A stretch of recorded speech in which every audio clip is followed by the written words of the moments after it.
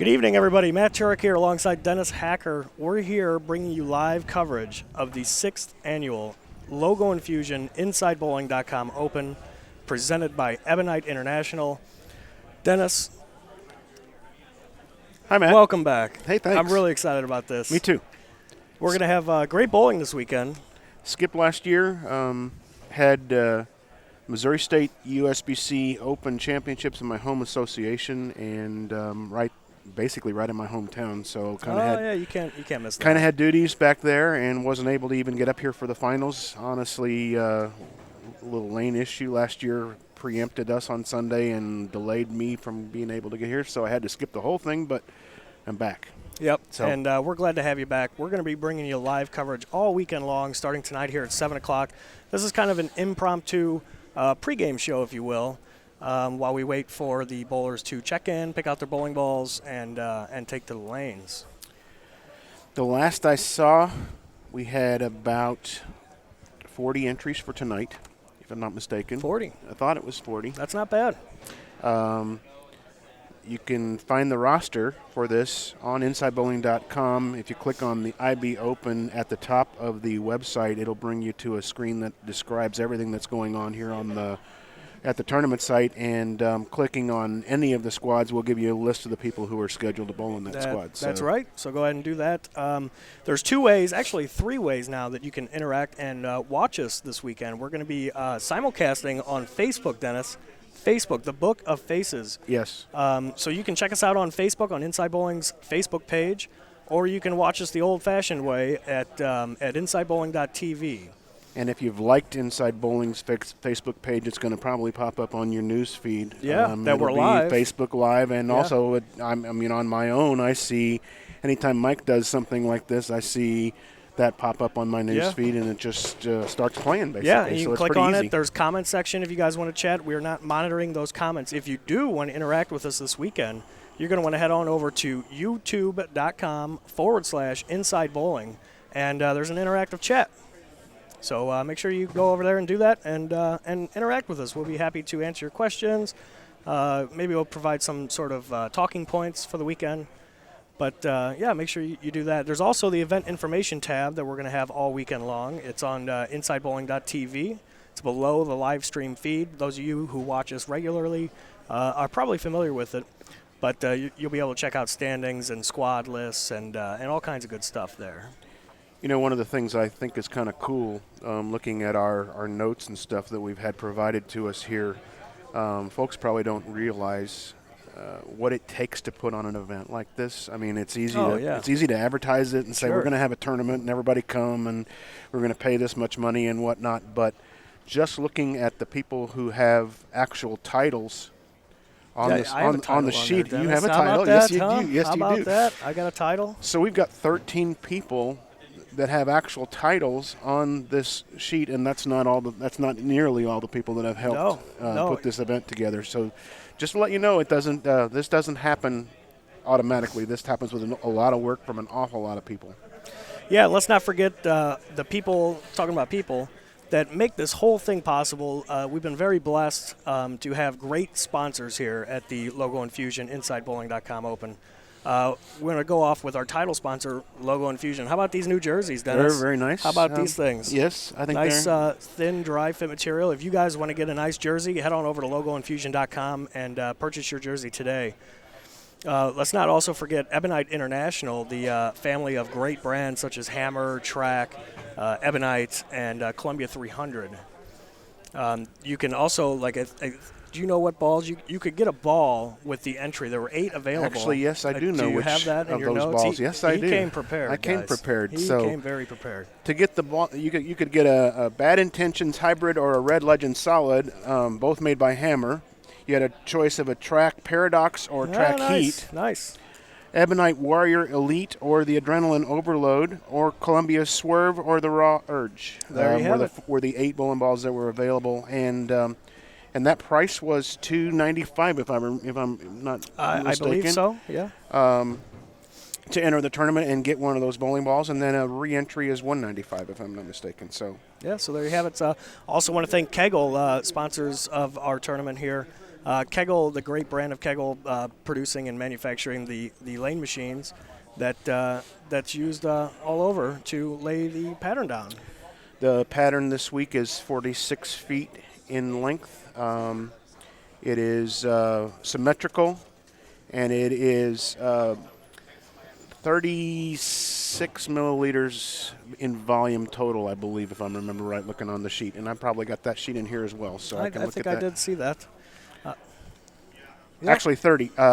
Total of oil volume is 30 milliliters, so 30 milliliters. Yep. 30 mils.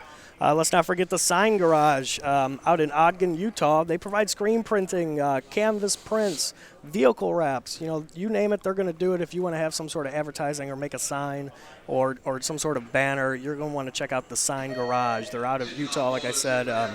They've provided great banners here at our event, and they're a really good up and starting company.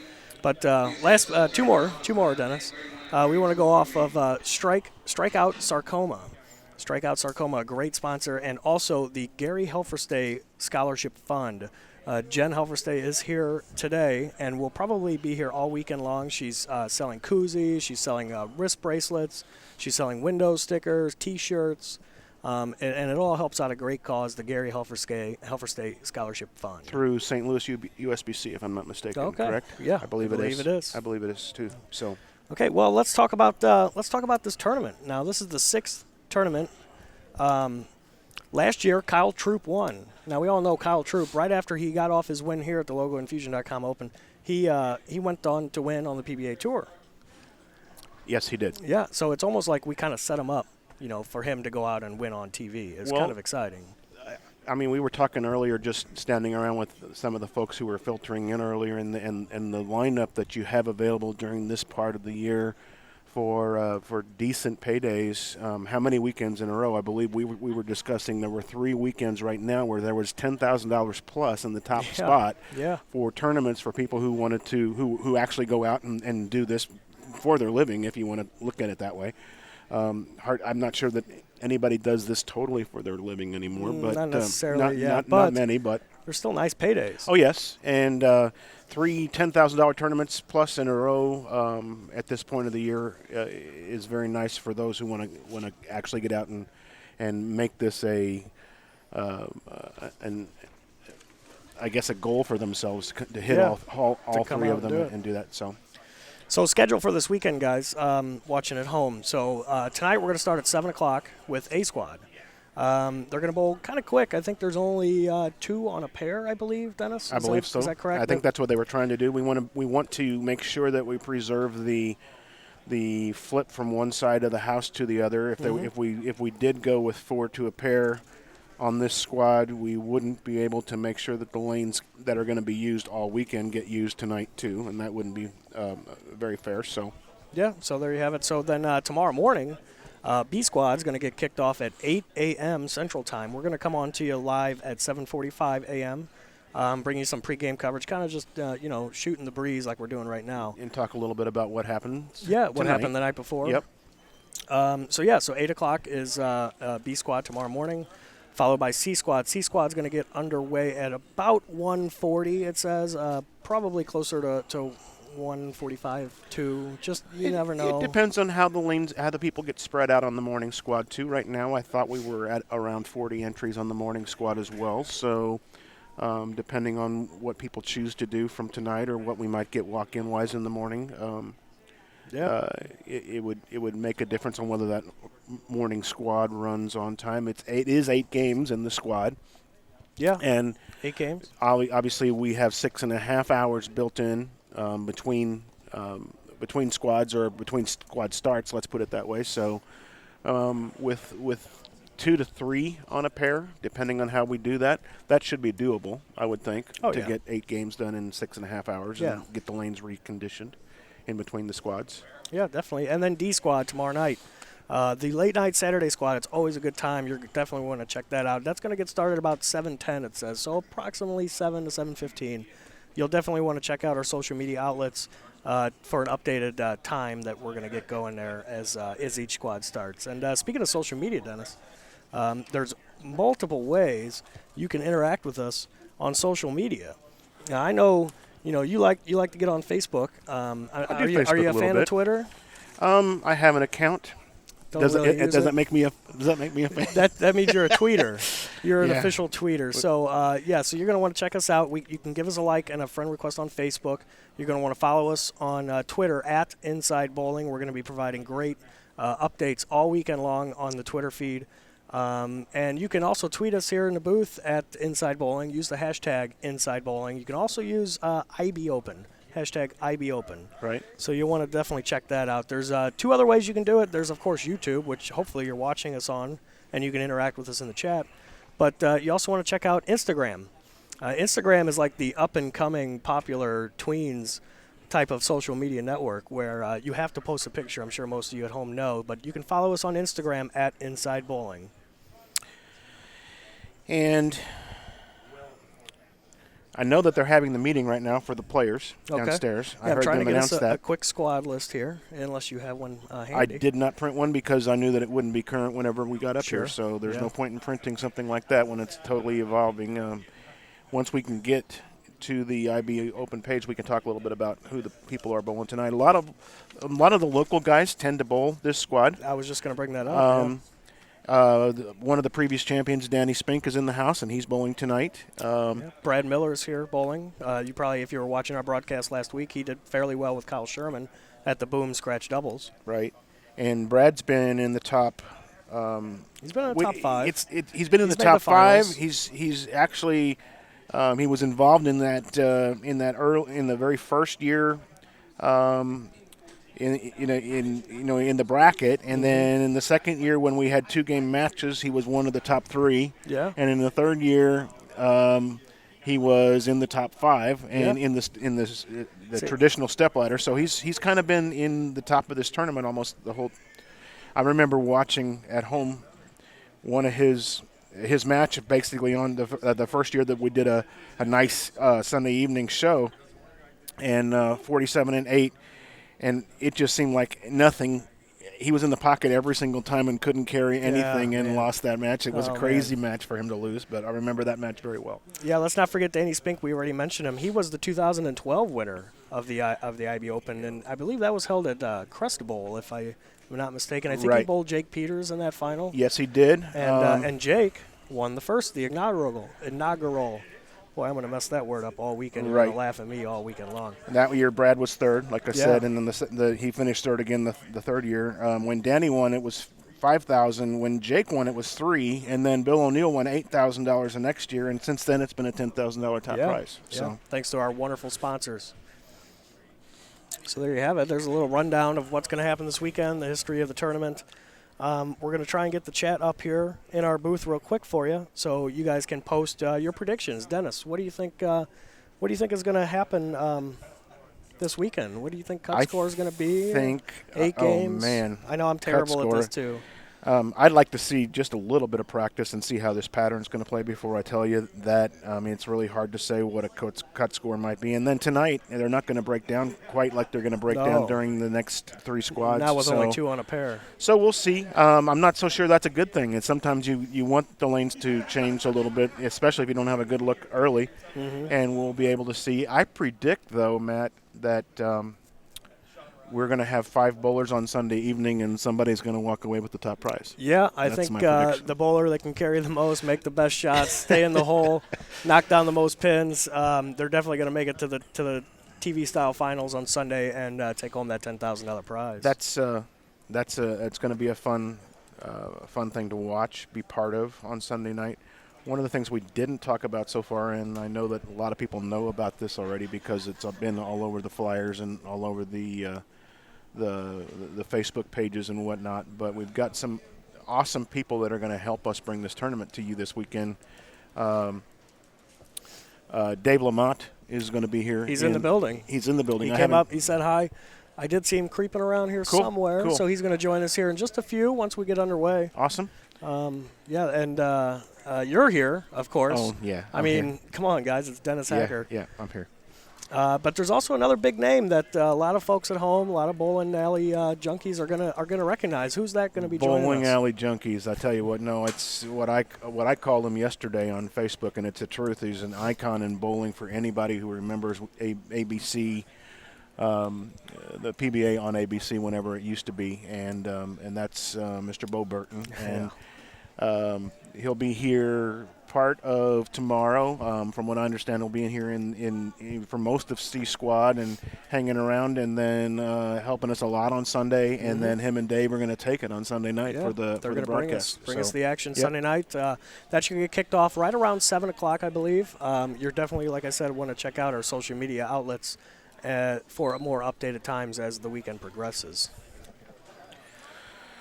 Well, trying to find some sort of squad list, even if it's not accurate. Well, it's on it's on the InsideBowling.com page. I noticed the Facebook Live was actually working there on Facebook. It's nice to see whenever we say that it's working, it is working. So yeah, that's always good, right? We don't want to make fools of ourselves. So from the top, if you notice, if you go to InsideBowling.com, you'll see live streaming in progress at the top, and it is going to be, it tells you that, but right at the top in the bar, there's a menu option for IB Open. So if you click on that, it'll take you to the IB Open, and down in the there we are.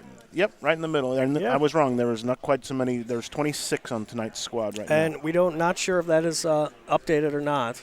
But that's what has been signed up so far on the website. Well, let's put it that way. I think this comes from. The way this works is it comes from anybody who does actually sign up online, and so prepaid. And the database would populate this page, and it would tell you what's going on. Now, anybody who's actually paid online tonight or paid here tonight probably isn't added to that list yet. So we'll have an idea in a few minutes of who's doing what.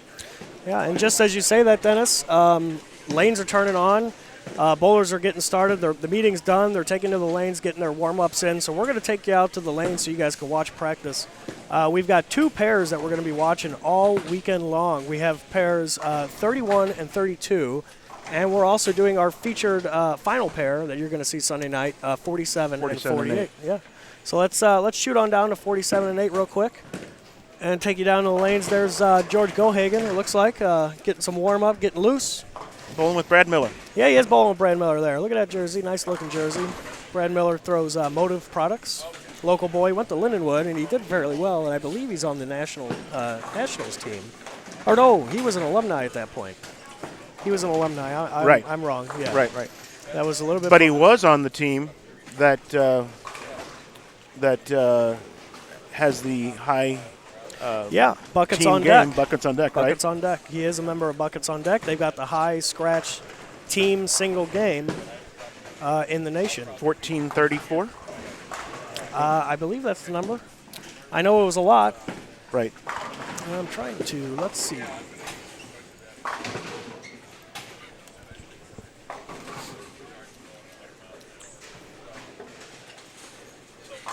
And check out our new animation graphic. How awesome is that? Yep, I like that. Bringing in practice here real quick. Just slides in from the right. You know, you can't beat that. But I want to give a couple shout-outs here. We got some people talking it up in the chat already. We want to welcome all 57 viewers. Kevin E., Bo doing the commentary is going to be awesome this weekend. Let's see. We also want to say hi to Jason Schaefer is in the chat.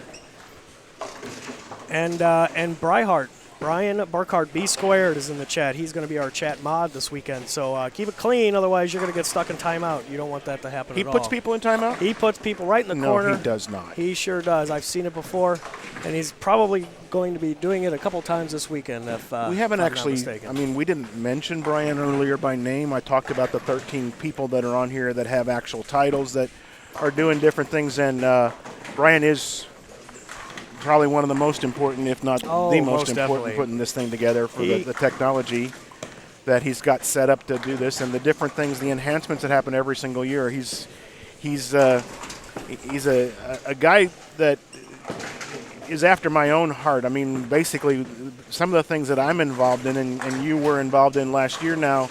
Every year, it's like I try to add something new, something better, that makes the tournament, I guess maybe I'm the only one who ever notices those things. I don't know. Right. But I try to do something new to make it better every single year. And sometimes you hold things back.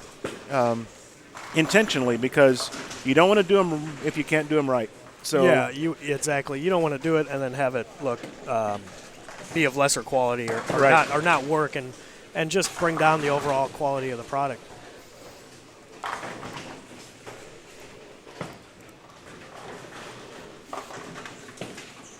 So they probably get 10 minutes, I would imagine. I believe so. It's almost 10 after. I would assume it's 10 minutes. I can't imagine they're going to get too much more than that. And it looks with like only 2 on a pair. I don't know if they're moving around and practicing on different pairs, or if there's actually 3 assigned to a couple of the pairs down here like now. But there are 3 that are practicing down on the featured pair. So possibly 2 or 3 on a pair tonight. So we'll see. Yeah, hopefully. I mean, what do you think? With 2 on a pair, they're going to get done pretty quickly.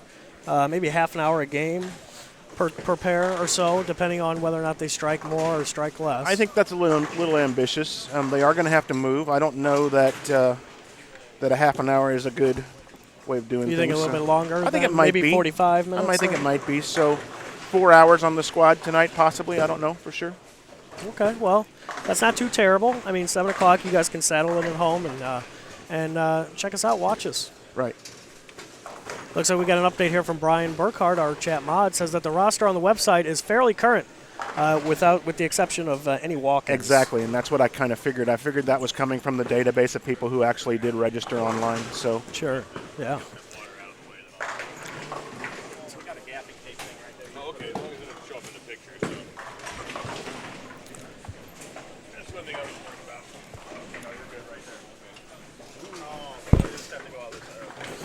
Getting things situated up here as practice continues.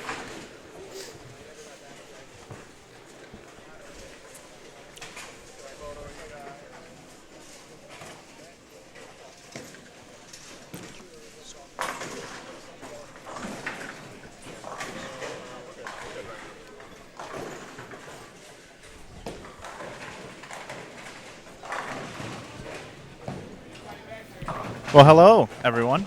Hey, Mike. There's that nice voice. We're underway. You know, at the beginning, it's always one of those things where we have to get everybody settled in. It's the first squad, set up the tournament office. But boy, are we happy to have all these people watching here tonight. It's the InsideBowling.com logo Infusion. InsideBowling.com open, and Dennis and Matt brought us in this morning here with our pregame. Feels like morning because it's going to be a long weekend. So that's what we're doing. And joining us now here in the booth, he just got in town from sunny Florida and sitting in. We're going to do a proper introduction on the air. Dave Lamont joins us now. Hello, Dave. Hey, good. I almost said good morning to you because Yeah, of well, that intro that's you how gave it is. Mike is setting us up like that with the morning stuff. And I'd like to introduce at this point in time Dave Lamont to Dennis Hacker on the air. All right, Dennis. Dave, nice to meet you. You guys too. are going to be bringing all the action here, and welcome to meeting each other. Nothing like starting quickly. There's no sense in tiptoeing through any new relationships. No, not at all. There they are, looking good.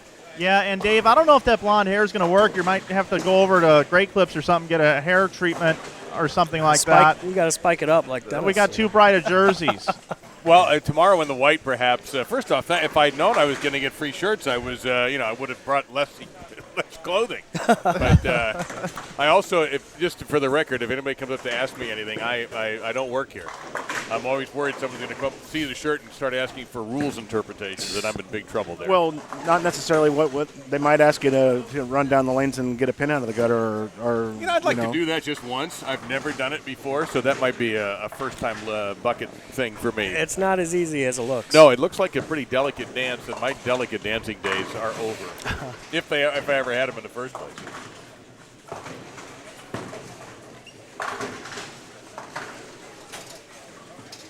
What are we seeing from this oil pattern, Dennis? What are we seeing? Well, I saw a few strikes to start out with, and I was a little surprised. Some people got the ball to read quickly. They're playing out.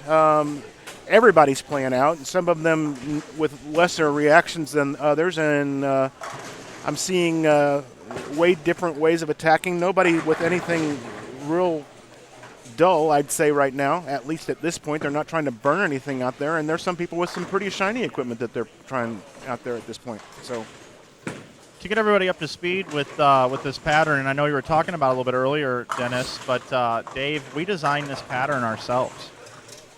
Over a couple of cocktails, or did you do it over I mean, what's the inspiration for the pattern? Well, what we do is we head down to Kegel and we work with the Kegel folk.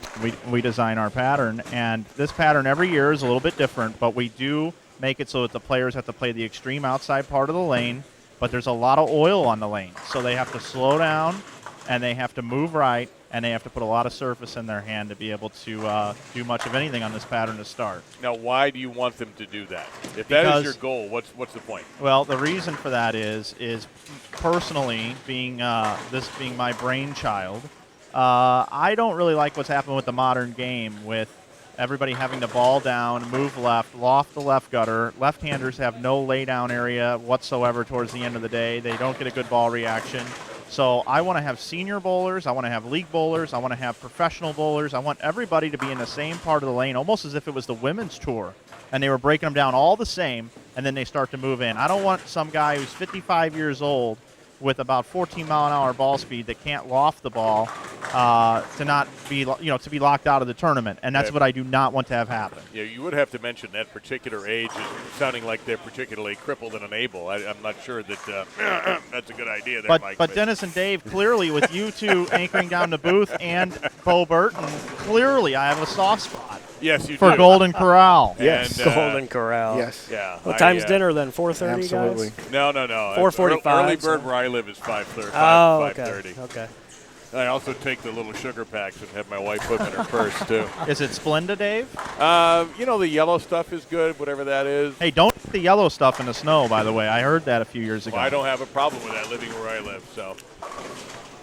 Yellow stuff or snow? Both. Gratefully, both. All right, so let me ask you this, Mike. Does this particular pattern favor right or left, do you think?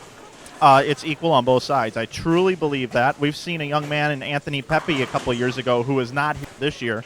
He actually bowled 795 out of the gate a couple of years ago, but did not go 200 over for the 8-game block. Okay. We've had one left-handed champion in this event in the first 5 years of the event. It was Matt McNeil. He will be back bowling. He's bowling tomorrow. And also, this is a big story. Daniel Spink, who won our second InsideBowling.com Open, he is here bowling tonight. He's back bowling competitively and can possibly win this title for the first time, a two-time champion. And he's from Florissant, Missouri, right here, suburb of St. Louis.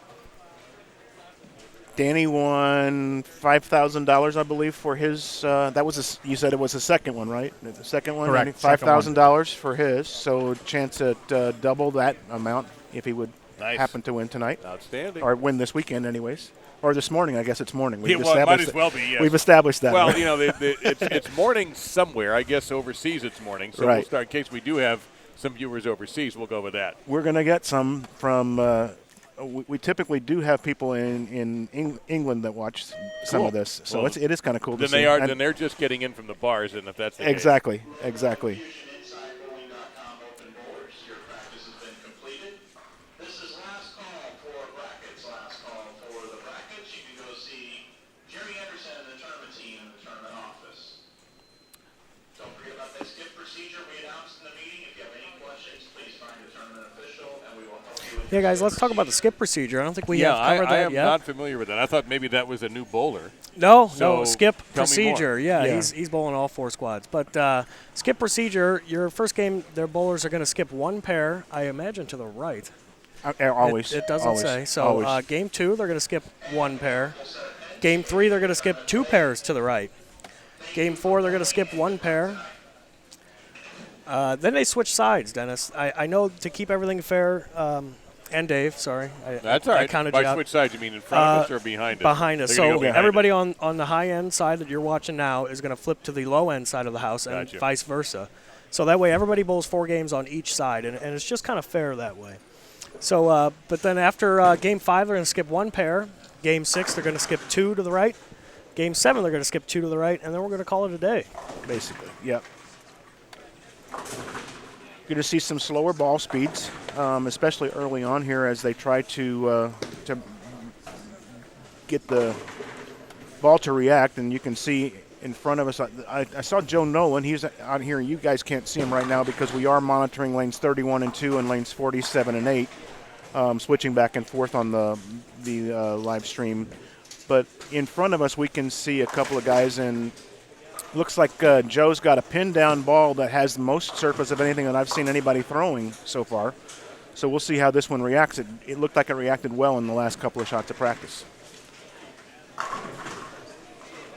Most of the pairs have 2 bowlers on them, so it's going to be, like Matt said earlier, a fairly quick transition tonight between games. And that one went high on Joe. I think he tugged it a little bit to start out with.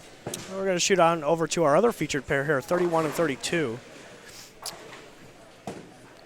You see Bradley here sparing up his 9 count.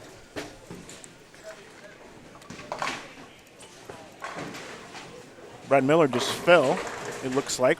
That's another on thing. the approaches, sticky approaches. Yeah, the approaches here are fairly tacky, and I think that's going to come into play. It's very humid in here. It's warm. It's humid outside.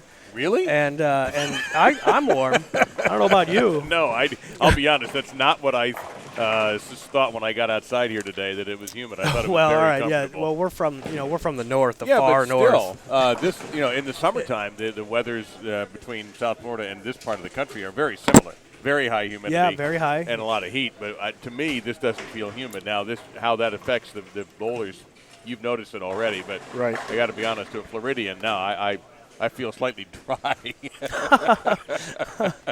I was looking on our notes, our booth notes here that tell us a little bit about some of these things to find out. It looks like these are HPLs to me, and the approaches are synthetic approaches as well, so they don't have what a lot of the places around where I come from have, and they've built, they put the synthetic lanes out there but kept the wood approaches, and so that was a lot better for people being able to slide on them. Tropicana Lanes is in the western part of St. Louis, honestly. 52 lanes here, owned by Ray Bluth, who is the last living member of the famous Budweiser team that had 38-58 in 1958. And Tino DeFranco is also co-owner here, and they've hosted the IB Open for 4 years. It's a perfect place to host a big event, so you can check them out at tropicanalanes.com. Well, yeah, you can interact on, and I can't see it from my seat, but you can interact. Matt's sort of in charge of the social media gathering. Yeah, I'm definitely trying. Yep, YouTube. You can find us on youtube.com/Inside Bowling or InsideBowling.com. The live streaming tab will be available, and tomorrow morning, 8 Central Time, we'll be going as well.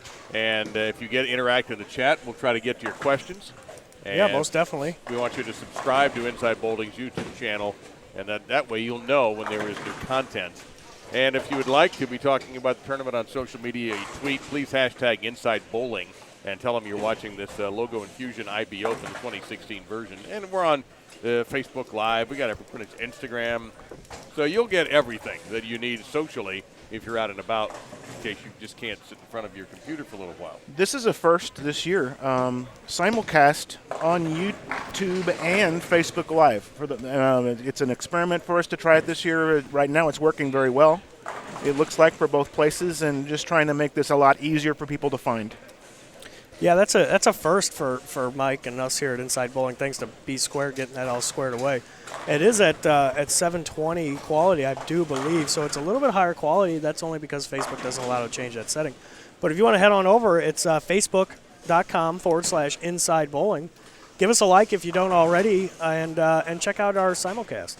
Hey, guys, we're looking at lanes 47 and 48 right now, and that is the championship pair that we'll be bringing to you Sunday night at 7 o'clock for that live final with Bo Burton and Dave Lamont on the call. And currently right now you're looking at George Gohagan III. Now, George Gohagan III supported this event for many, many years. He finished second the first year in this event, and last year he was the leader for several amounts of time and went into that cashier's round and just bowled himself right out of the tournament. He's got his mom and dad here with him. He's got his coach, Ron Hicklin, with him, and George Gohagan is looking to have a little redemption on last year, and he's paired up with Brad Miller, and Brad Miller is the only guy, that has made the finals from St. Louis twice. He's really from Raytown, Missouri, but he is from Missouri, and Brad Miller had a choice what to bowl this weekend. He wanted to come here, and he's familiar with lanes 47 and 48. He's been on that pair before in the finals and was defeated by Craig Nidifer back in 2013. We were discussing that match earlier, Mike. I tell you, that weekend, I remember working with you guys, and me having to get home for some reason, and I got home in time to watch Brad have one of the most horrendous luck games I've ever seen on a broadcast on 47 and 8 that night. Is there somebody that you guys like? I mean, you mentioned Matt McNeil. That's the name that jumps to my mind immediately because he can really score ridiculously high. Are there 2 or 3 others or 4 or 5 other guys that you're looking at particularly here? I can tell you tonight, Shea Bittenbender is a guy who's cashed in this tournament year after year after year, made match play many, many times. And there was just a passing here recently in the St. Louis area. One of his very good friends, Gary Helferstay, Gary's widowed wife, Jen, is here, and they're raising money for Gary Helferstay Scholarship Fund in his name. If Tim Barrett or Shea Bittenbender, very good friends of Gary's, were to win this event amongst some of the others, this one would be a little more special to them.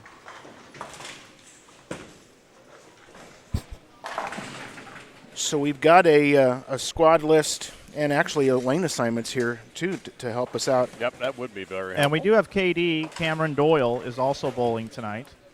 He's a member of the Ebonite International staff. And how many times Junior Team USA? Multiple. Multiple is a number. It works. Jimmy Cook's in the field tonight. We just streamed the Boom doubles last weekend, and he and Dave Wodka both, they doubled up to finish second last weekend, and both members of Ebonite International team. They are both bowling as singles tonight on this Friday night squad. Yeah, Dave right in front of us off to our right. Just rolled a strike on lane 44. We sit behind lanes 39 through 42 right here at Tropicana Lanes. And I'll tell you what, guys, we're off to a good start here up in the booth. Really liking how everything's going. Once again, Mike Flanagan here along with Matt Turek, Dennis Hacker, and Dave Lamont on the call as we just getting started here. Game number 1 of 8 here from Tropicana Lanes. Guys, I'm going to step out for a little bit, let you guys saddle in, pony up, as Matt would say, and I'll be back a little bit later. When did you start using Pony Up? Well, it's from a nice little radio morning show called The Morning After here in St. Louis. It's on 9:20 a.m. Yes, AM radio. I am listening to AM radio now. You're the one. Congratulations.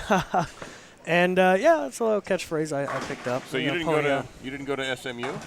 No. Okay. No. Because that's where I would have heard it. They have a broadcast school down there. Do they have a broadcast school? Do they? No, I'm asking. At SMU, I don't know. Oh, okay. I would assume they have a lot of money down there. Oh. They could have that school is well off. The one thing they don't have is a winning football team, but they do have a beautiful campus and a lot else going for it. So I wouldn't be surprised if they had a broadcast school down there. Well, you never know. Hey, we have lane assignments, guys. How awesome is that? Well, I think I'm going to do something that a good producer should do and figure out what pairs bowlers are going to be on. What do you think? that's a good idea. Don't stretch yourself, though. It is Friday, and we've got another 2 days of this. So you want to. I think you've got to ramp it up. So by Sunday night, you're. I would think that he would want to. He would want to go out and have all this ready for us tomorrow for all 3 squads. Yeah, So tonight, stay up. That's what I was going to say. I'll probably be up till about 4. Yeah, 4:30. and I would like notes slid into my door, or at least have them waiting in my hotel. Yeah, definitely. Would you like a water too? Orange juice in the morning? I can bring that by too. No, I'm not a big juice guy, oddly enough. No? Oh, okay. But no, just. What's your favorite? What's your choice breakfast food? Honestly, Dave? Yeah. If you're waking up in the morning. I mean, if you're telling me that calories don't count and I could do whatever I want, then I'd load up heavy on an omelet or some pancakes. Yeah. What do you have in the omelet there? A cheese of some variety, mushrooms, and a probably ham. That's a good one. That's a good call. I like a good omelet. I'm a bacon and ham guy. Dennis, you like an omelet?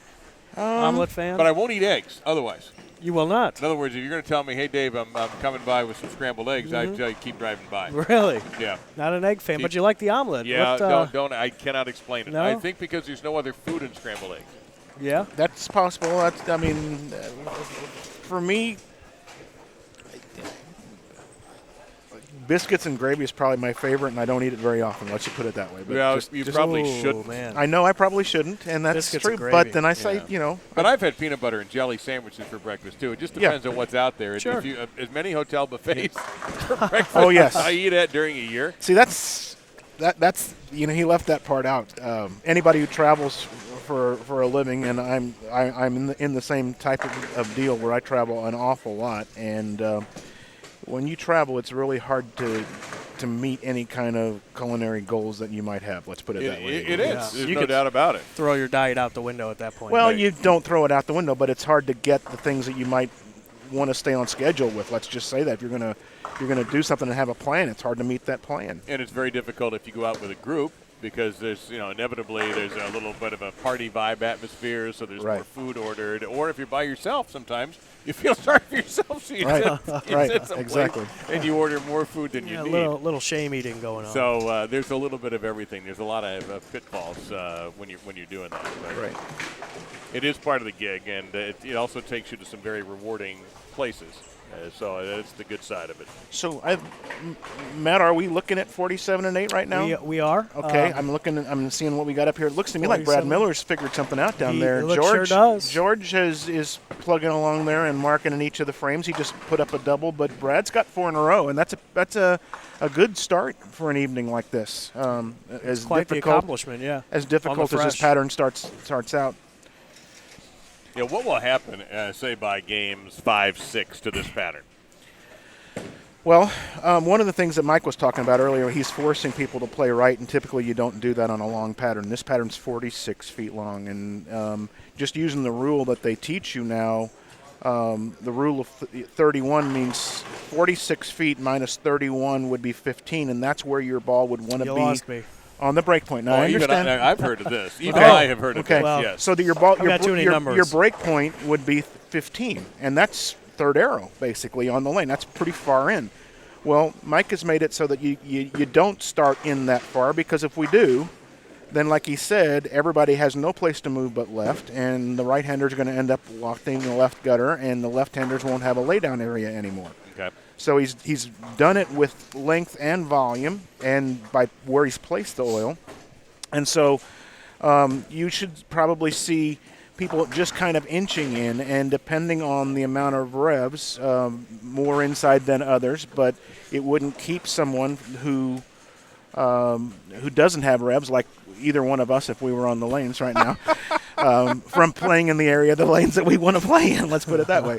And what you just may have noticed is Brad Miller's streak came to a rather unfortunate end with a 7-10 split. Was it a 7-10? I thought it was a 7-10. Okay. He went for the 10 and didn't get anything out of it. But nevertheless, he's still in a pretty good position. On that note, let's head on down to our other featured pair. What do we got here? 31 and 32, where I believe that would be Bradley Krause and Jason Timmerman if you're 31 and 32. There you go. You're on top of it. Very nice. That's why you're the professional. You said I was going to say there's names and numbers. Yeah. So generally, well, you have to put them together. This isn't NASCAR, so it's not like Jackie Carbonell was in the 11 car or anything like that. So no, 31-32, Bradley Krause and Jason Timmerman. The worst part is that the paper that you're holding with those numbers means only right now. Yeah, I'm counting on Mike's crack staff. I don't think that's going to happen. I have to figure out when they flip. And skip. Yep. Will they flip and skip? Flip and skip. So when they flip, where they start on the next half. And I believe it's the same lane that they would on the other. So if you started on lane 3, you're going to end up starting on lane 29 because it's the first lane in use. All right. I see your point. Yeah. You understand? Yeah.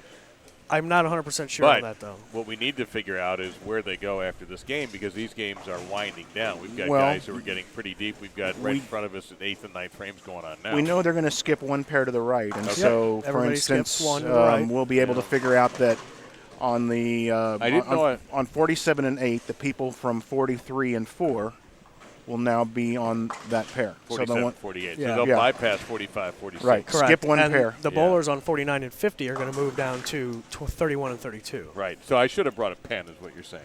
I have one. You can use it. Yeah, You're more than welcome to use it. Because I don't think my mind is going to be able to wrap around remembering where everyone is. And not it's everybody, be unfortunately, is wearing a shirt with their name on them, too, which would be nice. Well, and some of them will eventually. Some of the people tonight didn't come that way, but we appreciate it when bowlers do wear jerseys with their names on the back, just for our benefit and for the folks at home. I mean, if you're sitting there watching and we're not talking about the pair that you see on the screen right now, you'd be able to tell what's going on. And Brad Miller did for us, if you noticed that. His name is on the back of his shirt down there, so that kind of helps process of elimination. If you know one bowler, you know who the other one is at this point. It'll be tougher tomorrow when we've got 4 on a pair instead of 2. Yeah, this is nice and tidy. Even I can't screw this up. And Brad Miller back to his striking ways. You see there on the right-hand lane. If you guys saw us in the booth a while ago when the booth cam was on, we are all wearing brand new Logo Infusion jerseys. Thanks to Ken Keegan and his staff for continued support of this event. The brand manager, Brandon Allred, is here this weekend representing the Logo Infusion. He's sitting back at a table, and he's got a nice display, and people can walk up and actually design their own jersey right on the screen of his computer. How awesome is that? It is pretty nice. For more information for yourselves, you can go over to logoinfusion.com this weekend. Throughout the entire tournament, you can save 20%. And this will be good until the end of April, actually, with a coupon code LOGO20, LOGO20. So take advantage of that. Give a shout out to Sean Connolly in the chat. Thanks for tuning in. Say hello out there. Welcome all 150 viewers. I'm headed to Reno on Wednesday, and Logo Infusion is actually the sponsor of 5 of the 6 teams that I'm bowling with, Jeff Carter's group out there, and we all have different colored team jerseys on the top with the Eddie Van Halen guitar pattern on it. Nice. Very nice. I'm very impressed. They are beautiful. I am thoroughly impressed. And Logo Infusion logo on the front, and Eddie actually gave blessing for that. Jeff wanted to, when Jeff was bowling on tour, he's always been a Van Halen fan and had liked that pattern for a while, and we were even using it for the background of his website for a while, and finally realized that we probably better ask that's if it's okay to do that. Yeah. So Jeff contacted Eddie's manager and got an email back that said, I talked to EVH about this, and he was kind of stoked that you were interested enough to be able to do that. So he blessed it off and said, "Go ahead." Oh, that's huge. Yeah. Now, is he a David or a Sammy guy? I don't know the answer to that question. See, there's nobody. There is not one Van Halen fan who ever says both. Okay, I don't know the answer to that question. Okay, so.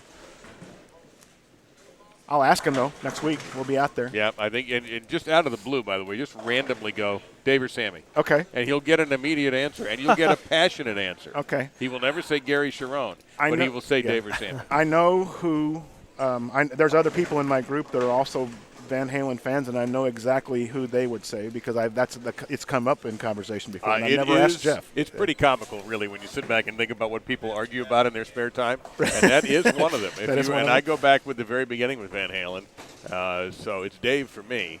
But Sammy is a great dude, and I've seen him perform separately with some of his other bands, and he's terrific. I just think he turned Van Halen into a pop band, and I wasn't crazy about that. Real quick, guys, what's your favorite Van Halen song? It would have to be... Or your Mount Rushmore of Van Halen songs, if you have more than one. I'm the One would be on there. I would put Ain't Talking About Love on there. I don't count Eruption as a song. Ain't Talking About Love. Yeah, you don't count Eruption? Well, I don't because that's more like an individual, even though Alex played on it.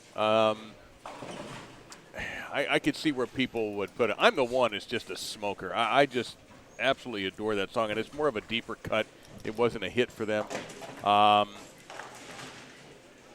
Unchained is pretty big. Notice these are all Dave's. And I got to think about another Dave song that would be right up there.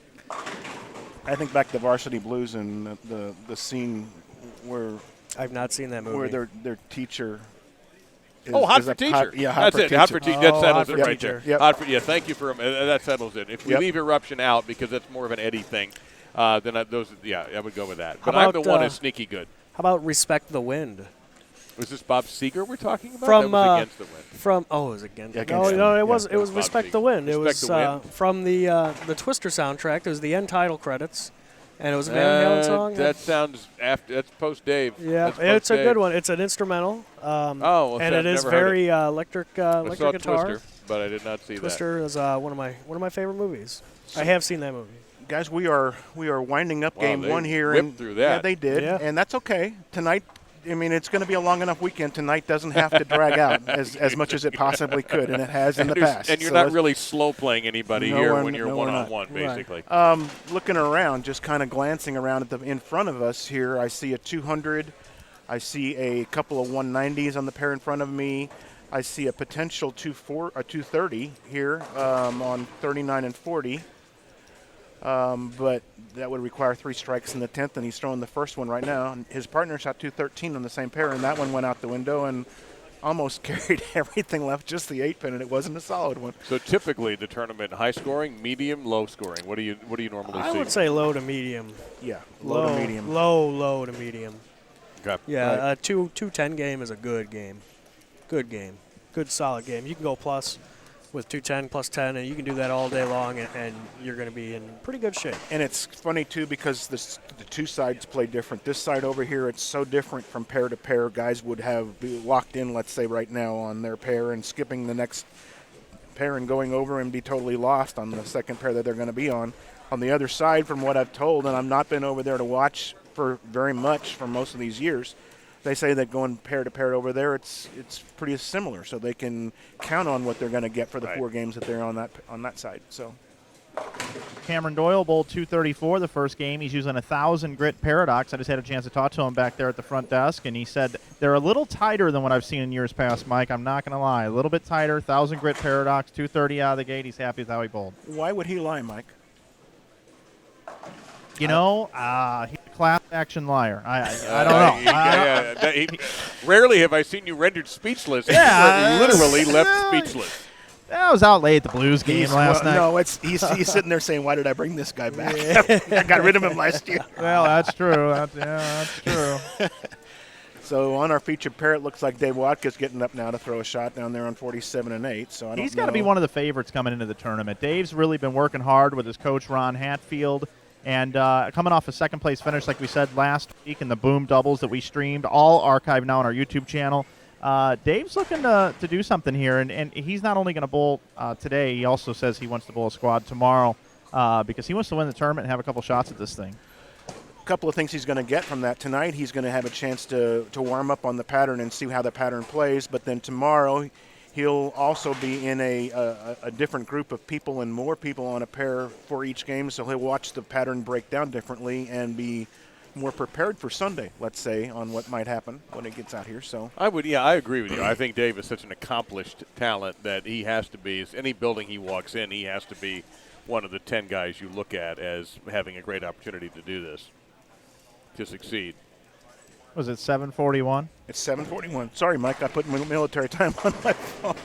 I'm anxious to see the pace of how each game goes. I thought that first game went fast, at least on this end of it that we're looking at. I think it did too. We do have a youth event at 11:30 on the other side of the building that we are conscious of, and we did tell the players that pace of play tonight, you need to be ready to bowl and you need to be ready to go. I haven't seen anybody with their styles looking like they're taking too much time on the approach or being overly cautious. Again, because this isn't a heavy group, that really you're not waiting around. You can just get up and go. And how ambitious for a bowling center like this to have a youth event that starts at 11:30 in the middle of a weekend like that. I can't believe it. Well, I'll be in bed by then. That's very good, but it's the modern bowling center and the way you have to make money. That's for sure, to be able to plan around all kinds of things. Just saw young Ricky Hochecker, the 4th, throw a strike on lane 38 down here. He's still finishing up game 1. The person bowling with him shot 190, it looks like, and Ricky's got 210 if he strikes again in the 10th frame, so that'll be a good start for a youth bowler.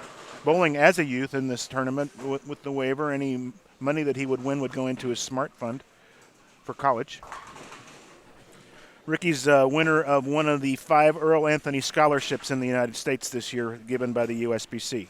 $5,000 into his college fund from the National USBC, and he's also a winner of the Marvin Townsend Leadership Scholarship from Missouri State USBC, and he'll be presented with that on June 4th in Jefferson City.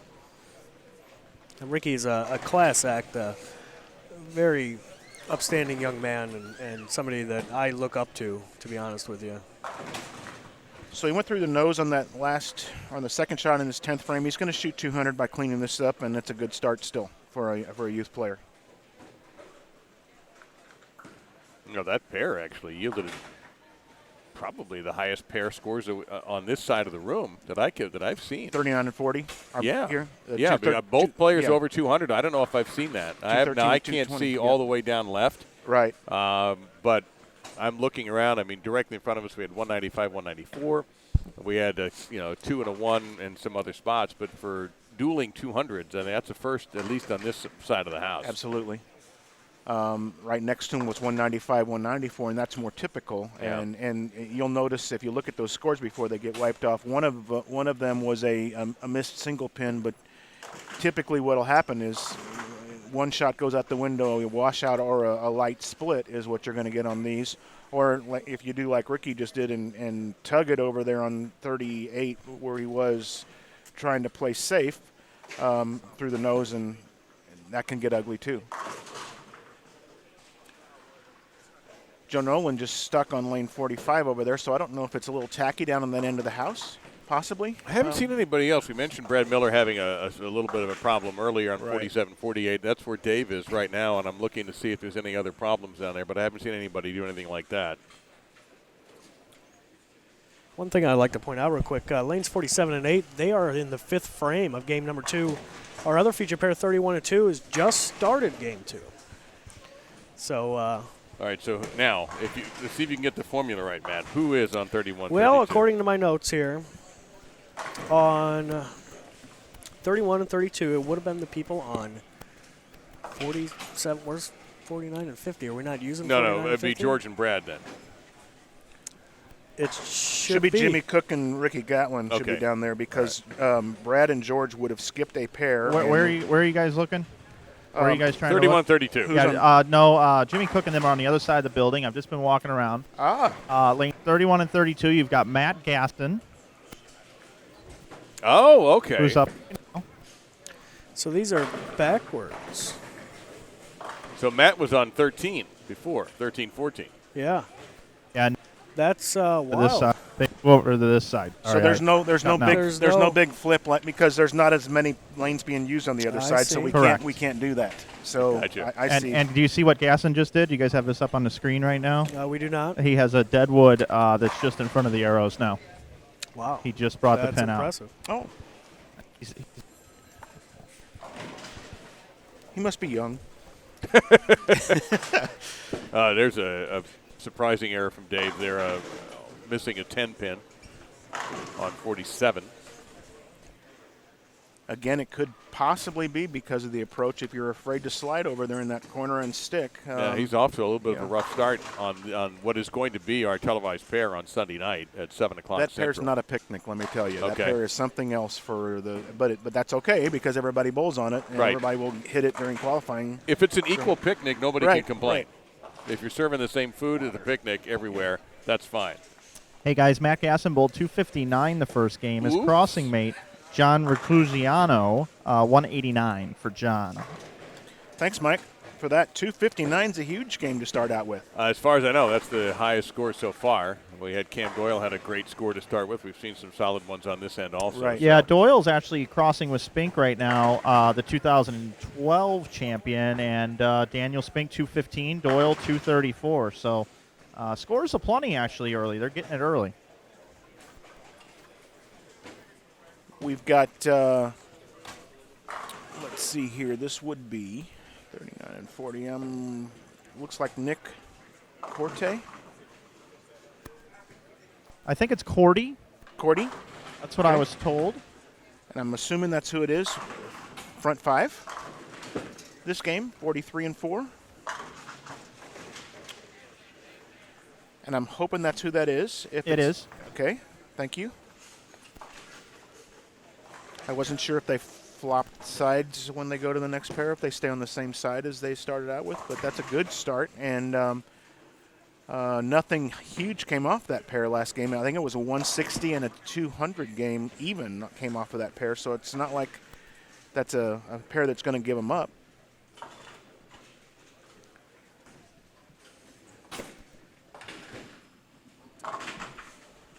Looks like we got a solid 5 on lane 47.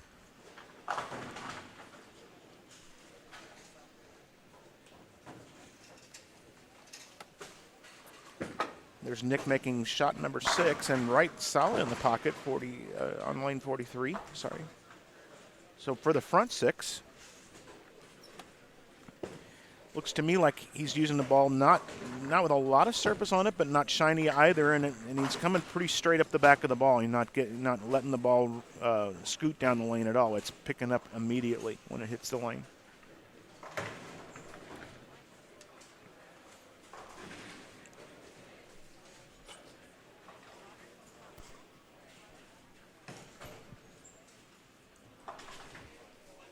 So as we look around here, like we said, the right side of the house that we're working on right now is pretty far into game number 2. The left side of the house is just getting started. So with a small squad as we have right now, it shouldn't take long for us to get standing sheets out, and we'll be able to see what else might have been shot on the other side. But with the squad size, we probably would have a good idea by now if something had been done. Just take a look while we have a second before we get near the end of these second games. Remind everybody what's going on tomorrow at 7:45 Central Time. That will be the live streaming pregame show. And then practice at 8 o'clock. Again, all the times I'm going to give you are Central. And then the 8:10 a.m. 8-squad qualifying games with our crew, and we'll be rotating in and out throughout the day. Then we'll have pick up the broadcast again at around 1:40, and Bill Burton is scheduled to be in the building around that time. I'll be joining him for sure for all of that after I fanboy for about a half an hour. And then around 7:10, around the same time that we started tonight, we will have the D Squad broadcast of everything 8 games, and that will be the late night place to be, as they used to say about the Tonight Show in the old days. And then Sunday, we will again kick it off at 8:10 Central Time with second round 4 games. Now we're getting into the serious, I have an expression for that, but I don't want to use it, but let's just say cutting time. And then we'll have the all-important meeting at 11 a.m., which we will not be carrying. And then round-robin play will begin. 12 games of round-robin play at 11:20 a.m. approximately. The last game, of course, is the all-important position round. And then 7 p.m. Central Time, the live television finals. Again, I'll be just thrilled beyond belief to be working with Nelson Burton Jr. on those finals on InsideBowling.com. So it's going to be a great place to be on Sunday at 7 o'clock Central Time. Me as well. Outstanding. I will be. I'm thrilled as far as working with Bo this weekend. I'm looking forward to it. It was one I've known about it for quite some time, and I totally looking forward to the weekend. We may need security in here. Oh, it's possible. I know he's been in Florida as well since like 2001. Oh, I didn't know that. Yeah, I know he's a native. He's from this area. Right. And I'm not sure how many times he gets back up here or how often he gets to come back up and see folks that are around here. But I know that there's a lot of people around here he'll still know. Yeah, sure. we will need security. Right. Oh, big strike there on 44. And that was for number 7 Yep. in a row. That was a late but violent knock on the door on that 10-pin. Do we have the ability to switch to him on the mobile cam right now? Yes, we do. Thank you. Lanes 40. 43, 44 is the pair in action. That's right. Here. And that'll be Nick up next. They're bowling match play style, so Nick will be up next on 43.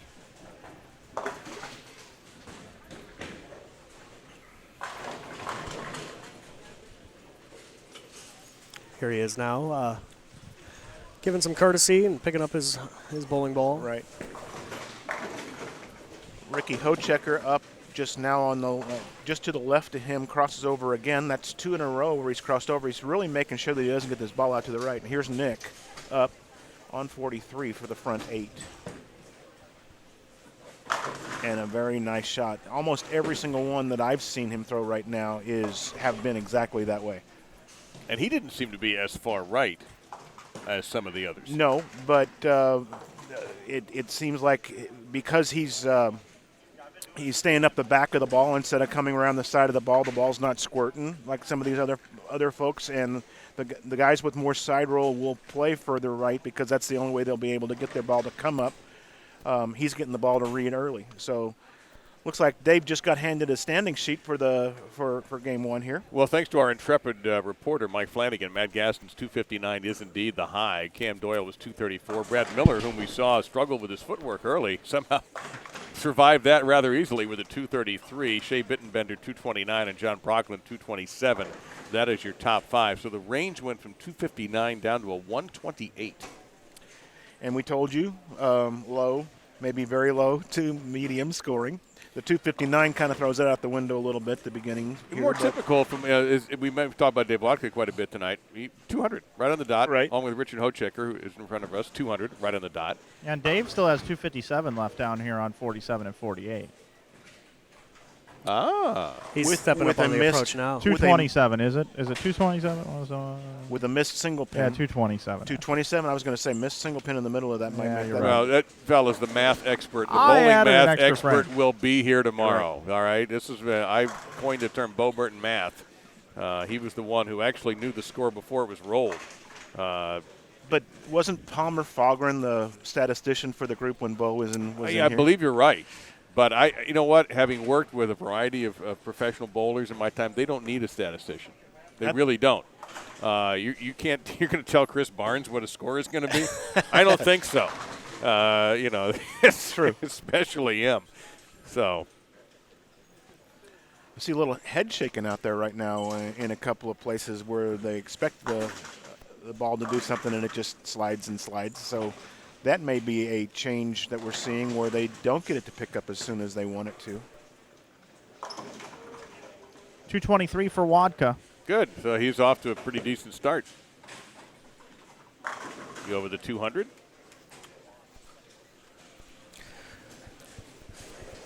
Davis crossing with Austin Valentine. Man, we must have some more interference in this building. It's driving me crazy with this mic. I heard you cut out a couple of times there, Mike, but it's not bad.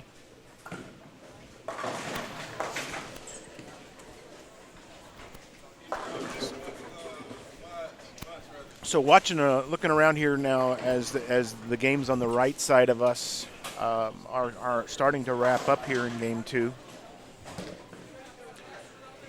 A 220 looks like a possible 180. And, well, we're sitting on something that's even bigger than that right here. Right. Going for a front 9. Mixed him up nicely. Yes. Beautifully done. And that is not easy to do. I was going to say, we talked about how a 259 is going to throw things out of rack. Right. This game, no matter how it finishes, is going to throw things out of rack. There you are. You move around too much, Mike. I look back here. You're not there anymore. Well, he's moving our wireless cam so that he can get behind the left lane here so we can watch Nick up in the 10th frame. We've got the front 9. This is outrageous. Nick Cordy, I guess, is the way Mike talked about it a few minutes ago. Well, Nick, in the first game, 220. So he seems comfortable at the moment. Yeah, he actually handed his cash to tournament director Jerry Anderson about 2 weeks ago and said, I want in. I want in this tournament. Did he say, I expect to see this back? I think he did. Good for him. Front 10? Can we? No, we can't. Very easy to do, a little fast with it, and leaves the 2, 4, 5. But, hey, possible 277. That's a great start. And we're not with 220 the first game. We're not going to shake a stick at plus 97 after 2 games, that's for sure.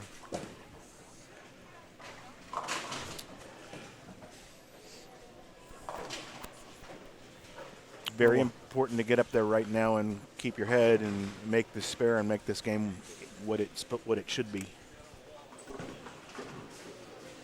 And he did. Good for him. Hey guys, I actually just caught up with Dave Wadka down here. Dave, 2-0, 220 after 2 games. Tell us a little bit about what you're seeing on the lanes and what ball worked better for you this game. Actually still throwing the scandal. I threw a scandal game 1 also, just made a bunch of bad shots. I haven't thrown a ball since last Sunday in Arkansas at the Boom Doubles, and the lanes pretty much couldn't be more opposite of what we bowled on last week. So just trying to get geared down. There's a lot of oil on them. The pattern's long, and they're pretty slick, so just trying to get geared down and keep it in front of me. That game was a little better other than missing the spare in the middle of the game. One more question for you, then I'll let you get to the other side. Looks like you're flipping. You said to me earlier you haven't been in this building since when, and what were you bowling then? It was 1993, maybe 94, the Bud Light Open on the tour. It was my second or third year on tour. Also bowled the Toyota Classic here in the fall of 91. But I have not thrown a ball in here since. It's pretty cool, Dave. Good luck. Thank you. Boy, bonus points for remembering all of that.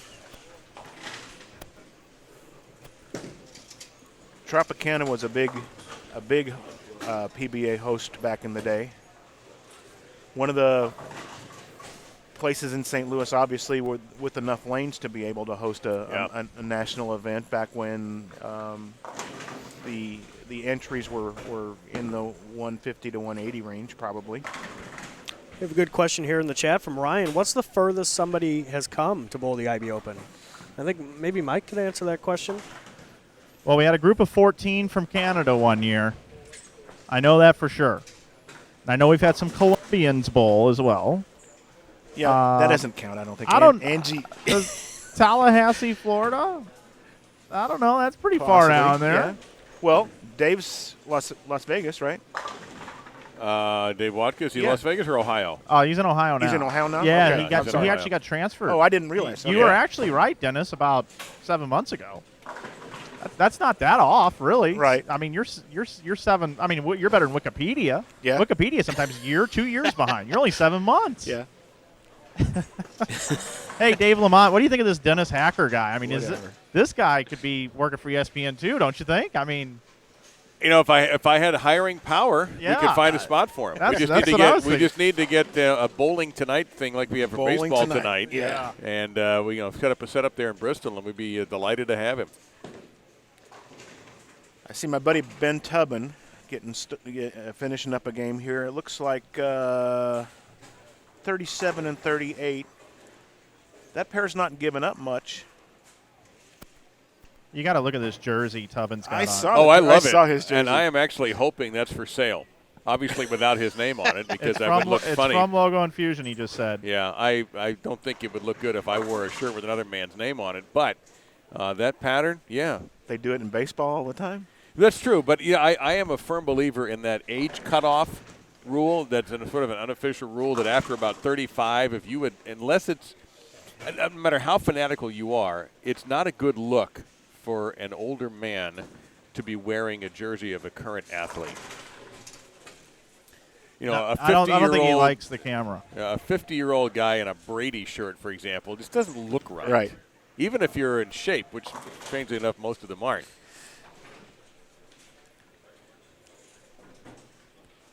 Otherwise, I'd rock a Sonny Jurgensen shirt if I can find one. So did he complain, Mike, whenever when you put the camera on him and he went Brooklyn for a 5, 6, 10? No, he said head over to Plaza Lanes. We got open lanes all the time. PlazaLanesBowling.com. Yeah. He's the proprietor over there. Yes, he is. And he only picked up the 5-pin on that rather awkward leave of 5, 6, 10. So we're going to blame. So Mike so far has caused the end of a 300 game and caused rattled one of our players sufficiently to cause a mistake. To the point where I have to concentrate to realize what the numbers of those pins are. They're not. It's not a normal spare that I would see every day. It's not one you really want to see, right, obviously. Exactly. So. I also want to give a shout-out to Brian Burkhardt, who's here joining us for a change. Usually it's Matt and I out on the road chained to this thing, and he's got some cool upgrades for us. Number one, we're able to simulcast on Facebook along with YouTube, which we're doing tonight, and it's coming through crystal clear. We're good there. And then also we got some new graphics up on the screen that go up, come down, and as you can see over there to the left, who is in the booth, I pop in from time to time. I am Mike Flanagan, and I'm joined tonight by Dave Lamont and Dennis Hacker, and, of course, Matt Turek, doing such a great job as always. And, Matt, I got to ask you a question. We were just in the tip of the South in Arkansas. That's what I call the tip of the South, Arkansas, by the way, guys. But anyway, we were in Arkansas last week. We were watching everybody loft the gutter. We were watching Chris Vise start on the left lane, left of where he was actually playing. We saw Mitch Beasley, who couldn't get any further left. Yeah, he was gonna totally fall off the side of the approach. And we actually have a Mitch Beasley's biggest fan, John Thayer, here in the chat. who is curious if Mitch is still moving left. Yeah, we don't know.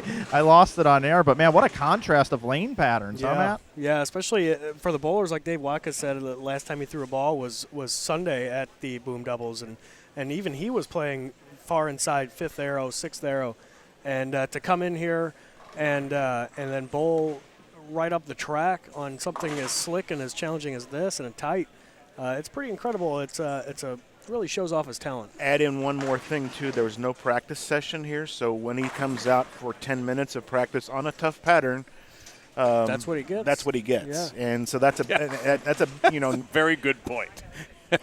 honestly, I mean, when you get to come in and actually try different things and make shots in parts of the lane where you wouldn't intend to during the scoring, just to see what happens, you don't have that opportunity in 10 minutes before a squad starts.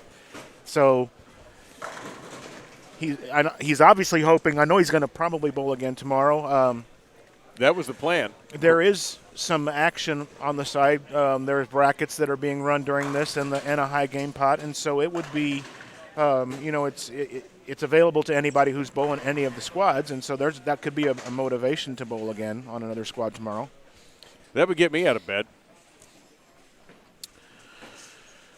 So 277 by Nick Cordy out here in front of us on game 2 here. We know that he shot 220 even on his first game, so that's 97 over, and that'll be that's probably going to be challenging for the lead. We know we had 259 shot by Matt Gasson on the other side, and he flipped over to this side, so we'll see if that's going to be as nice to him down here on this side. This side typically is not. For those of you who are wondering what I'm talking about here, we are on the 27 to 52 side of a 52-lane bowling center here, Tropicana Lanes in St. Louis, Missouri, 1 through 26 on the opposite side of the building. And all of the normal things that you'd see in a bowling center split the two sides. We've got a nice bar and lounge in here. We've got a snack bar that runs and a concourse that runs in between the two sides. And the control counter behind us here that has stations at both ends where they can control lanes. Potential for a pretty full house.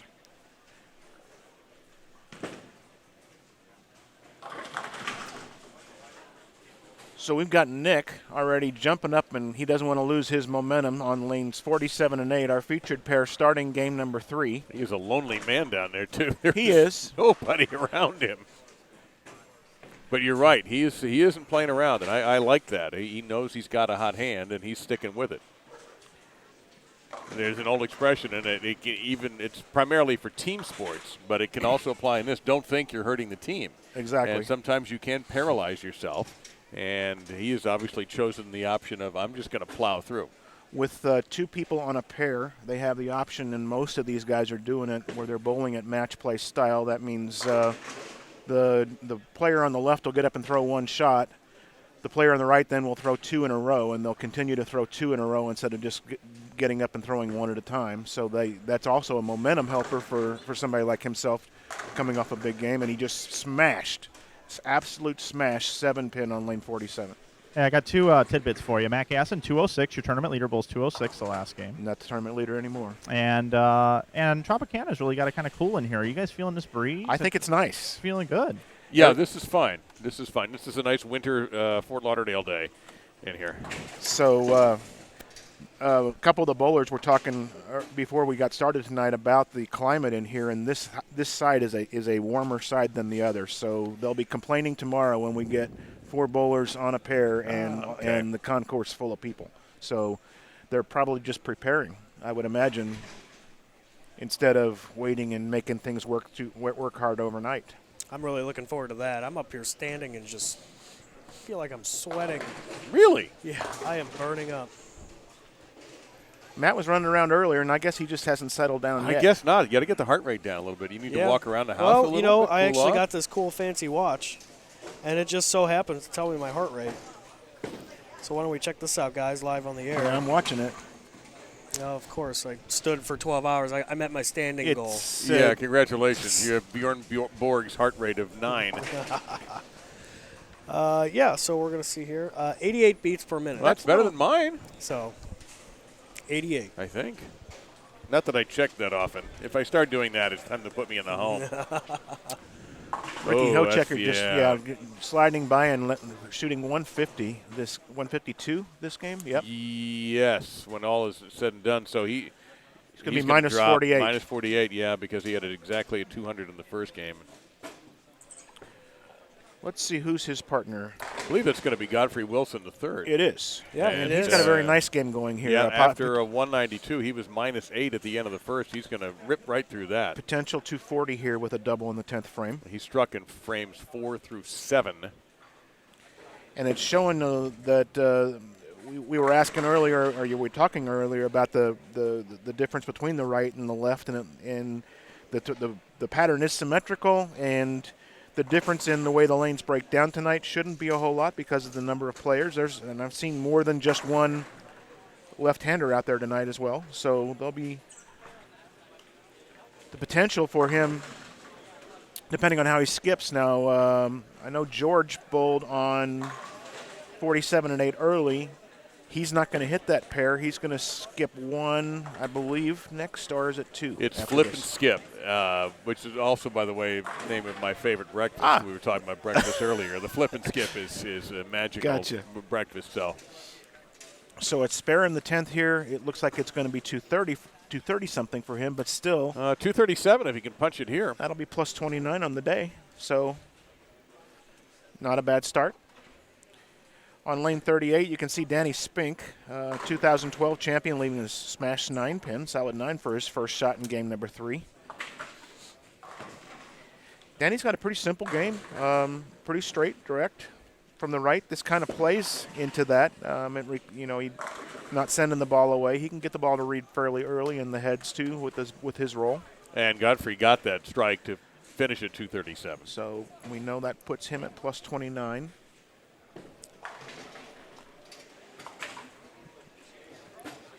Can't tell what Danny's throwing down there right off the bat. But he spares up his 9-pin in the first frame and flips over to lane 37 for his second shot. Looks like most everybody's finished with game 2 here right now, and we're getting in front of us, getting a couple of our players for game number 3. And some game 3s have already begun as well. Right. And we're watching 47 and 48, where game 3 is a few frames deep. Well, we've been watching Nick for a while. We talked about him.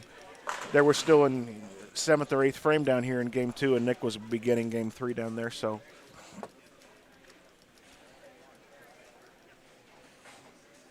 I keep saying every single year that I come to this thing or any of these tournaments that we work that I'm going to bring a pair of binoculars just so that I can see as far as I want to what the scores look like, and I always forget before I get here. So obviously, we had the ability to switch back and forth between pairs and see it on the screen in front of us, but it'd be nicer to be able to just kind of give the folks an idea of what's going on. Jake Gens in front of us throwing shot number 1 in game number 3 on 41 and through the nose for a 4-7-10 split.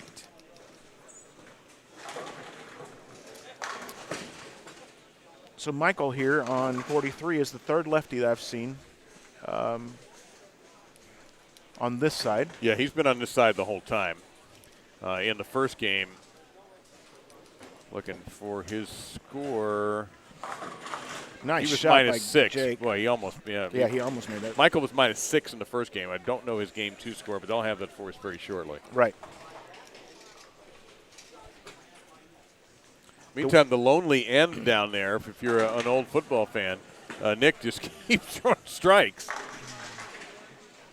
And he'd have, looks to me like he'd have 5 in a row right now if he hadn't smashed that 7-pin a while ago when we were looking up there. Yeah, he's riding a 4-bagger. He's bowling with Quentin White, who is sort of enduring a hot start for Nick Cordy. But he's also got 3 in a row that I can see right now, too, so maybe catching on with the momentum on the pair. And starting to figure out that particular pattern. Right. On that, and I don't know if he got the 7. It seems like he's pretty happy that he got a late kick on the 10. And it's showing a 7-10 Yeah, up. he did leave a 7, so he at least kicked out the 7-10. Danny Spink doubled. Went high on 38 again. And the last time he left a 9-pin on that, he stripped a 4-pin forward. But he did catch the strike. So he's got a spare and double up, and he's up on the left lane right now on 37.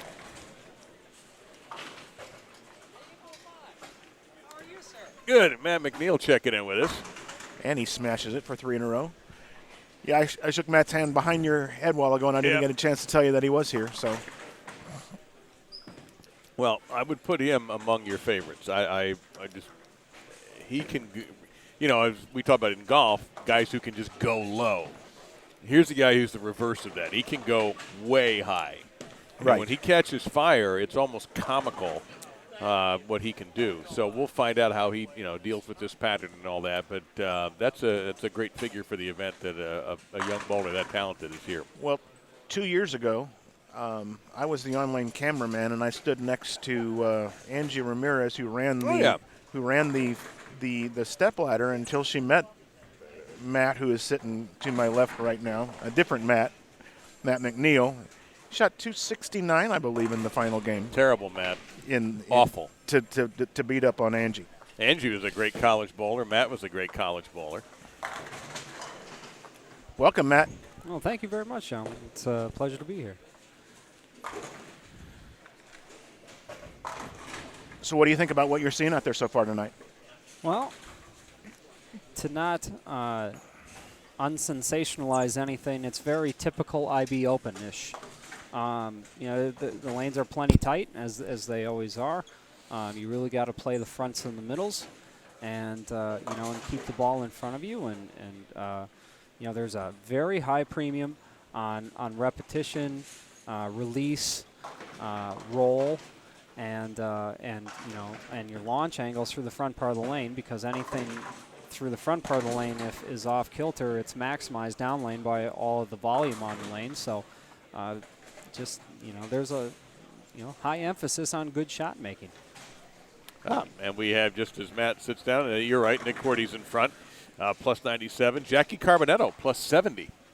Nice. So, yeah, I was going to say. Very nice. That meant that she lit it up. She was plus 11 after the first game, so that's a 259 in game 2 for her. Matt Gasson, plus 65. Shea Bittenbender, plus 64. And George Gohan III, plus 60, your top 5.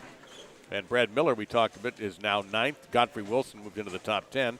Dave Wadka moved from 14 to 11. Godfrey just shot the 237, right? Plus 29. Yep. Is that 10th place? That is 10th solo, 7 back of Brad, and 6 ahead of Wadka. Okay. In the basement, just to show you the difference between plus 97, the bottom is right now minus 130. That basement is pretty dark and cold, too. I was going to say, then the stairs have some holes in them, and I wouldn't hang on to the railing too closely either, because it might break off in your hands. No, I don't think that's OSHA approved. No, but that's to see that, again, being a Floridian, we don't have basements. Oh, yes, that's right. You can't take there wouldn't be a state if we tried to dig through that water table. So as it is, we're probably going to be underwater in about 10 years, 10, 15 years anyhow. So is the rumor. Talking about repeating, shots, Matt, on 37 and 8, we got 2012 champion Danny Spink. He's gone high all 3 times on lane 38. I'm not sure what moves he's made, but he left a solid 9 the first frame. He tripped a 4 forward the second frame, and he went through the nose the third frame and struck each of the other times on 37. He's got a really nice roll, it looks like, not giving it away at all, the pocket away at all. And pretty decent speed, it looks like to me, with a fairly shiny bowling ball that he's using.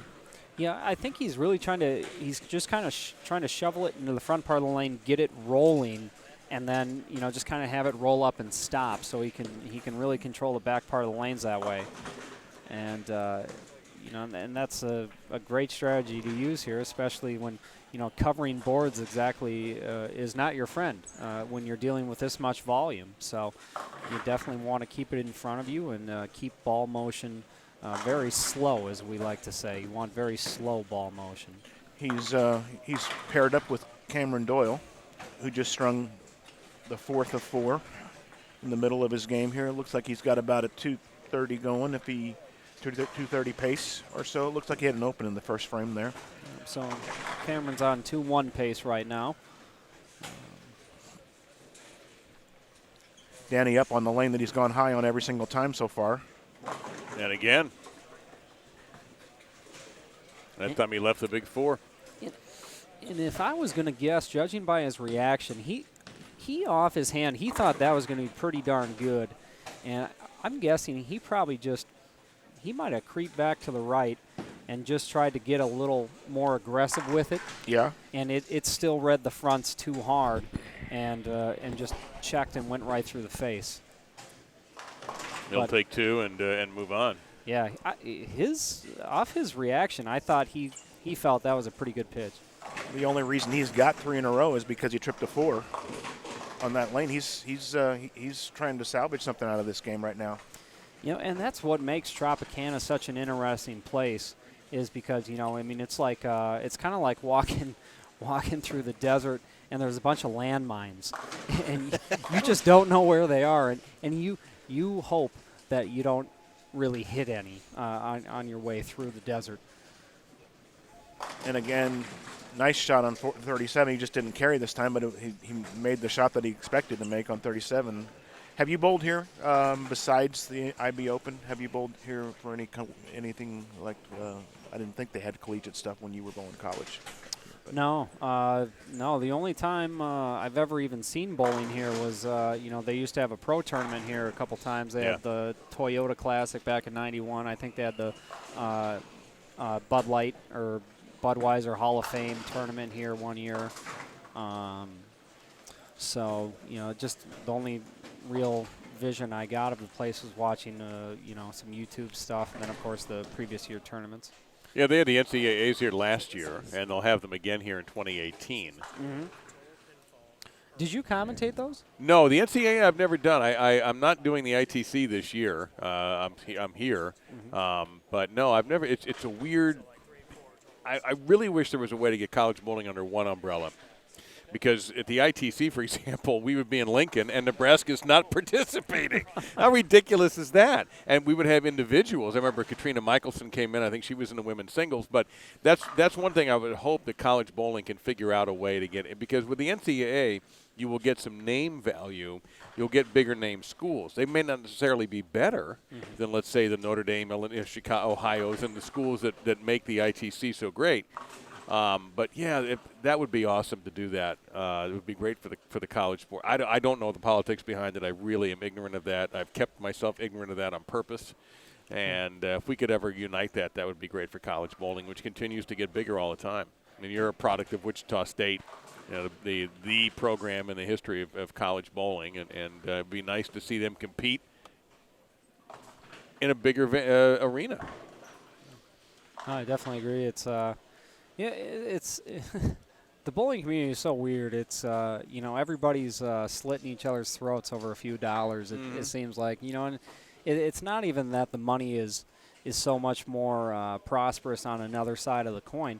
It's just that I think everybody has this view of you know, obscurity versus viewing abundance, and we would have a lot of abundance if we all came to the table and just worked together and said, you know what, let's just put all the greed and throat cutting aside and let's just try to make one thing work that serves the sport and serves the bowlers. And that's ultimately what we need to do, is we need to serve the sport, we need to serve the bowlers. And there's a market for it. And look, it's happening with the PWBA. I mean, the fact that they were able to get the TV deal that they did and get that going again, to where there's so much talent now, you know, and it was kind of a shame that some of the great women talent, the women in their late 20s who came out of college and went womp womp, boom, there's no place to go but 2 tournaments a year nationally and just whatever they could do regionally. Now they've got an opportunity to showcase national skills, and it was a huge success last year.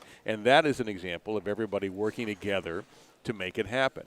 And so it can be done. Again, what the deal is with colleges could be as much NCAA and everything else is, you know, that organization at times can make you beat your head on a wall. And I deal with it from the football and basketball perspective, and so I understand. I don't know what it's like for bowling, but it would be best for the sport because sometimes bowlers, it's interesting when you read comments. It's an angry group out there sometimes. Folks are even amongst themselves. Just the passionate bowlers who bowl leagues or bowl regional competitions, maybe who aren't professional but who are highly talented. There's a lot of issues in the sport. It seems like people, the scoring's too high. No, it's not. The scoring's too low. No, this is right. Like, man, oh man. But they care at least. That's the good news. Well, I think people are very, very passionate about bowlers are generally very passionate about bowling, and so it's easy for them to get fired up and probably say some things that in hindsight aren't the most wise things to say. And everybody's a victim of that. And there's plenty of outlets to go to too. Oh yeah. There's no shortage of those. Hey guys, just found out something new as we're testing. We're simulcasting both on Facebook Live and on YouTube. Once you broadcast for an hour and a half, Facebook Live takes you down. So, so we'll be restarting our Facebook Live every hour and a half. Just something we didn't know and something that we just found out. So hope everybody's enjoying the watching. We got a couple hundred going strong on YouTube. We had about 5,000 reached on the Facebook Live. So awesome. Thanks everybody for watching tonight's broadcast of A-Squad qualifying here at the 2016 Logo Infusion InsideBowling.com Open. I'm Mike Flanagan, joined by Matt McNeil, the 2014 champion of this event, Dennis Hacker, and of course Dave Lamont. Dave, I can tell you so much. We appreciate you being here, man. It's just really cool to have you here. I'm very happy to be here. Believe me, the way the schedule worked out, this might be the only bowling I do this year. So I am absolutely delighted to be involved with you, Mike. We had a chance to have some fun in my neighborhood. The Bowling of the Americas last year, and this is where I think the idea was born for me to come out here, and I've really been. To cap it all off, I would have done it even if you hadn't brought Bo in. But when you bring Bo in, for God's sakes, how do I say no? Exactly. Matt, you were talking about bowling landmines, I guess is the term that you used around here in Tropicana. I got some interesting statistics here handed to me a few minutes ago. Lanes 3 and 4 for the 4 games bowled in that pair right now is average 150 even. And then you turn around on the tricky finals pair, which that pair is kind of tricky sometimes. Yes. It's got the highest average of all of them right now at 224 for the 4 games that are bowled.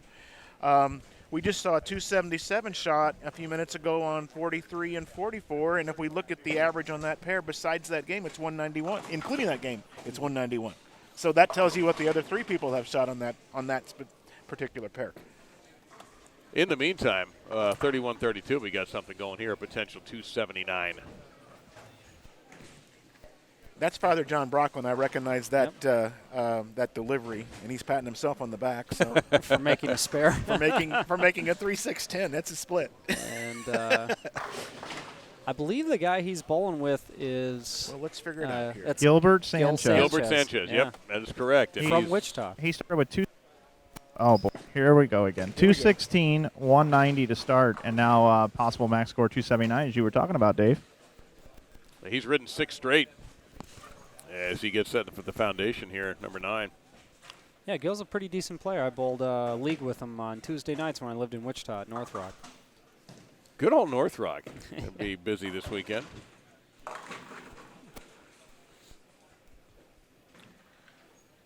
So is the didn't get it. That 10-pin gets in the way of that, but that's still going to be a very nice score. It'll jack him up the ladder. Will the final or the TV show teams be decided today out there? Is that where they are in the tournament? No. Let me see how this goes. Today is Friday, so they're doing this. Friday is actually. Oh, that's right. Tomorrow's Saturday. Tomorrow's when they'll tape the shows. Yes, they will know. We've done the singles has already been taken care of. We know who's going to be there. So yes, they'll do that. So this is Thursday, Friday at the college tournaments. I'll never forget in 2010, the first time I did it was El Paso when they built it at the convention center. And I did not know what to expect. I really didn't. I walk in there, and I'd never heard so much noise in a concentrated place in my life. Every shot is, to these athletes, life and death. Oh, yes. Every shot. And I think there's sometimes more pressure on the people who are standing around watching, and Matt, you can attest to this, than the guy or the young woman who is bowling. I mean, yes, sometimes it's just a simple single pin, and that 5-pin might look like it's 100 yards away. Right. Or somebody can put up there and punch out for 3 in a row, and all of a sudden that team goes from absolute death to winning and moving on. I'm an unbelievable amount of emotion on those last 2 days. It's incredible to watch. I've done some work in the Missouri State at their high school championships. They have 2 different ones. They have a handicap one that a lot of different kids get a chance to bowl in. But then they've got a scratch championships, and it's all Baker, and it's kind of modeled after the collegiate level of competition. And I remember a couple of years ago, a couple of teams came in with chants and cheers like you hear at one of those tournaments. Well, it's the women all do that. The guys don't do it. The guys are too cool for that. Right. The guys, I am waiting for the first broken finger or hand on the high fives. Okay. For the guys, it's not so much it's not so much you Wichita guys, because you guys basically suit and tie and very cool. I don't think you're allowed, to have quite the emotion. It's not, but it's the Weber International, some of these others that are almost violent when they celebrate. And for the women, they have little dances, they have little routines, they have little things you pick up on that they are absolutely convinced make them better bowlers. Well, I actually had parents come to us at the high school tournament asking us to make them stop doing that because that was distracting everybody else. Oh, good luck with that. And we told them, just wait till those kids get to college. Oh, I mean, they better get prepared for it right now. Now, I don't know, in a typical qualifying tournament in January or you're bowling a smaller event and it's not a national event, if that still goes on. Oh, yeah. I'm guessing it does. It does. Getting where I live, really, the college, the biggest college programs are Weber International, which is dead center in Florida, and UCF. Florida State's had a pretty good club team too, but you really don't see it in my area where the FAU, FIU, University of Miami, they don't really get involved in it, which is a shame. But it's just the holding up the fingers and how many pins are left to spare. That's a big one. You'll see a 2 or Midland 3. Guys, but a lot of the women will do it too. There's so many cheers and little things that have to be done in order for good luck charms, you name it. It's an environment unlike nothing else. I'll tell you that much. I see my buddy Tom Adcock in the chat talking and saying hello, Dennis and Matt. How many camera pairs do we have? We've got 2. We're looking at 31-2 and 47-8, which will be the finals pair on Sunday night. Thanks for joining us, Tom. I'll see you, I guess, Thursday in Reno when we get out there. Oh, I'll see you guys out there too. Well, we're always out there almost on the same weekends, aren't we? Yeah. Pretty much. Well, I guess we'll have to have dinner and have a few cocktails. Absolutely. That sounds good to me. When do you guys bowl? We bowl Friday night and Saturday morning. Perfect. I bowl Saturday, Sunday. Okay, cool. All right. Which, where are you at? Reno. At the Reno. stadium? At the stadium. At the stadium? Yeah. Yeah, that's what I meant, because... Is Tom's not bowling this weekend? I thought I saw his name on the list for tomorrow. I didn't see Jason Queen's name. Typically, those guys are traveling together. But Tom, I thought I saw Tom's name on C Squad possibly tomorrow afternoon. So I see a 276 thrown in here. For Gil Sanchez. Yes, sir. very nice. That's a heck of a game. That's Open, a U-Haul game. Load up the U-Haul and move on up. Yeah, he started out 8 spare, looks like, if my reading glasses are functioning right. Plus, this blinking screen reminds me of dance halls in the 70s. And then he struck out from there. In my younger days, discos and things like that. Did you have the the John Travolta Saturday Night No, Fever you know what? I suit? hated disco. I did have leisure suits, yes, with the wide collars and the wide, loud shirts. Mm-hmm. Oh, yes, absolutely. But I hated disco music. Is there a – man, I would really pay to see some photos if there were ever any taken of you back then. I have one. I might have it on my phone. When we get to a break here, when they're changing out, I'll try to dig it up. Somebody took I took a publicity shot in 1980 or 81 at one of my very first jobs. And it's a black and white photo. I don't think they had color film then. But I had a yellow jacket on. Because I think it was the only sport jacket I owned. Now, why a yellow jacket, I don't know. When you're 20 years old or 21, as I was at the time, why you thought a yellow jacket was a good thing to wear. But, yeah. I was going to ask if it was a members-only jacket, actually. I'm trying to remember if I had one of those. I think I did, but not for very long. I think typical of me, by the time I bought one, it was no longer popular. That's pretty much how I am about everything. I'll give you a very quick story about disco, very fast. I've been married 20-some-odd years, and I became friendly with a guy who was going to put together a band for our wedding. Guy's musician's been playing for years and years. He played for Sinatra, played for all these people. So he said, come to my office, we'll start picking out songs. Great. Pulls out this huge notebook of songs, had to be 10 inches thick. And I said, well, I tell you one thing I don't really want. I really hated the 70s disco stuff, Bee Gees and things like that. I really didn't like any of that. He looked at me, he goes, that's interesting. I played on those records. They built my house.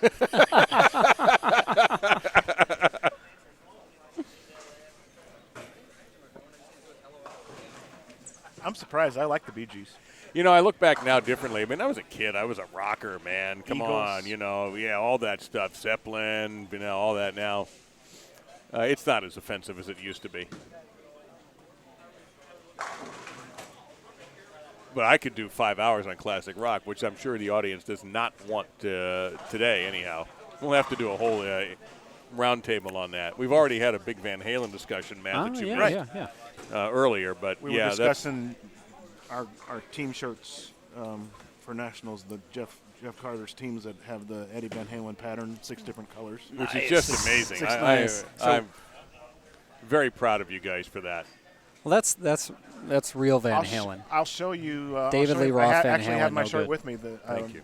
I'll show you the shirt Please, tomorrow. Yeah. I absolutely want to see I'll let that. you see it. It's a logo Infusion shirt, obviously, our sponsor, and it's got the great big logo Infusion splash on the front, but the shoulders and the side panels on the shirt are the Eddie Van Halen Awesome. patterns. And the fact that you got blessing by Eddie, Yep.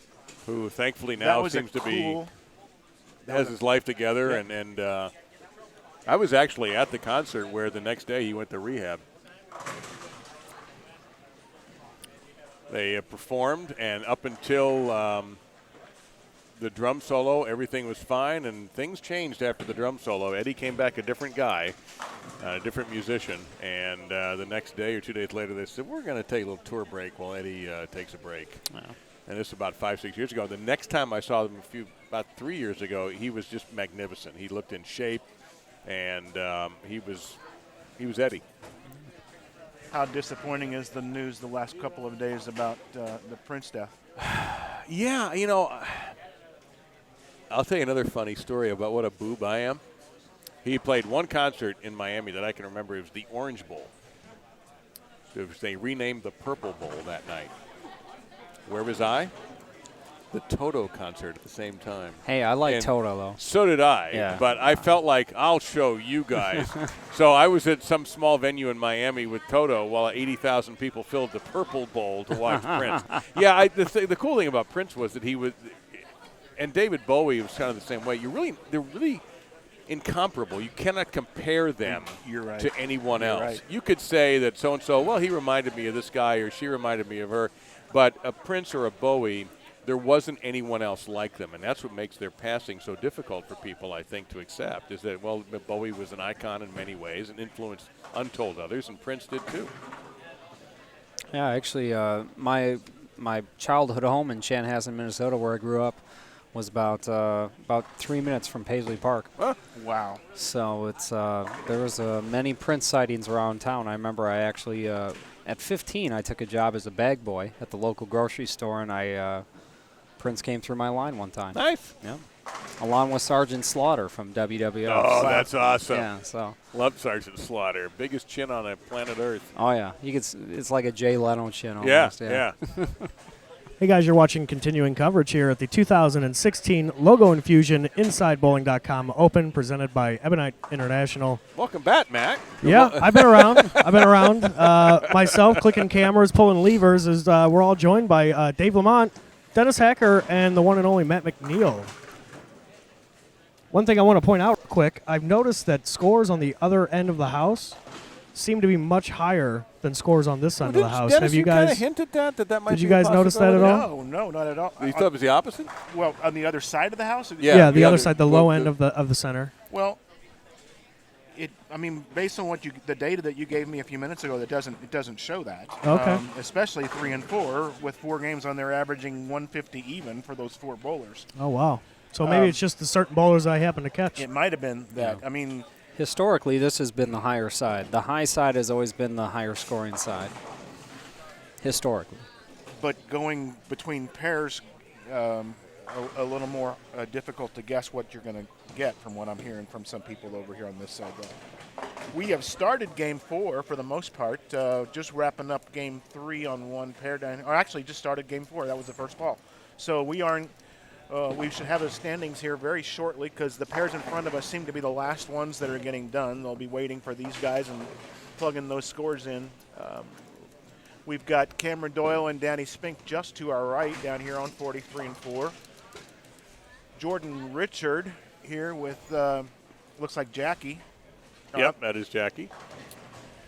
So we get a chance to watch them on 39 and 40. Father John Brocklin just going at a split cross lane and making it on lane 37 down there, and I didn't see who he's bowling with. Now, you've referred to him as Father John. Is that an actual Yeah, he's a Catholic priest. Okay. Yeah. So he really is a father. So why not come out in the outfit tonight then? Well, why not design? I mean, these shirts, if you look at the shirts we're wearing, if you zip them all the way up, they have that collar effect. Yeah, You're right. We get a needs piece to of paper. have a black shirt with a white collar. Yeah. What the heck? Just noticed. I mean, other people have told me that I got a big neck, and I really do because I don't think I could zip this. Well, up and make this. I can make it, but my point is either maybe as a sly, and I don't know the man, I don't know what his sense of humor is, but I would have a black shirt with a white collar with whatever appropriate logos that he needs on there. Absolutely one of the best senses of humor. I mean, he fits in any crowd whatsoever. So I think that settles that issue. I expect that done for his next tournament. Flashing pins all over the place on lane 40 on her first shot of the She's game. rather good, as you know. She's pretty darn good. Yeah. Hey, you guys have been cracking me up. I've been listening to this disco talk. You tweeted out my distaste for it, so I did. There could be some blowback. I did. I kind of like it. I really, really do. I don't know if we can get a shot of the booth here, Matt, but we got a stellar crew up here in the booth. You got to see this booth. I know you've been listening to them, but look at these guys. Yeah. Look at how hard they're working. Look at Turek just work. Look, he's clicking. Yeah, he is. Yeah, I'm standing here clicking cameras in my awesome logo Infusion shirt. I've been told by like 5 or 6 different people that this thing looks really good on me. Well, who was your designer on that? I believe it was Mr. Mike Flanagan. Yeah, the camera guy, the designer. The camera guy, the guy who puts this whole thing together. Yeah, I don't know who that guy is. Anyway, look at this right here. Yeah, they are nice and very comfortable. There's a lot of orange going on here. And Matt McNeil kind of sticks out like a sore thumb with, with a shocker shirt on. But he has to wear that. That's part of the deal he signed with the devil. That has to be at all times. Okay. All right. Just wanted to. You Thanks, guys are Mike. doing great. I've been listening. I've been laughing back there in the tournament office. I just had to tell you what a great job you guys are doing. Thanks, Matt, for sitting in the booth as well, McNeil. And Turek, you got this thing under control, man. Just keep driving the ship, buddy. Jordan Richard here in front of us on 39 and 40. The ball's sliding for him. Jackie is getting the ball to read, and it's going right through the pins every single time she throws it down there. I'm dying to see, and we'll have those Game 3, the latest results here very shortly. Any big moves Matt mentioned, we're going to obviously get Gil Sanchez shooting up the ladder after 2 games.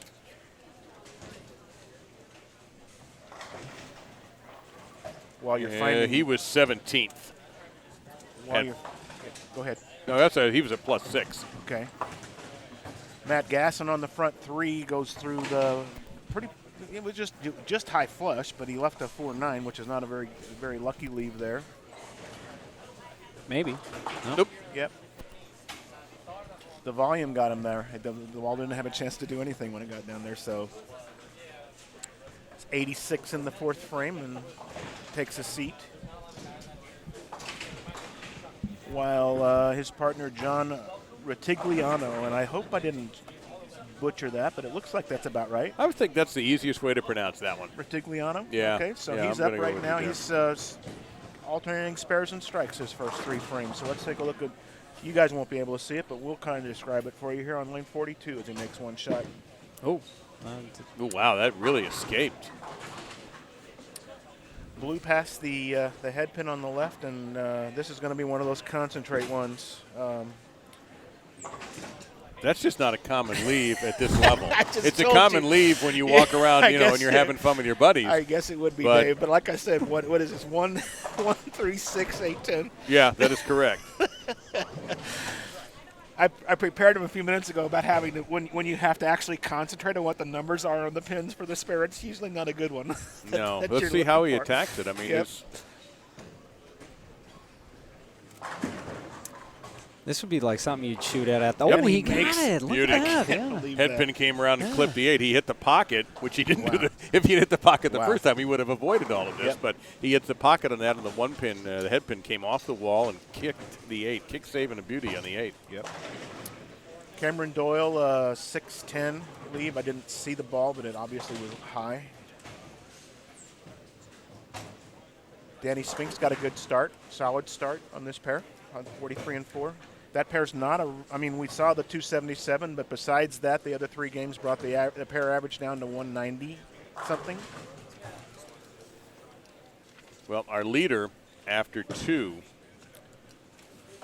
was Nick Cordy. Nick Cordy, who shot the So- 277 in front of us here. We should be, I'd say, seconds away from getting a update through 3. Hey guys, real quick, for those of you watching at home, you guys can interact with us in multiple ways. You can head on over to youtube.com/inside bowling and participate in the chat.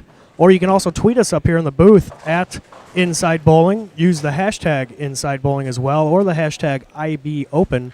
Keep it clean and it'll be seen on the window. Oh, I like We it. will be able to Keep it show your clean. tweets on the window this Yeah. weekend. So tweet us up here. Remember, keep it clean and it'll be seen. Oh, I like it, man. Keep like it it. clean and it'll be seen. Dave, you here do on Twitter? Rockin' Jocks here in St. Louis on the Arch 103.5 FM. Yes, Dave Lamont 1, and it's a capital M in Lamont, which is the right way to spell it. And the 1 is only because when I joined Twitter, I thought you had to have a number Oh, at the end of your name. There's no great, So there's not another one out there that's got One the is other. more got than the- enough if you ask All around right. my house. And so if you feel free. And by the way, you got to keep it clean to be seen. That's right. I've really enjoyed, Dave, because I friended you on Facebook and you graciously accepted, so thank you. But I've really enjoyed following you for like the last 8 months. Well, thank you. It's just been a blast. Your comments are great. Your pictures are always good. And it's always a nice... Well, I stay out of the crappy stuff that a lot of people do. The political stuff I stay out of, partly because I'm sure ESPN would not be real happy with me No. if I got into that venue, and partly because I don't want any blowback, so I'd rather keep that stuff to myself. So I try to keep it as open and as fun as possible. To me, that's what it's for, in addition to, quite honestly, self-promotion. Wow. Is a big reason I'll use social media. But, yeah, I don't like to do the heavy stuff. And lately, unfortunately, all these deaths of musicians and great performers that we've had to deal with as fans, it's been kind of rough. Having the opportunity to work with you all weekend, I will do the same. I'll friend you, and Thank you. hopefully you have the chance to. Oh, yeah, to see please some do. of that stuff. Yeah. Well, real absolutely, quick before please you do. go over the rundown, hey guys, by the way, Which I if I have. just came in on the broadcast, you said with all these musicians, you don't do the heavy stuff, Dave. I was wondering what was going on there. And Mr. McNeil, I also overheard that you said that you've been following around Dave Lamont for 6 months. I like it. Do you need a restraining order No. or what's going on, Dave? But I think you got a rundown there of some scores. As my wife will tell you, I'm desperate for attention, so he can follow me. Well, we learned that I Yeah. think the first day we met. So. Yeah, he can stay up in the middle of the night and look at all my pictures. He can follow me on Instagram, where I have there are 14-year-old kids who have 10 times more followers than I do on Instagram. It's pathetic. All right, standings at the end of 3, and Nick Cordy is still the man, but only by 11 now over Matt Gasson. And Jackie Carbonetto, who's right in front of us, is third. So it's plus 122, plus 111, plus 104. Gil Sanchez, you're not kidding about U-Haul, Matt, up to 80, plus 82, and in fourth place. And Andrew Orff is tied with Shea Bittenbender at plus 71. The rest of the top 10, George Gohan the third. Dave Watka, who's been moving up steadily, 14th, 10th, now 8th. Dan Spink is number 9, and Cam Doyle is sitting there at number 10. That's your top 10. Andrew Orff in the 5th position there. I'm not sure. I think he's probably bowling as a junior. He is the son of Rich Orff and the grandson of the great Ray Orff from St. Louis. 890 back in the 1970s, disapproved by the ABC at that time, and That was before Glenn Allison's 300 or his 900. I'm sorry. Yeah. So that was the first great big disappointment I guess there would be. Great bowling family. His father, obviously Ray is in the Missouri State USBC Hall of Fame, and in June of this year, Andrew's father Rich goes into the Missouri State Hall of Fame. Fantastic! So it's going to be a great night in Jefferson City in June. And that basement that Matt talked about, the new number for to get down in that cold basement where your grandmother is not bringing you any toasted ravioli is minus 183. After 3. Yeah. So that's an unbelievable split for this A squad, plus 122 to minus 183, and all points in between, as they say, if you're a ZZ Top fan as Where's I am. Father Brocklin gone in there? Well, how about 13th, plus 33? He's having an issue over here getting the ball to react on 37 and 8. Watching his first few shots here. He's up on 38 right now. So, and watch Jackie's ball. Oh, that slid. Oh, my God. Look at what she gets. She looked She's up happy here. about that. She looked at all of us like, I don't. Don't do worry, you that wasn't believe on it? on the broadcast. No, so. she's not on at the moment, but that was bowling luck, which is only fair because you know she's going to get hosed eventually on a good clean shot. Yeah, they, you know what? I've always said this: if you kept tally of everyone from the day you picked up a bowling ball to the day you put down the bowling ball, for the most part, I bet you get 1 or 2 more in the good break column than the bad break column. That's an definitely interesting point. So. I definitely think You have to be honest, though, with yourself. Oh, I mean, yeah, a lot of things. And there's some of the comments that I see on social media. Sometimes there's not a lot of personal honesty going on there in some cases. If you're, you know what? I tell you what, there has not been a single tournament I've won or done well in where I haven't gotten a break. Yeah. Not a one. I believe that. Not a single one. And you know what? If you hooked everybody else up to a lie detector that ever's won a tournament, they'll tell you the same darn thing. That or the lie detector will. Yeah. Matt Gasson here in front of us on 41 and 2. You guys can't see him, but we can. Started out the front 3, left at 4-9. Had a ball jump on him on 42. Another split in the middle of his game, but come back with a double now. So it seems like he's figured out that pair. His scorecard looks like Jordan Spieth at the Masters. It's either birdies or bogeys. There's no pars. There's no spares on this card. It's 5 strikes sandwiched around those 2 opens. Yeah, if he goes off the sheet, that'd be 240 the hard way. That's a 10-strike 240. Well, no trouble there. And he splashes that one. You hate to have 10 strikes and only score 240 pins. Looking around, it looks like everybody's kind of gotten back in sync with each other. All the games are at the same point across this side of the house. So I don't know what happened a while ago where we got out of whack, but we're going to finish up almost all at the same time here at the end of Game 4. I'm guessing Father John, because Father John just split on 37-38. I'm guessing Father John, because the fronts are starting to go a little bit, because I'm starting to see more and more players start, really going to more speed. I'm guessing Father John's probably encountering a little over-under where if he gets it into the lane and tries to roll it and tries to get it going, it probably goes high on him. And then if he tries to, kind of finesse it through, he doesn't really have the speed or the hand to get it to do the right thing in the middle part of the lane. So I'm guessing that's his troubles. And not to say that both lanes are the same, but he just flagged the head pin on 38. The ball slid forever, and so he got up on the other lane and did exactly what you said, and it jumped or maybe squared up. Yeah. Maybe it's hard to say what he did, but your arm swing gets tight when you see that. Well, yeah, it's hard. Well, Matt, what have you learned watching tonight so far? Well, I mean, it's.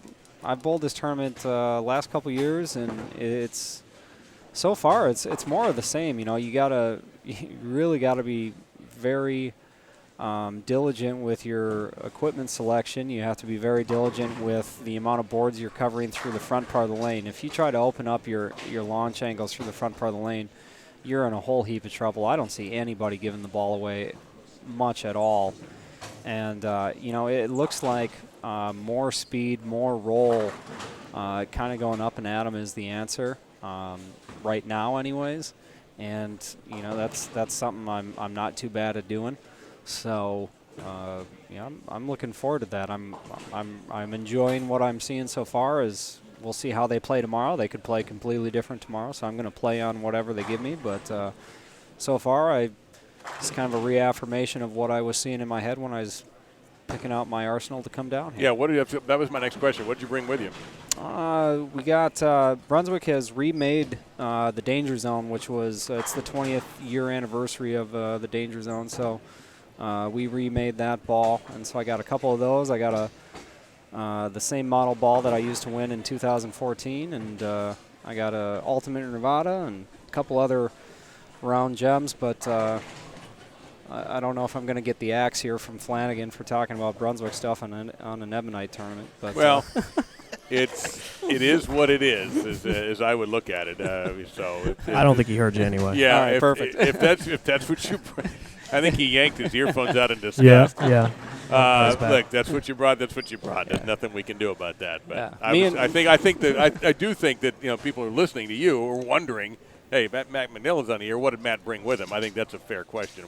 I'll deal with the blowback when I get sent home tomorrow. Thinking about where we are right now, we are at the end of Game 4.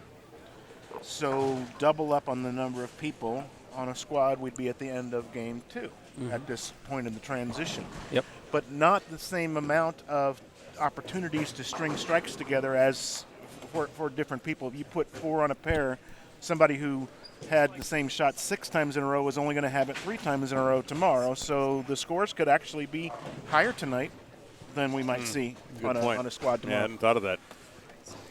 You just really never know. Sometimes A squad is the squad to bowl. Sometimes A squad is not the squad to bowl. It's always there's so much more that goes into having success at a bowling tournament than just bowling well.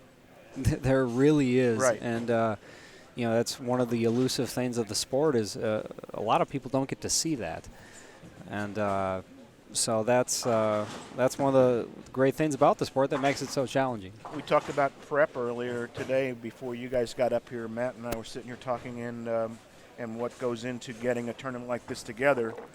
Mike brings the good books from Kegel. First of all, that's where the pattern is designed, the cooperation between him and them. They actually come up here and do the lane conditioning, run tapes on it, run tapes on different pairs to make sure that what they're wanting to happen across the house happens. But and there's nobody better probably at getting a house like this ready for a tournament and making sure that what these guys bowl on tonight is going to be what you guys bowl on tomorrow and on Sunday. Although we do know that even any place you go, the more times that you strip an oil and put a pattern down like this, the more true the pattern is going to play as the weekend goes along. So yeah, it gets flatter. It basically gets flatter and more challenging. The dry plays drier, the wet plays wetter. The more and more you play it down, and it's bowling like if you go bowl the Masters, you bowl practice session, you'll come back A squad, they're going to play a little tighter. Come back B squad, they're going to play a little tighter. Come back C squad, they're going to play a little tighter. And then by the time you get to the TV show, they're playing 15 right of where they started with a completely different equipment and surface right. and all that. Than when they started the tournament, and that's you don't see that. It'd be it's like changing the not only the pin locations on the greens, but that's like changing the tee box, which happens. Right. The U.S. Open will do that. They when they lay out the U.S. Open. Remember now they've gotten to a habit where they'll make a par 4 drivable and introduce that risk, and they'll do it on a Saturday or Sunday. So you play that at a certain distance on Thursday, Friday, and all of a sudden they go, okay, here's what we're going to do. Mm-hmm. You think you can do this? Great. However, if you go a little wild with your driver, you're screwed. So it puts that risk-reward element in there, which I think is a great idea, especially with the distance these guys now can propel a golf ball. So that seems to me a similar analogy. The difference as that tournament moves along, even though the lanes the pattern gets flatter, the extremes are more, like you talked about a few minutes ago. But all the people who are spraying the ball all over the place go away after the first cut, and now you've got people who are understanding how the pattern is supposed to play, playing in the same parts of the lane, and so they end up helping each other with as the pattern gets more difficult, the scores can actually go up a little bit depending on how the people decide they're going to play. Oh, definitely. And you'll see, that's one of the most interesting things about that tournament is you'll see pairs with, a pair of 700s being shot, and then you'll see another pair where oh my, yes, you're right. Another guy's winning with 560. So it's exactly. it's unique, and that's just one of the great things about the sport and what makes it so challenging. And I really think we need to keep highlighting all these great challenges of our game and not dumbing it down. Taking away the challenge or dumbing down the challenge just disinterests people, and they walk away from it. People are what's addicted to challenge. happening now is the broadcast is being dumbed down. Yeah, we have. Yeah, we they have are. lurkers. Look at these guys. We have What's going on behind us? Yeah. Well, we want to know which one is the angel on Hacker's shoulder and which one is the devil. Oh, I think that's easy. Me too. Turek is the devil. That is No, that really wasn't what I was thinking. But That's a lot of orange on the screen right now. That is. yeah, this looks like an Oklahoma State rally. It's an orange creamsicle. Yeah, is what or it that is. too. The old Tampa Bay Bucks creamsicle uniforms. No, you guys have been doing a great job up here. I wanted to take a minute too, Dennis. I heard you talking about Kegel, and I know that we talk about our sponsors a lot, and it is hashtag support the sponsors is what we say here. But every relationship that we have is a relationship that we've built, and they believe in growing bowling the same way that we do. Everyone that we work with that's involved with this tournament, including Tropicana Lanes, Tino DeFranco, Ray Bluth, and the families, they are such great partners. I mean, for Kegel to send Mark Davis here to condition the lanes for us and be here, Doug Dukes last year, who's done the women's tour, the first year of the women's tour, hats off to the USBC for getting that going again. But, man, I mean, just for them to take the time out here and everything else, and they brought in lane machines last year. This year we're using the house machines, but really great to work with great people. And we do say hashtag support the sponsors for a reason, because they're great to work with and they treat us well. Yeah, guys at Kegel are great. I got to bowl with Chris Chartrand actually at Nationals one year in 2009, and I got a great relationship with him and Gus Falgen, and so many great people down at Kegel, and they do so much great stuff for the sport of bowling, and really good folks. Jackie just crushed another rack there. That ball gets down there, and it's not, I mean, it doesn't roll through every single time, but she's finding a way to get the pins to stay so low. That strike right there puts her in the 230s. Well, she started out 211.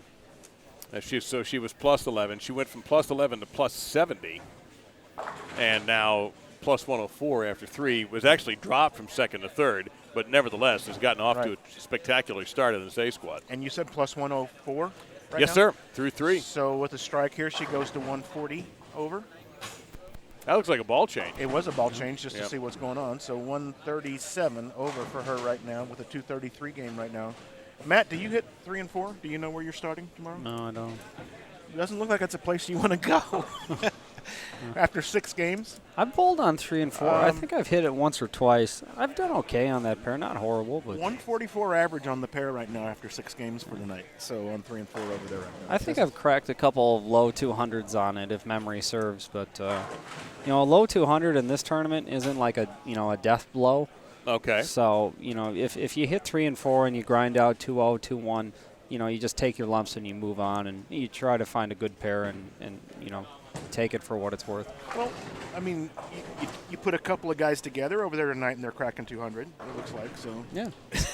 Hey, guys, we've got Rob Gottschall here, and he's going to join us in the booth. We're going to let Dave Lamont scope out the other side, stretch his legs a little bit, and then Dave will be back. Get up and walk around the plane. Absolutely, and we thank you for your commentary, Dave. Yeah, we'll see I'll you be back here in a little in just bit. a little bit, and we're going to bring in Rob Gottschall here to talk with Matt McNeil and Dennis Hacker and Matt Turek. So Rob's going to slide on in and get comfy in the 3 seat.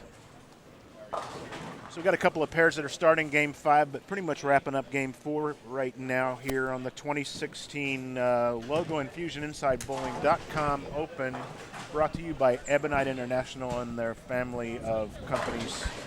Yeah, and a little tidbit, too. You see Columbia 300 on the screen right now. Each squad is going to have a different one of the 4 brands of Ebonite International. Cool. So tonight it's Columbia 300, And joining us now, who knows a lot about Columbia 300 and all the brands of Ebonite International, and really, really responsible for the involvement with this event.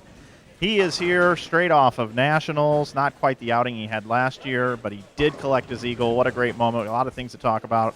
Rob Gottschall, dude. What's up, man? Not much. How are you, Mike? Thanks for having me. Absolutely. And over at Ebonite, your official title is the Events Marketing Promotions Manager. Was I close? You're close. It's long, but you were close. I'm the marketing manager of players, promotions, and events. Okay. I knew it was something like that. You do a lot over there, and I know that you're constantly on the road and then don't get much time at home and just constantly doing things. And what a great couple of years since you've been on board for Ebonite International. Yeah, it's been a lot of fun. I say it all the time in meetings and stuff with the staff that I'm living my dream. I'm doing my dream job, and I'm glad to be a small part of a big team effort, but I enjoy it. I do travel a lot. PWBA Tour starts next week, so my life is pretty much over until August. I didn't realize it started that quickly. That's awesome. Yeah, they back out there and. Yeah, they moved it up a good month and a half this year, I think, and so they're basically running from now until the Lucy in August. I think there's a couple little dead weekends in there, but then I'm going to do some bowling myself in those weekends as well. That's cool. So, what was it like getting your eagle? I tell you what, me and Matt we were kind of talking about it earlier. Obviously, he's experienced it a few times, and he's going to experience it again. You get the eagle early, so it's special. You kind of get to do it with your local friends and all that. But the moment coming up to the ceremony when we're in the squad room, and then they march everybody out, and then you're the only ones in the squad room. It was a different feeling. I explained it as being nervous, but I don't know if nervous is the right word. It's just a different feeling to where you're about to live out a dream. I mean, to walk down that center aisle as a champion, it's something that not many people get to experience, and it was incredible. It was the walk when my explanation to Matt when I said it was, that walk when you're carrying your balls seems so far, but when there's no balls and everything, it went so fast. And then there you are at the end of the aisle on the approach, and you're getting your watch and in front of all the fans and everything. It was a great experience. So I've not even seen an eagle presented out there before, and that's kind of surprising that I haven't been there during one of yours, because we seem to be out there almost the same time every year, Matt. But so just based on a couple of things that you just said, how'd you get your balls out to the lanes? They actually have people that work in the squad room. You weigh in your balls just like everybody else, and then they set an area aside for the champions, and you put your balls there. Then they load them up on a cart, and they actually take them out to the lanes for you.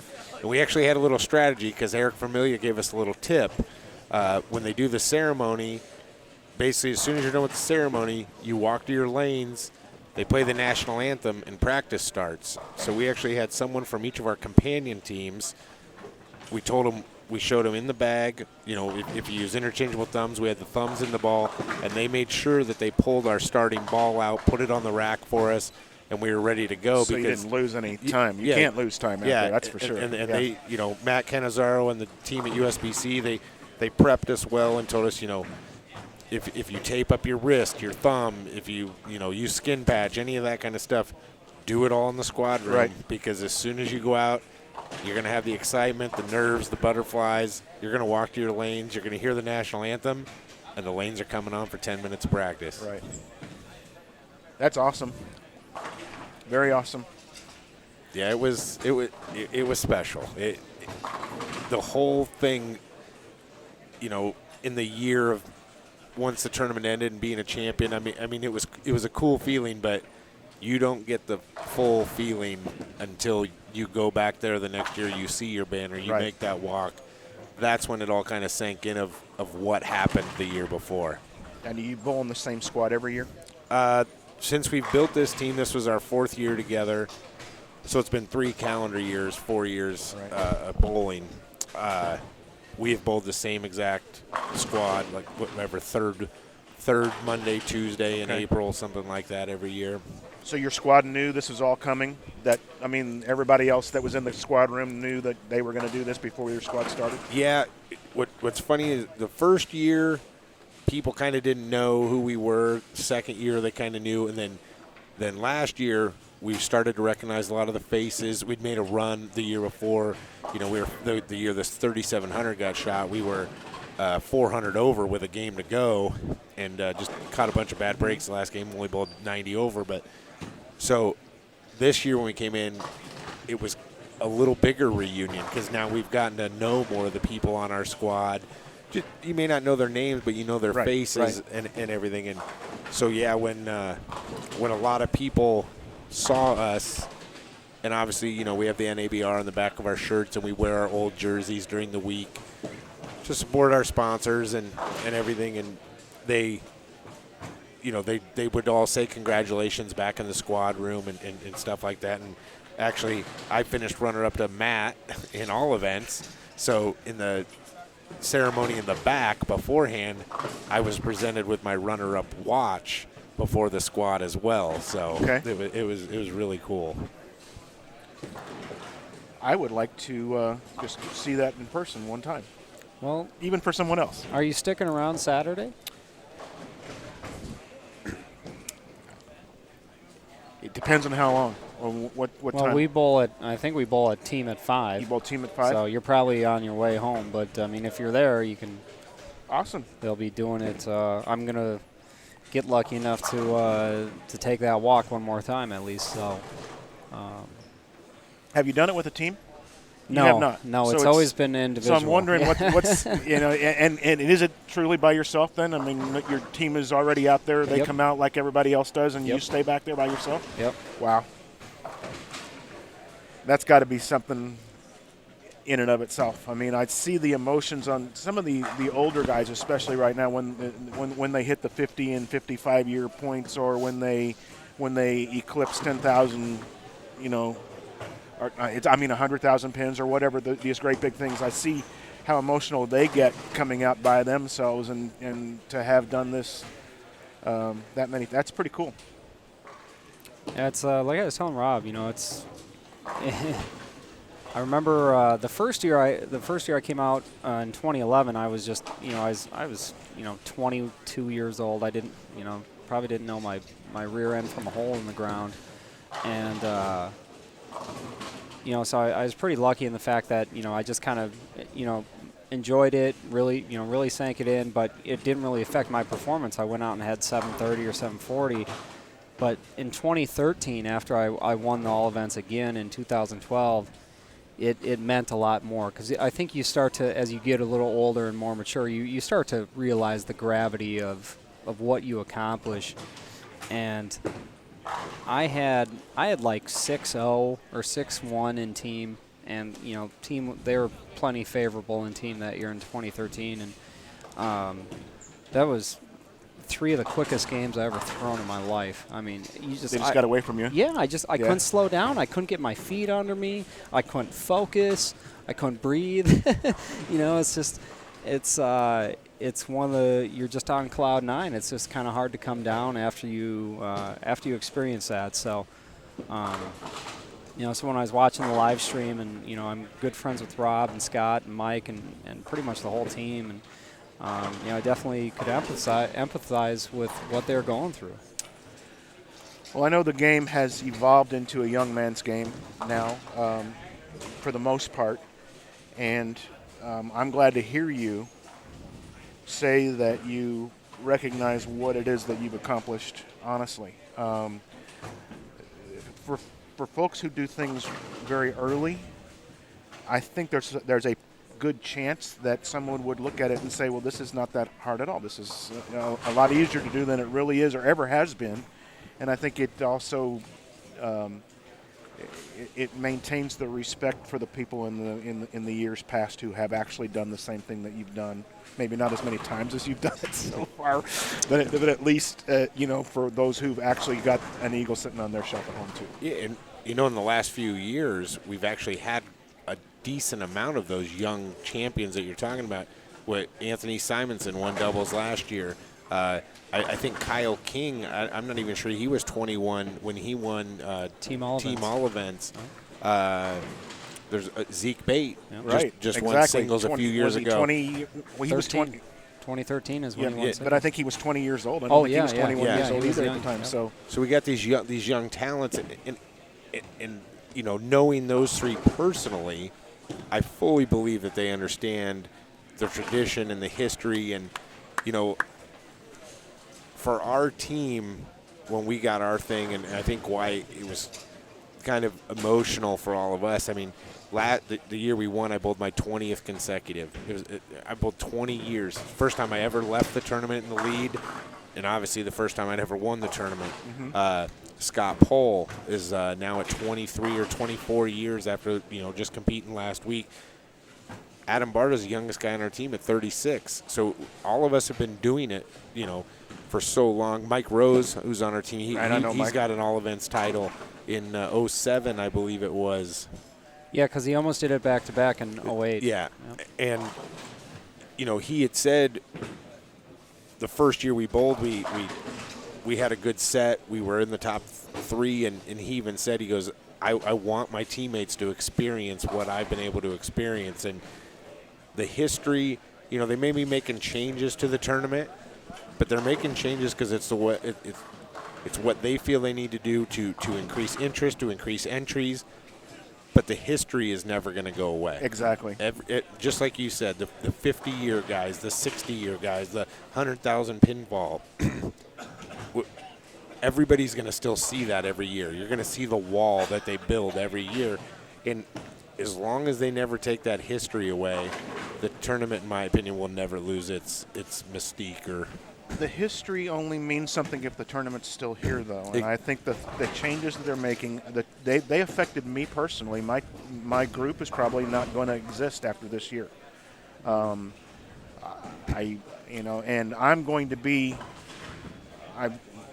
I'm physically unable to bowl very well right now, but I still figured out a way to bowl well enough to be in the bottom half of the biggest division of the upper division out there. So I'm not going to probably come away as many cashes as I've had in the last few years. And I know that it's good. I mean, like I said, it's affected me personally. But I also recognize that if they don't do something, then pretty soon all we're going to have is something on a wall or something in a book to look at, and it's not going to be a tournament to go to anymore. Yep. And that's kind of where I stand on these things. If it doesn't work, they'll recognize it in 2 or 3 years and do something else to make it fix it. Not to break away from this conversation, but I've got some standings here, and Miss Jackie Carbonetto has jumped up into the lead with that 233 that she shot a few minutes ago, plus 137. Matt Gasson in the second place. We just watched him on 41 and 2 a few minutes ago shoot 212 with a couple of splits in the middle, but he's in second at 123 over. Nick Cordy with his 277 game in game number 2 is in third at 99 over, and Dave Wadka's hanging around in the top 5 at 83.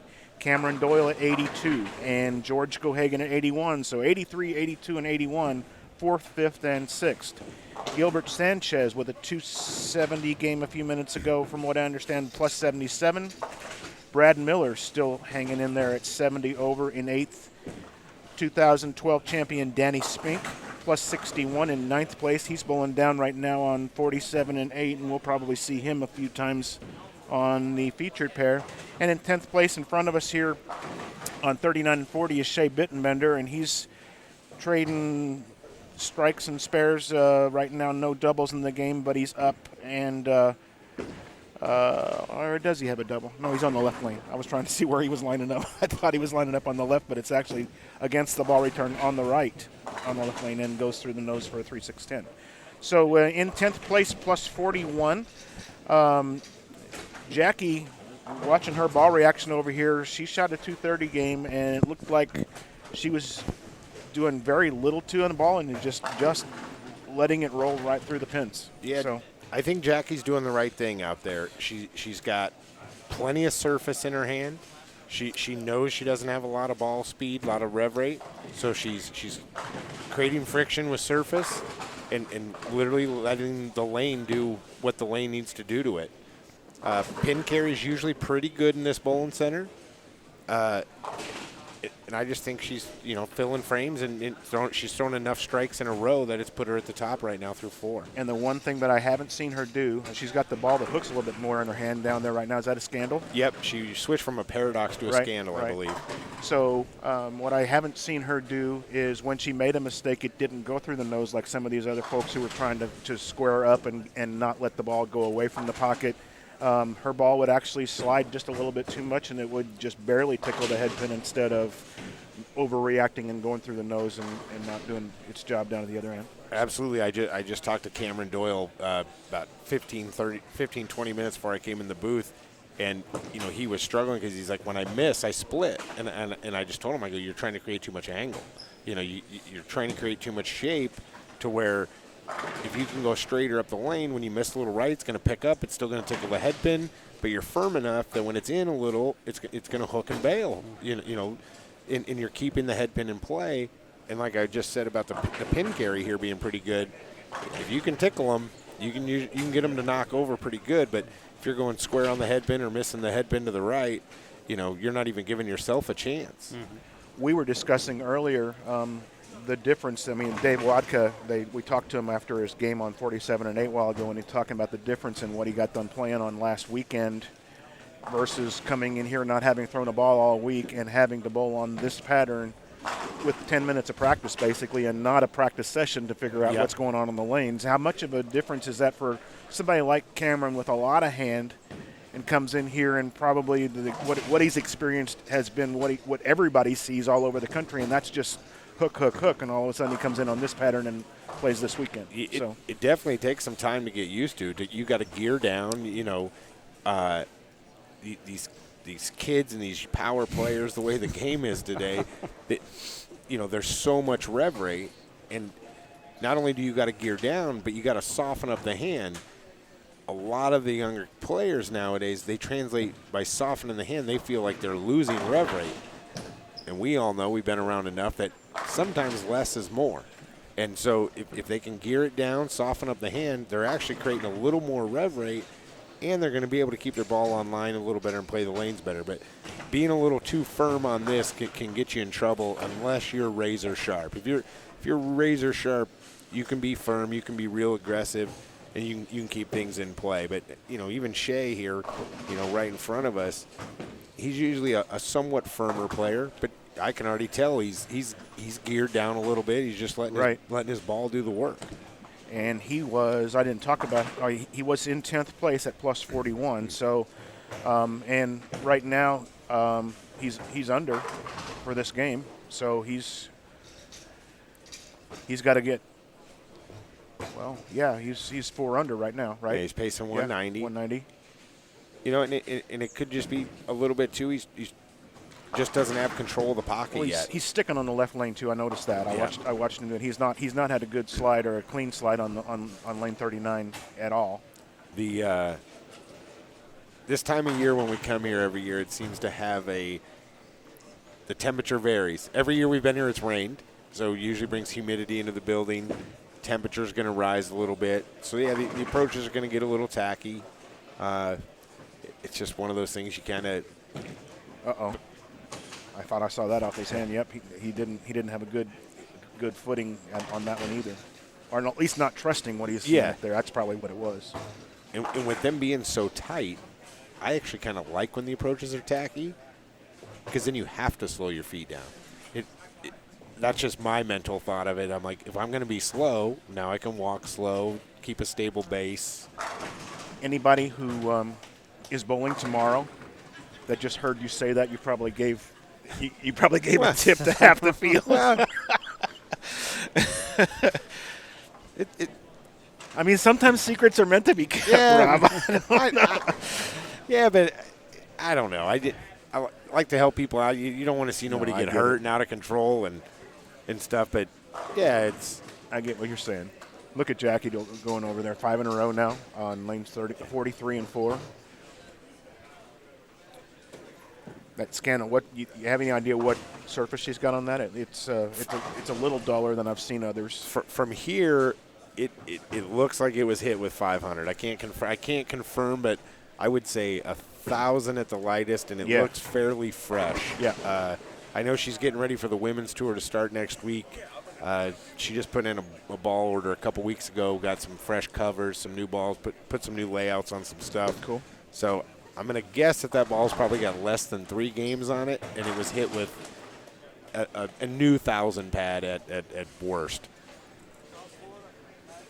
Yeah, that's what I hit most of my stuff with coming in was, I like a kind of a used 500. Yeah. Because a fresh 500 would be just a little too much for me, but kind of you get that used 500, so you actually end up with like 800 or 850. 850. Yeah. So, that's kind of the direction I was thinking as well.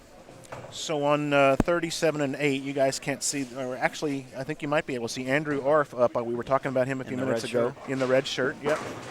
Lane 38. He's struggling a little bit this game. It looks like he's bowling with Tim Barrett. Tim is in 13th right now at 23 over, and he's got a decent game going, probably 230, or actually if he strikes again, it's going to be 230. It looks 178. Actually, I think you can double in the 10th for Double 238. 238, yeah. Gentlemen, I'm going to hit the road. I'm going to leave my seat here for the professional Mr. Lamont, but great talking with you all, and thanks for having me. Great. Good luck tomorrow. Thank you all. I shall need it. So as we are in the middle, or kind of wrapping up game number 5 here, we told you about the standings that I see up here. I've got some stats again, and it looks like they brought the average up for 3 and 4 to 150 after 8 people has bowled over there. So it went from 144 to 150. Well, let me add, as an eyewitness to 3 and 4 during my walk around there, it's not fun. Well, no one, the pair there, someone had to convert a 6-7-10 just to get a mark in that on lane 4. So whatever juju is on that lane, somebody has got to run to New Orleans and get one of those little voodoo things off of Bourbon Street and throw it on there, because it's killing guys. Somebody better be paying attention to that in the tournament, especially. I mean, the competitors.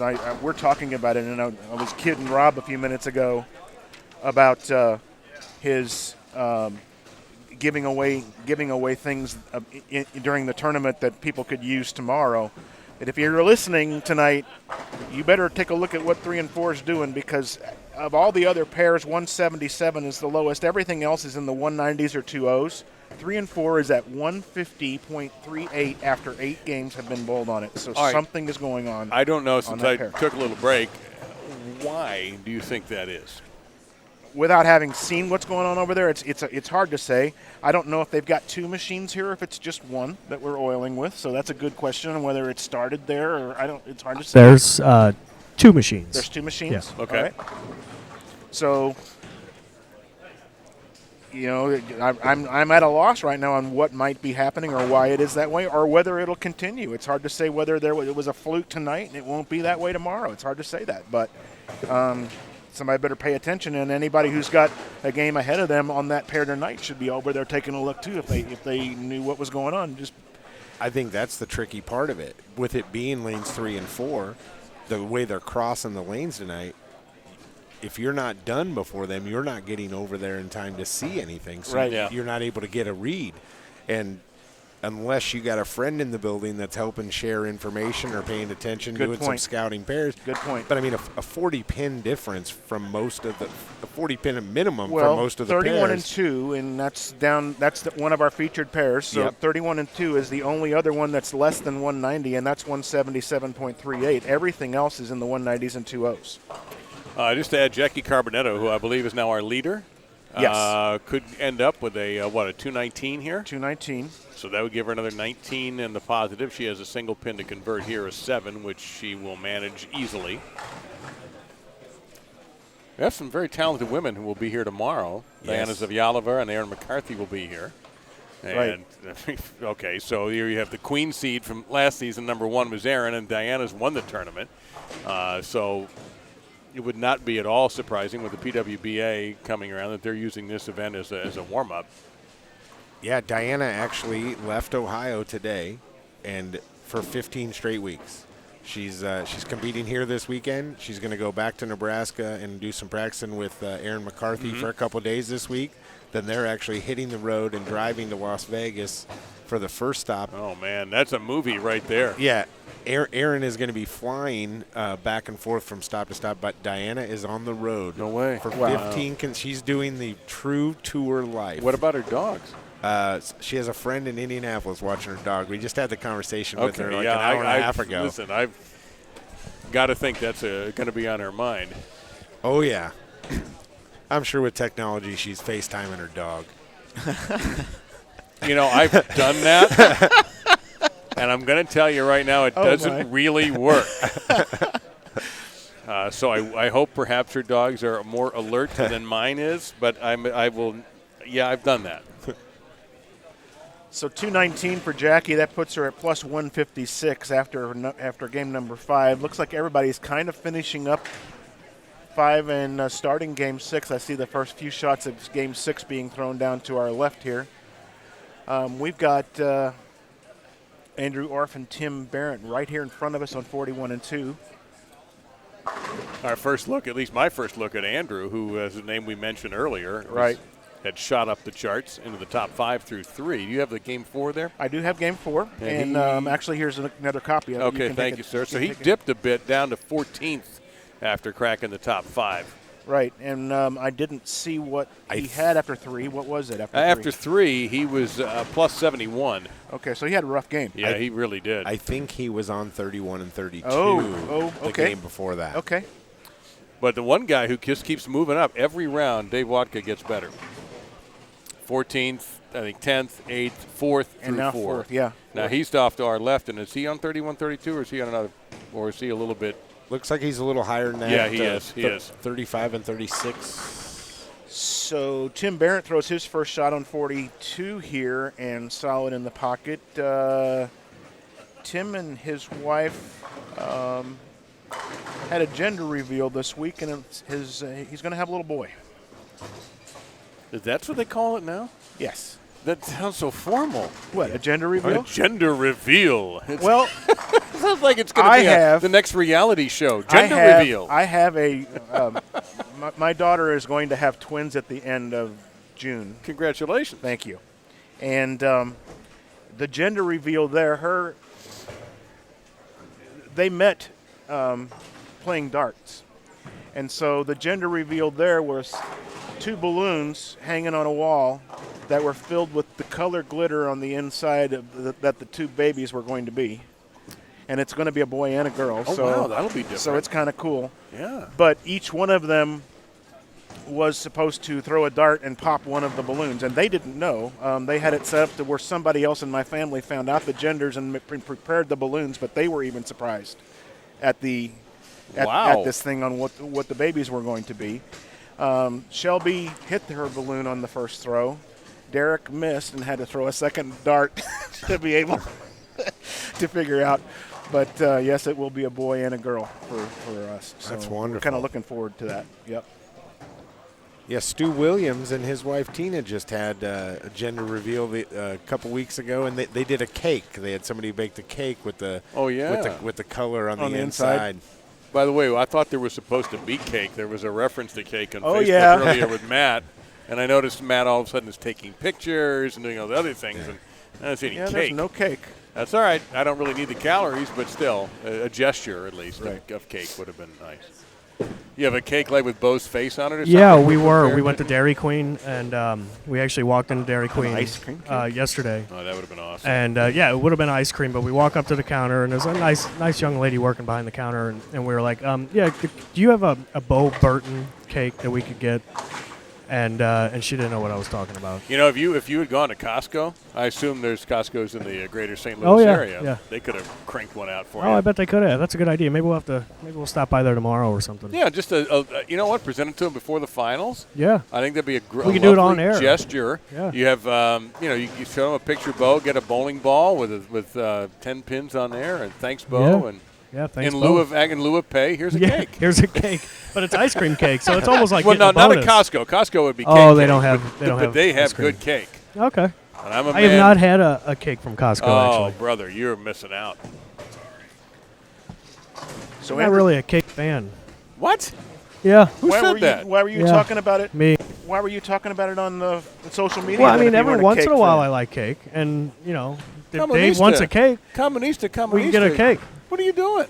Get off of my lawn. I'm kind of a brownie guy. You Well, like, that's you fine like brownies? too. Why, do you like them underdone or cooked all the way through? Underdone. There you go. Yeah, with All no right. nuts, You're- just plain old chocolate. Well, you're back in my good graces. All right, now, that's because good. A That's real brownie, good. a brownie needs to be underdone. Otherwise, it's cake. Yeah, and it's kind of crusty and hard. You don't want to eat a some- brownie that's hard and crusty. For someone who doesn't really like cake, why were you complaining that somebody was going to take yours? That's what you said. Well, I mean, I was trying to secure it for Dave. You know what I'm really looking out for. He came all the way up here. I appreciate I was just that. trying to secure it for Dave. That is teamwork. That's why I signed up for this, knowing that guys like Matt and Mike would have my back. Yeah, with cake. Tim Barron almost to smash 7-10 on lane 42, but the 10 falls out, so he's just got the 7 up there after the first 2 strikes on that pair. He's got a good look, it looks to me like, and only at plus 23 after 4 games, but his ball is reading the lane really nicely right now.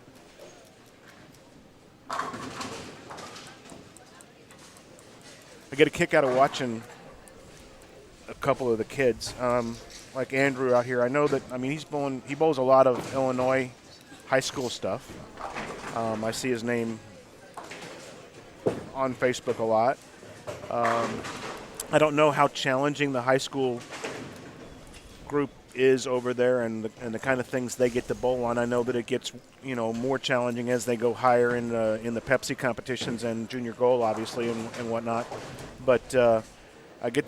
He almost had a really mean look on his on his face a few minutes ago. Tim didn't like that hit either.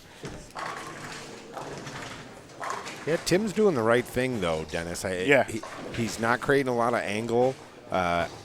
His ball might just need a little more surface. It's just not quite picking up in the front of the lane enough. But he's doing the right thing to where, we talked earlier while Dave was out about some of these guys trying to create too much shape, and that's what's leading to the splits and stuff. Tim's got control of the pocket. Now he's just got to get it to go through the pins the right way. Rob, have you ever seen it here where you don't want the ball to pick up so much in the heads, where everybody's playing in the same part of the lane so much that the ball does too much early, and then the oiled down lane compounds the problem with the ball being done? As they burn up in this place, absolutely. But on the fresh, and they're not really going to see a ton of transition tonight because there's only 2 on a pair. I think tomorrow it'll be more evident to definitely not, use a ball that's so early as you get to games, 4, 5, 6, 7. But when you don't see your ball hook, it's so hard to pull that. It's so hard to pull that polished ball out of your bag, because you're not seeing. You don't. So many people see the lane left to right, and they don't look at front to back enough. And, absolutely. And you're saying the right thing, and it could be the opposite. Tim may need more service, and he may need less. But he has control of the pocket. He's playing the lane right. He's doing the right thing. Now it's just trying to get it to literally go through the pins the right way to knock them all over. We were discussing something earlier when Matt was in here. With only 2 on a pair, we were looking at the end of Game 4. What we're seeing is a 2-game transition when you've got 4 on a pair tomorrow. Yep. But they get to make more shots in a row the same before the lanes change tonight than they will tomorrow, where somebody might have the same look for 6 shots in a row tonight. Tomorrow it'll be 3, and they'll be changing after 3. That could make the scores actually lower on those squads, wouldn't it? It can do both. It can, because if they do get better as they burn up, then tomorrow you want the opposite. But I agree with you. I think you can really whack this pattern on the fresh if if your ball's doing the right thing and doing the right trick, and being able to especially because you're going to use surface. Because when the lane finally breaks down, if you got so much surface on your ball, like you said, tonight they get 6, 7 shots before they really see anything happen, and tomorrow it's 3. All of a sudden your ball sparks early on you tomorrow, you big 4. Well, now you only have double, triple 6-2 instead of tonight you can have 6-baggers 6-2. Exactly. And as Dave will see throughout the weekend, especially on this side, this high side of the house, the transition on this side is very different to the other side. The other side seems to be a little more consistent. They play a little more consistent pair to pair, with the exception of 3 and 4 tonight, right? That we're seeing. But over here, this side tends to hook a little more. They get a little funky, and so you'll see a little 4-lane bay where everybody's bowling 230, and then you're going to see a 4-lane bay where nobody can bowl over 200. Yeah. Look at Shea. Look what just happened for Shea. Front 5 and the ball goes just a little long. It's one of those things that we're talking about right now, because both him and his partner are doing fairly well in this game. Yeah, the one guy, Shea, had the first 5 and split. The other guy went spare, split, triple. Yeah, he's bowling Daryl Ratliff. That one there was a nicer hit for Tim. Tim changed balls. Yes, he did.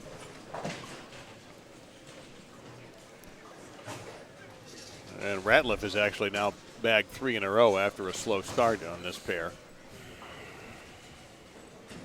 We got to work on the graphics department, though. I don't know who Dave Lamont is. So I think the graphics department just heard you. Yeah. So. Yeah, sorry about that. We're going to have to go fire somebody in the truck. Matt Turek, I think, will have to work on that. So I'm just going to throw letters out there until we get it right. It's like Wheel of Fortune. We're going to start with I. There you go. David Lemont. Maybe you'll come up with a version that I like better. Who knows? Yeah, maybe. Did I get royalties off that then? No. Oh, man. All right, I quit. Just happened to look down at that to see what was going on one of our televised pairs here, and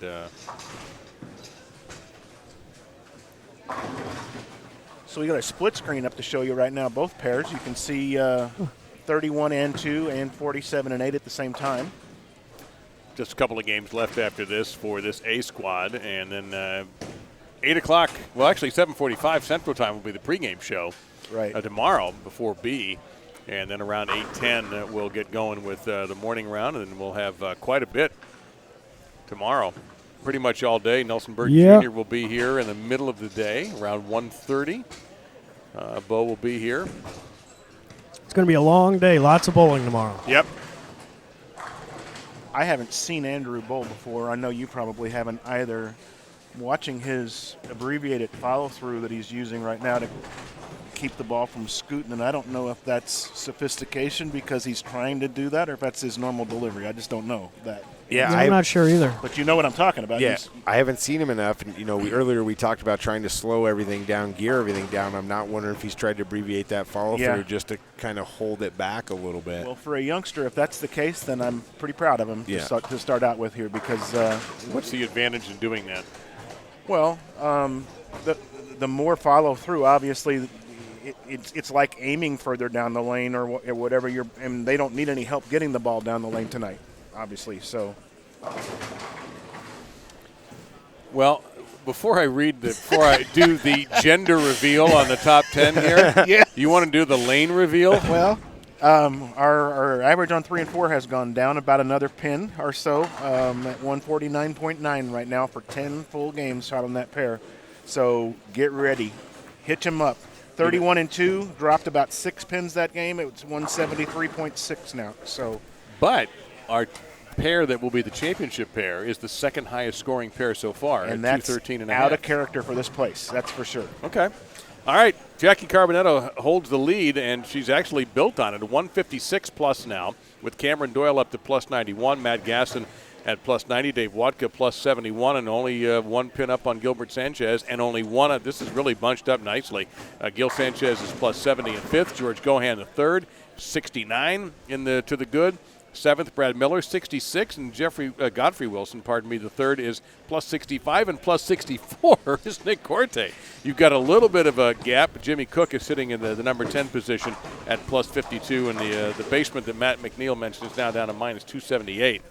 But Jackie is hanging in there now, holding the lead for a couple of games here. Very nice. That's after 5 games. Early Matt was asking me at the beginning here what I thought numbers-wise would, and you really aren't going to be able to do a good prediction on a small squad like this what the number might be. But all those folks bunched up there, 5 or 6, that's dangerous, because that whole group could get kicked out of the standings by one guy on a good finishing game. What is the cut number? Like how many is it? The top 32 come back Sunday morning, and they will bowl 4 games and then cut to the top 12 for a round robin. All right. Wow, that is a big swing of a machete right there. Yes. Yeah. It's and you know, we've had real high scoring years here. You know, when you had to be 200 over, there's been a year when, you know, it was like 120. I always look at a target when you got 8 games, you got volume on the lane, you know there's going to be a lot of good bowlers, you know there's going to be some re-entries. I always put that magic number to where I think, you know, you're safe is around 200 over. Okay. 225 a game. Yeah, if you want to bring it down a little bit, 220 a game. So that 150, 160. That's where Jackie is right now, 156, and with 3 games to go. But she's the only one that's over 100 over right now at, that 5, is correct. with 5 games in. So, and I think we're seeing that trend to where the guys. I mean, we see 4 and 5 baggers on all these pairs, but then they're followed by splits. Right. So I think a lot of, you know, those other numbers are in that 2-teen-ish range, to where that they're able to bowl some score, but they give it back when they miss. They're not getting 9 when they miss it. Right. I was going to look where Shea's at, because he's got a nice game going over here. That split in the 6th frame broke up everything, but he's got strikes everywhere else, and he's at 32 over. So this game, I mean, with these scores bunched up like they are, 90 over is in 3rd place. He makes a huge move with a big game on this game right here. Yeah, you can make big jumps when the scores are bunched up like this and a little lower behind the leader. I mean, Cameron Doyle's all the way up to 2nd place, and he bowled 177 his 2nd game tonight. Right. Watching Andrew out here in front of us, he's got 162 in the 8th with looking at it's double wood. It's not an easy spare, but certainly a makeable spare in the 9th frame. He can go 2-teen, and he is dropped down to 21st place now with minus 48. So that was another big drop for him last game. But he makes that spare.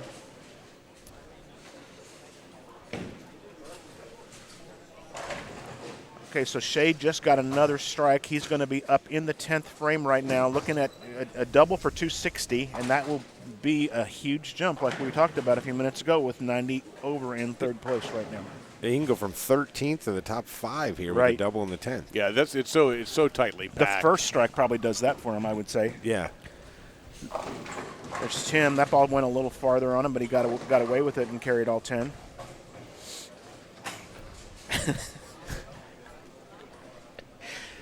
Tim, that look's going to be on your face many, many times in the middle of the night coming up pretty soon. Nice shot, Shea. First strike in the 10th frame. That puts him in the 250s. All I can tell you is as soon as I get out of the booth, I'm going to lanes 3 and 4 and figure out what's going on over there. I just want to see it. Is the ball not hooking a lick? Is it hooking too much? Rob, what if Mike makes you stay in the booth for the rest of the night now and you don't get a chance to go over there and see what's going on? Well, I'll figure it out. I went over there, but I don't have your knowledge, so I couldn't exactly tell you what the problem is. I mean, it would take your trained eye to figure it out, but it's happening. I mean, it's a real thing. 40 pins is a lot. Shea's giving that ball a little bit of room now. He's slow wheeling, and that ball was a 2nd strike in the 10th frame. He's in the 260s now. Huge move.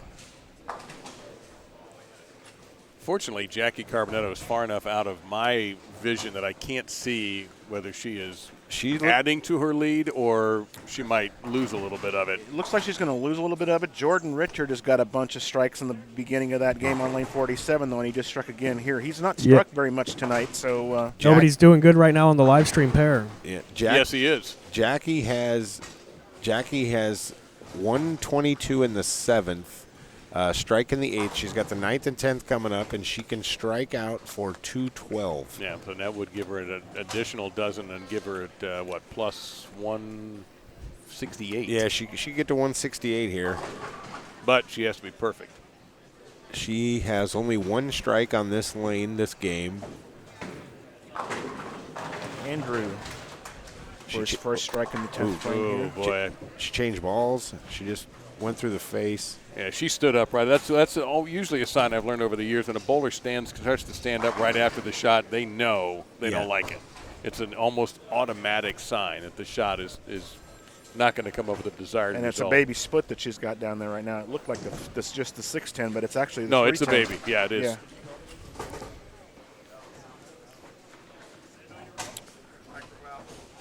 I was applauding for Shea Bittenbender here, but he didn't see the booth applauding for him. So 266 game that time. Wow. With that 2-8-10 split in the middle. Jackie did convert the 310. She's pacing 182. Can get the double to get in the 190s. She's going to lose a few pins this game. Unless there's something major going on the other side, she's probably pretty secure in the lead through this game, but she's definitely going to allow the other players to get a little closer to her here. And one nice thing, I know that there is no skipping in between flips. She's not going to go to 3 and 4. That's she's going to. She started on that side of the house, so where does she go? I guess is my question. Well, it's going to be back over there. It's going to be back over there now. Right. But I know she's going to skip at least 3 and 4, if not both 3, 4, 5, and 6. Ooh, she had a bad one there on 47. She's not going to get into the 190s. Doesn't look like. That one just didn't even hit the head pin. There's at least 5 pins there. And that's a pretty good pairing there on 43 and 4 between Shea Bittenbender and Daryl Ratliff. Daryl shoots 223 with all 3 strikes in the 10th frame on 44. Got a good look here at Jackie Carbonetto from the side. Is that a 1, 2, 7, 8, 10? Yeah, she needs to make the washout here. Otherwise, she's going to. And She did. Almost No, she left the 7 she pin. left the 7. Still standing there. Yeah, it is still there. So that's going to. 166. She's going to drop 34 pins. Wow. Well, the good news for her, she had at least something in the bank to start with. So, but yeah, that's going to tighten things. I don't know what Cameron Doyle is up to right now, but he's, other than that one bad game, he's been very good. Tim Barrett at 41 over before this game, shoots 212, so that puts him at 53. Okay.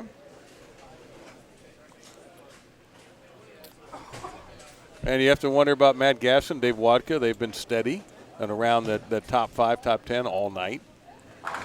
So Dave is on this side of the house. In fact, he might be right in coming up. Well, let's see. He's going to be in front of you, or you can keep an eye on him, at least. Brad Miller, kind of a disaster that game. He's Brad right here in is- front of us, 175. Brad is not happy. And he was 66 over, so he goes back to 41, which is behind Tim Barrett now, who just shot 212. And that's game 6, folks. Only 2 more before we call this a night. And honestly, I don't have a good idea at all what's going to happen scores-wise. And you're not even here. bowling. Just imagine how difficult it would be if you were competing. Well, I'm not even talking about a good idea of what to do out there. I'm just talking about a good idea of doing my job and sitting here and predicting what might happen. And I don't think I can do that very well right now either. So. Well, man, I'm going to take a leave for the evening, but it's great to finally meet you, Dennis. You and too. Enjoy talking with you guys. I'll see everybody tomorrow. Matt and Mike will step in here, and Nelson Burton Jr. will be with us tomorrow afternoon around, I believe, about 1:30-ish Central Time, I would think, or 1. Yep. That's what we're hearing. So that's something I cannot begin to explain how much I'm looking forward to, but I've tried over the time since I knew that I'd get a chance to sit with him. So enjoy those final 2 games, and I'll see everybody tomorrow. all right, Dave, it's been a pleasure. Yeah. All right, folks. Some people are taking their first shots beginning game number 7. This squad has gone right along. Let's see what time it is. It is 9:50, and we started this thing right at 7 o'clock. So very swift as far as the way things have gone tonight. Here in front of us, Dave Wadka. I've been waiting to see what's going on. He was in 4th place after game 5, and we don't know what he shot in game 6 yet, but plus 71 leading into that game. Hanging around all day, it looks like.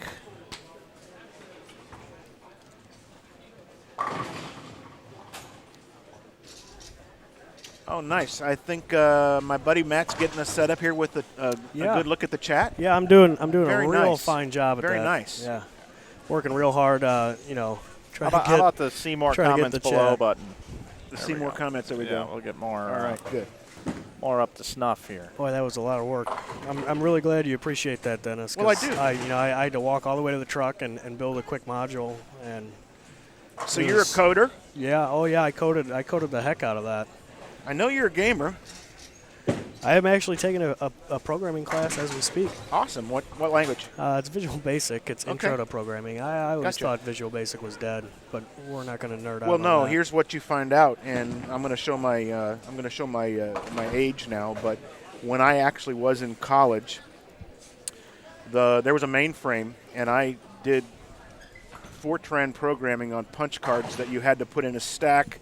Each line of code was a different card, Yeah. and you stacked them up in the reader, and they would get fed through the machine. And so your program could actually get screwed up because one of the cards gets messed up, and when it jams the machine up like a printer would be right now. Right. So, but the basis of that is just logic.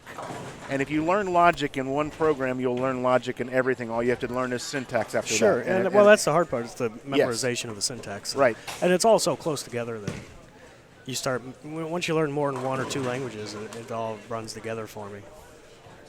Right, Mike? I get a lot of folks asking me, sorry, Mike, but he was asking a question. But I want to know how Brian got this set up like this. It's pretty cool, huh? I guess. I mean, I worked real hard on it, like I said. Later. We're going to go try tonight. beginning game number 7 here, and who's bowling with Dave? Yeah, We're here on our with screen. Dave? Yeah. With Dave Wadka. Who's It's bowling? it's not Ratliff, is it? No, it's I don't know who that is. Just looking to see.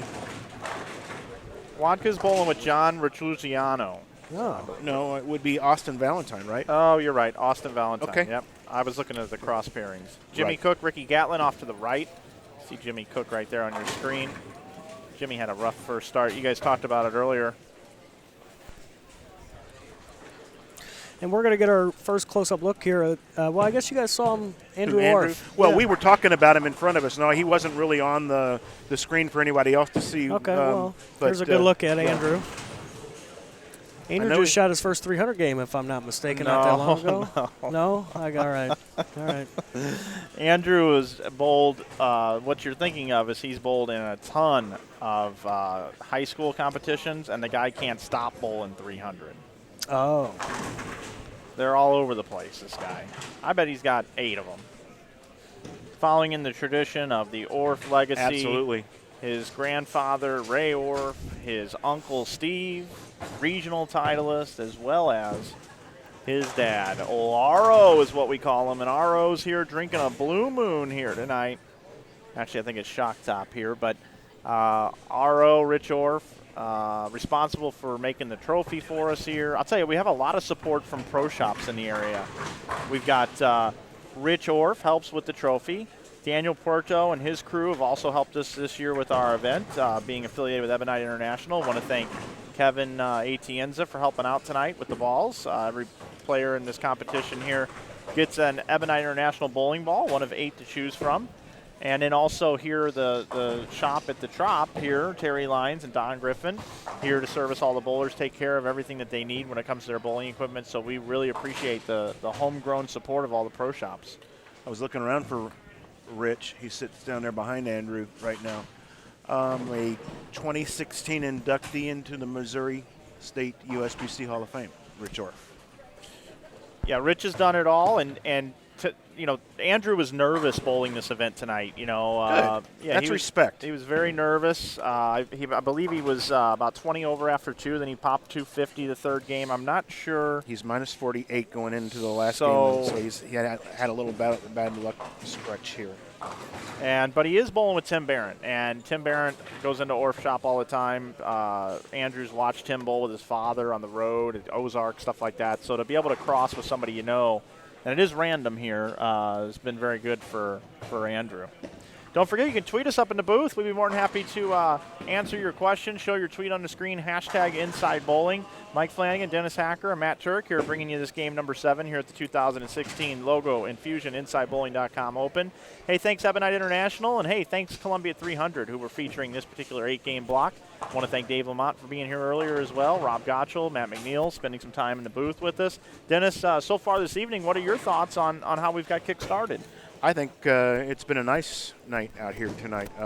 Watching and even right now, still looking at how bunched up the standings are, this is going to be fun. These guys nobody's running away with things. We see them, like we were talking with Rob a few minutes ago, stringing 5 or 6 strikes in a row, and all of a sudden that split pops up. Tomorrow, we don't think it's going to be that way. We think they might get 3 or 4 in a row before that happens because they're going to change a little bit faster. But if the lanes get easier after, let's say, 4 or 5 heavy games are bowled on them, they could have an advantage on a squad like tomorrow. So we'll see. Absolutely. Don't forget we are simulcasting on Facebook this year along with YouTube. You can head over and like all of our social media assets. If you don't already, please do. We certainly would appreciate it. Go over to Instagram. We are at Inside Bowling. On Twitter, we are at Inside Bowling. On Facebook, you just go to, Dennis, you go to facebook.com/ I'll let you finish that. Inside Bowling. Inside Bowling. That's right. And then if you want to go and subscribe to our YouTube channel, you go to youtube.com/ Inside Bowling. Inside Bowling, right. So hashtag support the sponsors is what we say. We're a digital marketing company.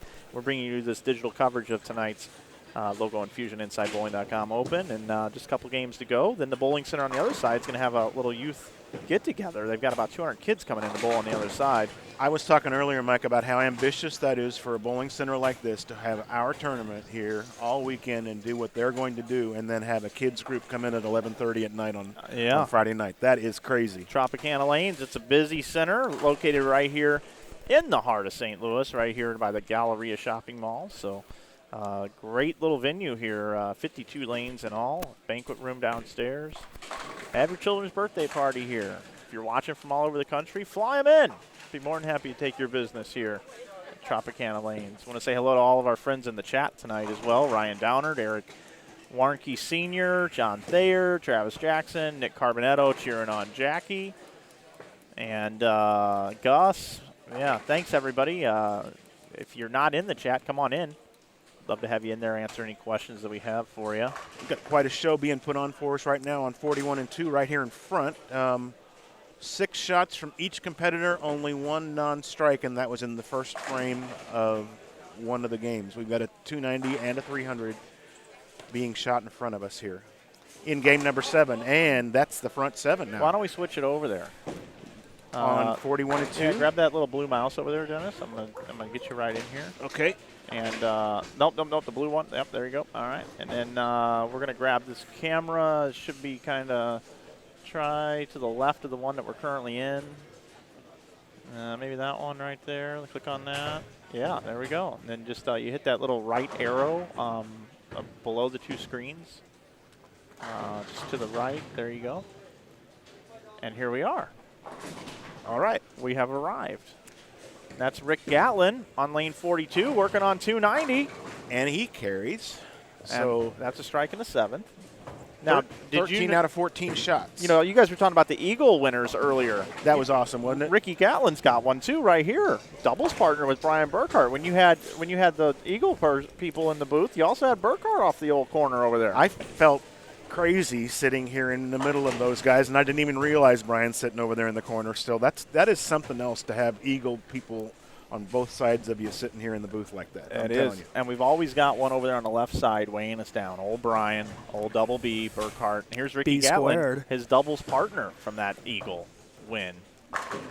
And another one. Look at that jersey, too. Look at that Logo Infusion jersey. Yep. The IB uniform. See, Ricky gets one of those because of Brian. You know, it's who you know around here. It's who you know. It's who you know. Yes, in the chat. Great question. I was waiting for somebody to bring up Craig Nidifer's name, and Ryan Downard wants to know, is Craig Nidifer bowling? Haven't heard much about him lately, and unfortunately, Craig Nidifer was really at the height of his bowling career. He was bowling extremely well, and he blew out his wrist, and he's still nursing that back to recovery.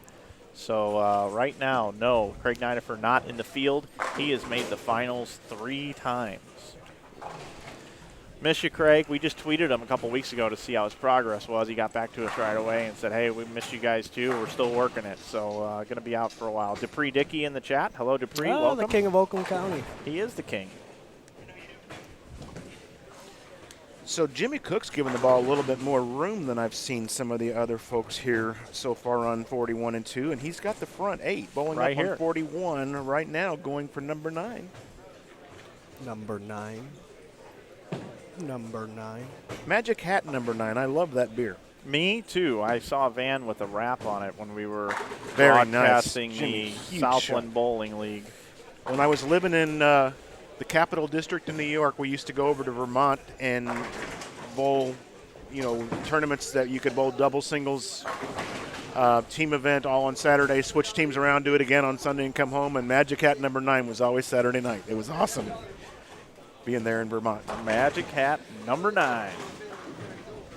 I like number 9. I like some of their other I do too. Christmas brews as well. Yeah. I had a nice sampler pack this year at Christmas time. Oh, that's nice. If anybody from Magic Hat is watching, as Rick Gatlin now is working on a 290 pace. These guys have missed once as a team. Want to turn me down there? I'll go down there with the wireless. Awesome. Yeah, anybody from Magic Hat watching, we don't have a beer sponsor right now. We could use a beer sponsor here. So Magic Hat number 9, great logo. It would look good. This is fun to watch out here in front of us right now, this 41 and 2 business going on here. And Brian, I can see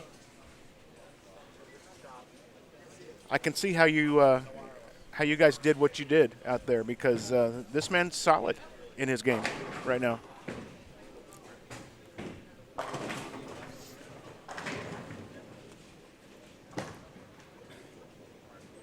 Come on. All right, leaves a 2-8, but still looking at 260 here with a spare, and that was in the 10th frame, so he's got a spare up, and then a spare puts him in the 260s. Let's see what Rick was at. He was minus 22, so that puts him right smack in the middle of the pack here with this game.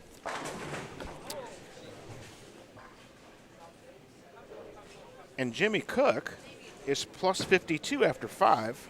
We don't have a game 6 update yet, but plus 52 after 5, and he's got the front 9 this game. There's a good look at him right now. Jimmy Cook. He looks very calm, doesn't he? Yeah, he does. Calm and collected. Cool as a cucumber. Smooth as a mountain stream. Rich Gatlin there. Trying to finish this up for 268 with a solid shot here. And he carries for 268, so very nice. Like I said, we don't have a Game 6 update yet, but he was minus 22 going into Game 6, so depending on what he had last time, that could have put him up into the top 10. Jimmy Cook up on lane 42. 9 in a row, looking for 10. He's using a different ball in each lane. Oh, flat 10. It's a shame.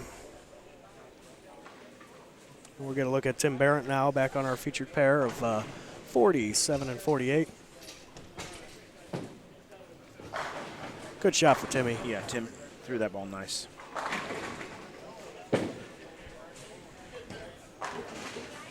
Brad Miller, after his fairly significant pin count loss last game, on 43 and 4 now, in the 220s if he stays clean. He's got a 4-bagger up.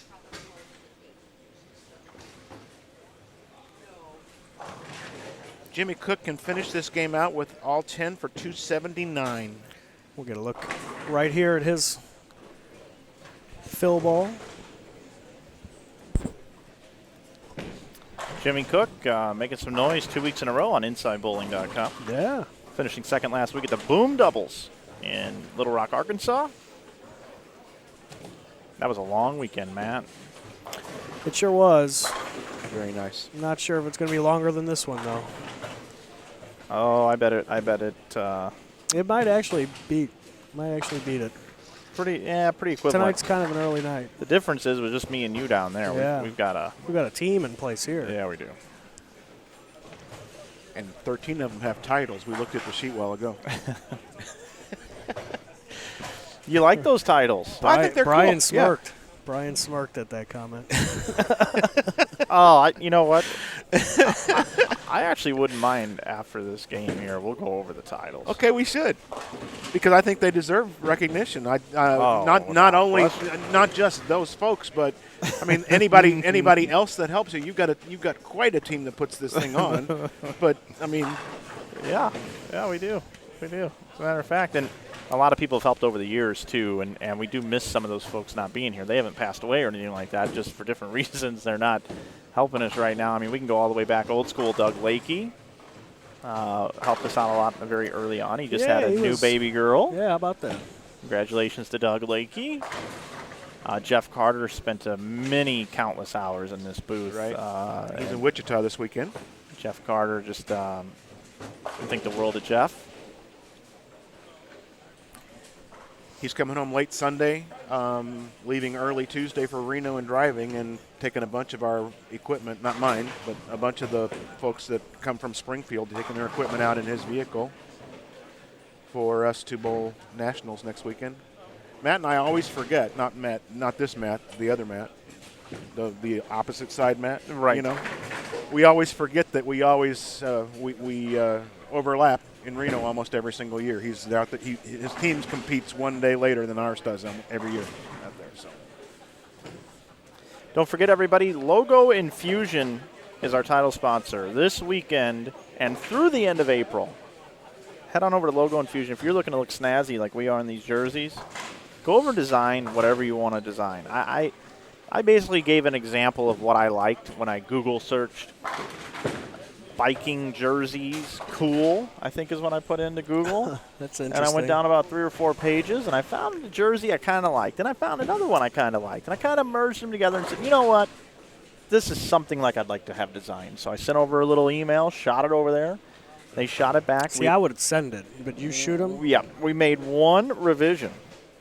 And here we are. Proof. Basically, they send you a proof back. You made one revision, and that was it. That's awesome. One revision. Knock it out of the park. And the revision was so tiny, I was just nitpicking. But it was really cool. And you can do that, too, because this weekend, you guys, there's a special coupon code. One of the most aggressive discounts they've ever made, old Logo Infusion. Coupon. 20% off.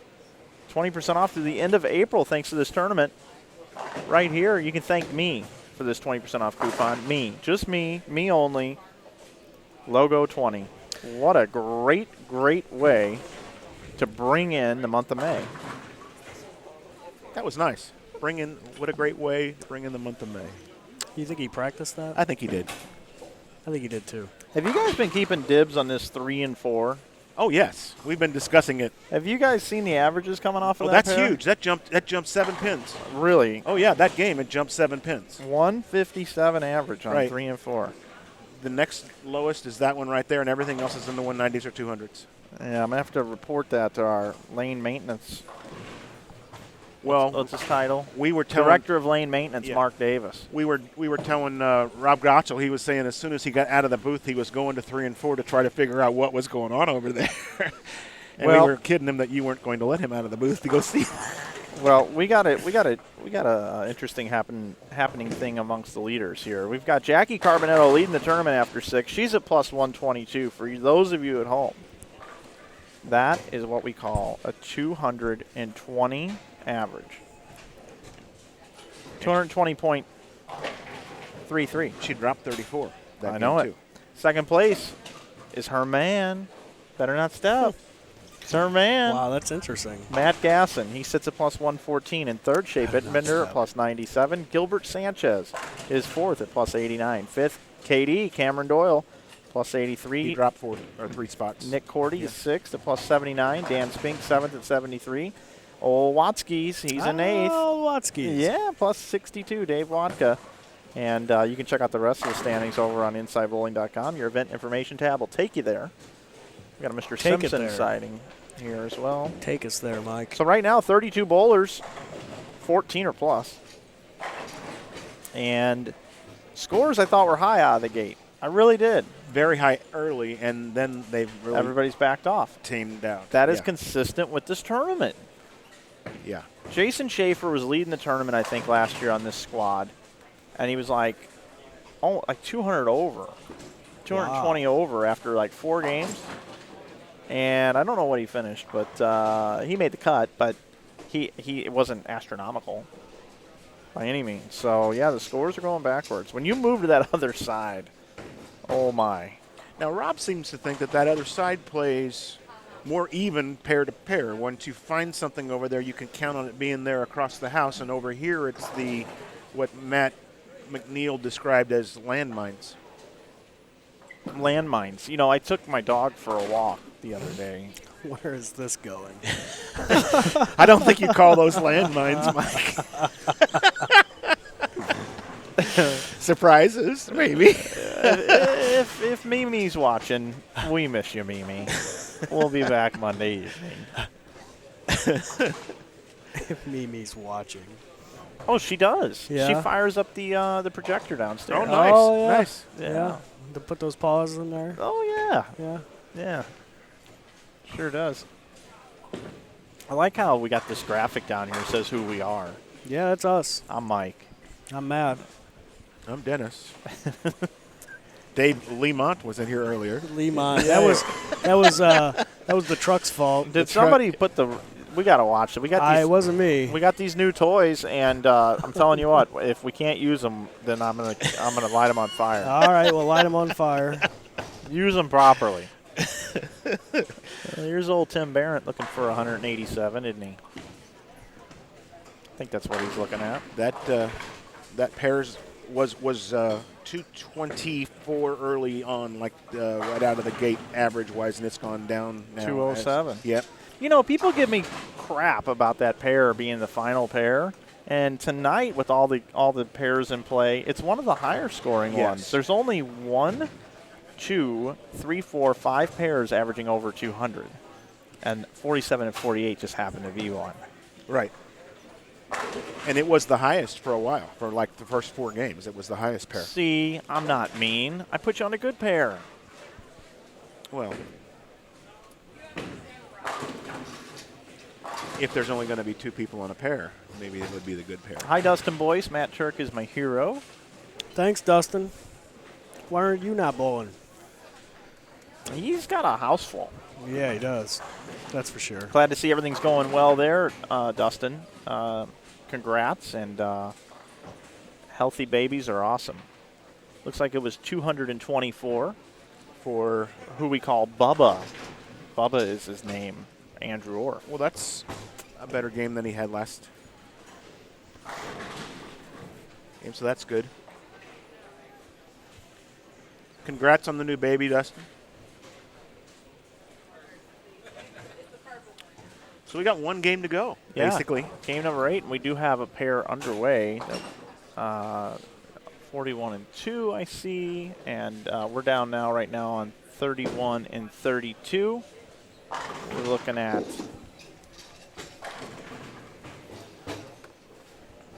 Mike. Is it Michael Haggett? Yep, Michael Haggett and John Trzynski. We just saw John last weekend at the Boom Doubles. We did. Was that your first time doing that tournament? It's the first time the tournament's ever been had. Oh, I didn't realize. We didn't either. Okay. They had some big names out there for the first time, huh, Dennis? Mike, whoever's listening. No, I'm listening. Oh, that's a nice shot. Although I wouldn't go back to that well.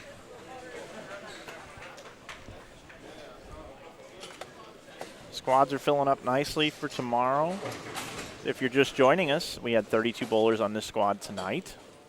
We are, is that still game 7 down there on 31 and 2? Yes, sir. Yeah, that's what I thought. Thank you, Matt. And we'll have one more game here for you.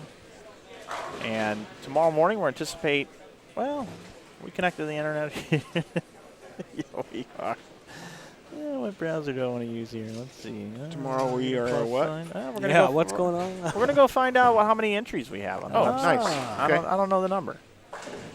Okay. Oh, now we got a pinwheel. Max, let me tell you. Wireless mouses. Yeah, why do we even need them? Let's see. I'm going to go look over. What I'm doing is I'm going to InsideBowling.com, and then there's a pretty big banner that says InsideBowling.com open. I like how there's multiple ways of getting places. That's a very good web technique. just to let you know. Yeah. Because even though we might, as we design things, we might think this is very intuitive, other people don't see it the same way we do, so you have to give them that many. It's a colorful pinwheel. Yeah, I just don't get along with computers sometimes. Did you turn it off and back on again, Mike? Give it the old reboot. Well, while we wait for that, I'll tell you. I can probably look on my phone. Let's see. Well, if anybody's listening to me tonight that has tried to send me a message through my phone or through Facebook or anything like that, I'm been a little busy and I haven't really paid attention to any of you, and I'm sorry. If you're in the chat and I see that stuff come up, I'll take care of you there, but hang with me and go along for this ride this weekend. It's kind of cool. Okay, tomorrow morning, B Squad, we have 44 signed up right now. So that's 4 more than we had to start the evening that I know of. So we have 44. I would imagine that number gets to 60. So we'll have about 92 after 2 squads, and then C and D will fill at 96 apiece. So I got to bring in our Chief Technical Director, Brian Burkhart. Calling IT. Need help. I just tried opening a browser because I wanted to see how many were on tomorrow's squad. He says, "Why did you open a browser?" Yeah. Why did you? It's do a something legitimate like that? question. Why are you doing that, Mike? It's a legitimate question. Yeah. Motivation makes a difference sometimes. Yeah. It's a wonder it's even still in color.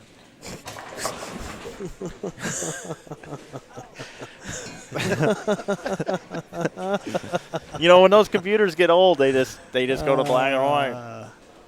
Sometimes when I see somebody old, I call them Mac. Yeah. Sorry, Brian.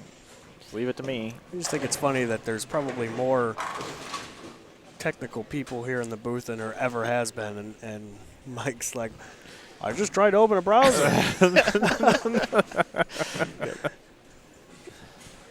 Yeah. We got quite the game shaping up down here at the end of Game 7 on 31. Yeah, we certainly do.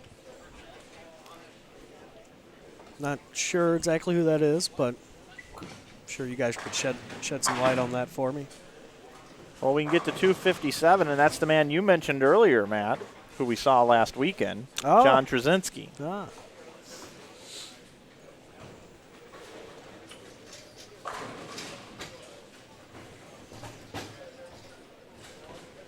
Oh, I actually knew how to do that. I could have done that. What are all these memes? Brian, do you have an altar life? All these memes. There's a bunch of memes on the... Brian, are you in bowling arguments? I don't think you're allowed. I think he is. Okay. All right. No, Brian's not in there. Brian wouldn't. Let's see. Tony Velasco says, no O'Neill, Russell, Fagan, Maldonado troop this year. That's sad. We're a little sad about it, too. Yeah. That's okay.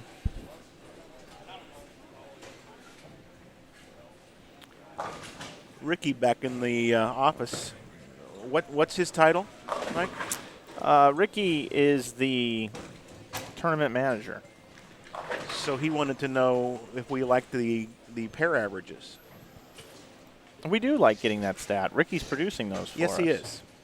And every time they come out, it's a little clearer. Is that on the event no, information I thought tabs, that by the way? was one of the funniest things is each time he brought me one, it was larger font and larger font and larger font. And like now I couldn't it's read massive. it or something. I just got to put my Yeah. glasses on, but now I don't have to use my glasses. No, with this now he's font. got to hold it out like this. No, I don't.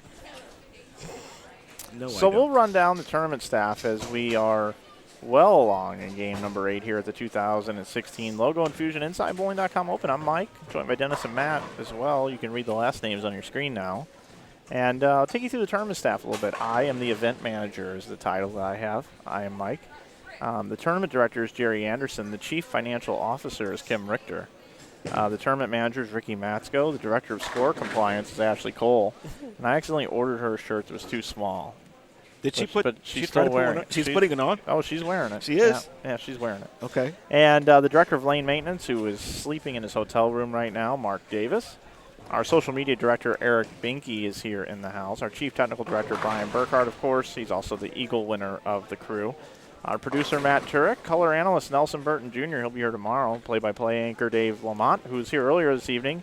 Our local anchor, Dennis Hacker. And I'm also, I have 2 titles on here. I'm also the sideline reporter during the finals. So I don't know who comes up with these names, but that's what we have here. And how much do you guys get paid an hour? Like $4? $75 or $80 an hour. Right? I thought it was $4 an hour. That's what we worked out, though, isn't it? That's what I thought I signed. Superior Pack fan is getting a little testy here because we missed his question as it came up earlier. To answer your second question, it's not hard to answer your question. And to answer the first one, I haven't seen any two-handers yet tonight. No two-handers yet tonight. I will tell you, this Superior Pack fan, 1997. He was there last week. Yeah. Getting testy. And we put him in timeout probably 4 I or 5 watched the times. USBC stream the other night. And he Yeah. was in there. Was so he? A huge fan of bowling. Thank you for your support of bowling. Jimmy Cook is striking again.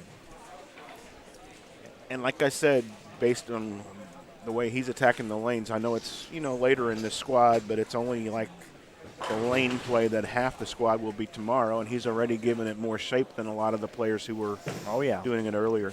Rob was sitting here watching Tim Barrett throw with me a while ago out here in front, and we were trying to decide whether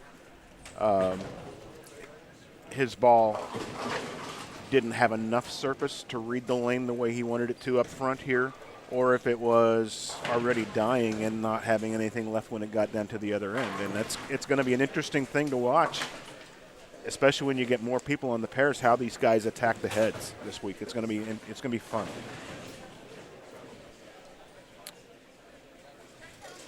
Thanks, Ricky. The per lane, our tournament manager, put the per lane averages up on the event tab below. So you guys at home can see what the pairs are doing.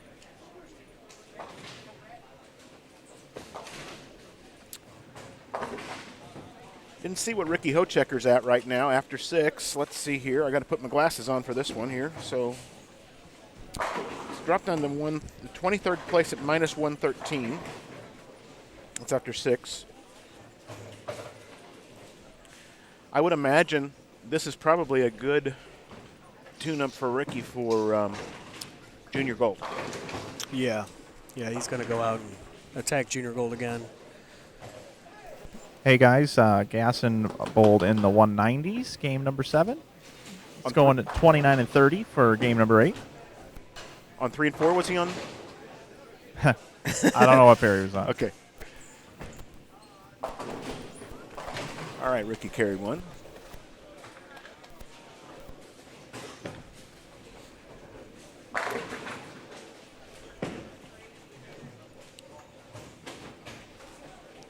So our pair, Jimmy Cook and Ricky Gatlin, aren't doing the same thing on the on Mike's favorite finals pair as they did a few minutes ago in front of us on 41 and 2.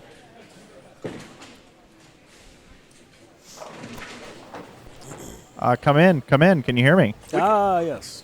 Do you hear me? Yes. Yes, Mike. Yes. I'm way over on the other side, straight across from you guys. Yes, the other side. Now he's gone. In the chat, Kenny Ryan is asking how many lefties are in the field this year. I've seen 6 or 7 tonight, I believe, as they've crossed in front of us. Have no idea for tomorrow's blocks yet. I'm back. Jackie had 191. So another Gasson 9 and pins. Jackie both in the 190s. Okay. Who was third? Shea Bittenbender at 97. What a move he made to that game before to go. Yeah, with 260. 66. Yeah. Yeah, one game can do it. Yep. You got quite the game going on over here on 43 and 44. Joe Nolan. And I can't see who's bowling with him at all.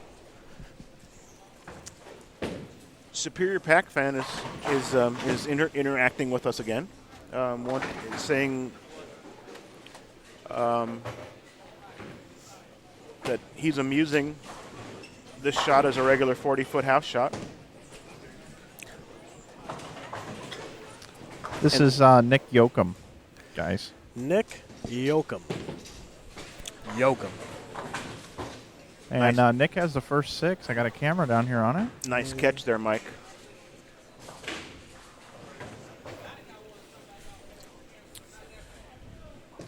Folks, you can find the lane pattern on the InsideBowling.com website. You can probably also find it on Facebook, I would imagine, on the Facebook page. And it is not a house shot. It's 46 feet long, and it's 30 mils. And Nick. Old Nixies. Striking it up for 6 in a row there. On lane farty far. Did he make eye contact with you, Mike? Does he know that he's on camera right now? He's definitely aware the rosin bag was just underneath the tripod. Oops. Oh, no. That's what they come here for, guys. They sign up for this. They want it. They say, I'm coming by the booth. I'll be coming around the mountain. I do not think Nick is Dwight's son, as it's being asked in the chat. I'm not sure I don't about think that. so. We can find out. I noticed someone in the chat earlier said that Barry Manilow was live streaming on Facebook. Oh, really?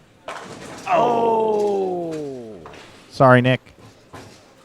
Nice run there, though. We do still have Joe Nolan down here, though, with a possible 279 game. Joe Nolan. What is Nolan at going into this? Well, actually, I have it right here. Do you? He's 17th. He is -8 through 7.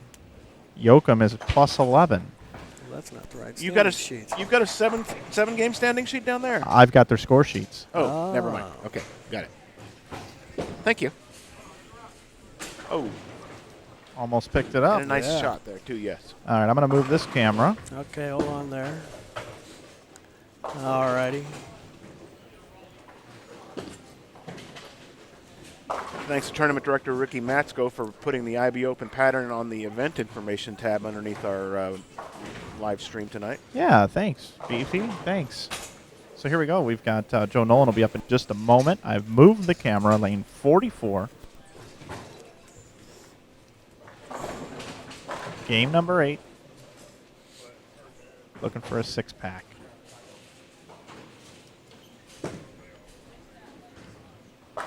Boom, shake likes the it. room. Joe Nolan. Now, let me tell you something about this guy. I've watched this guy bowl for a long time. This pattern is not really his favorite. And for him to bowl a big game, this is a big boost of confidence for him. I'm going to move this camera again. Well, he worked hard to get here too, Mike. He had to. I mean, he just barely cleared up enough schedule to be able to get in here tonight to bowl. So I think it's he's cool got that to he work did all that. weekend. Yeah. I think it's cool that he did that. Yep. Good guy. Really a good guy. Grew up bowling juniors with him.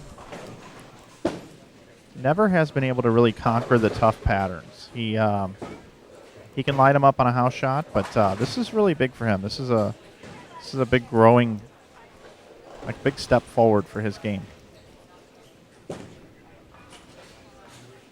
Nice shot, Joe. Very nice. All right, so Nolan can still bowl 279.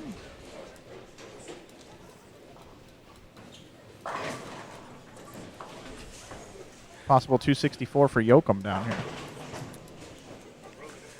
So, Mike, in the chat, Tony Velasco says, I happen to know through mutual acquaintances that Mr. Matsko, Turek, and Flanagan are pretty good bowlers themselves. Why behind the scenes instead of participating?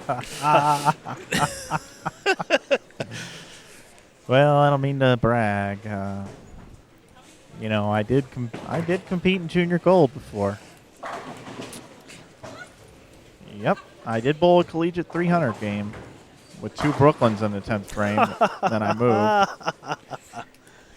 And good high fives after the Brooklyns?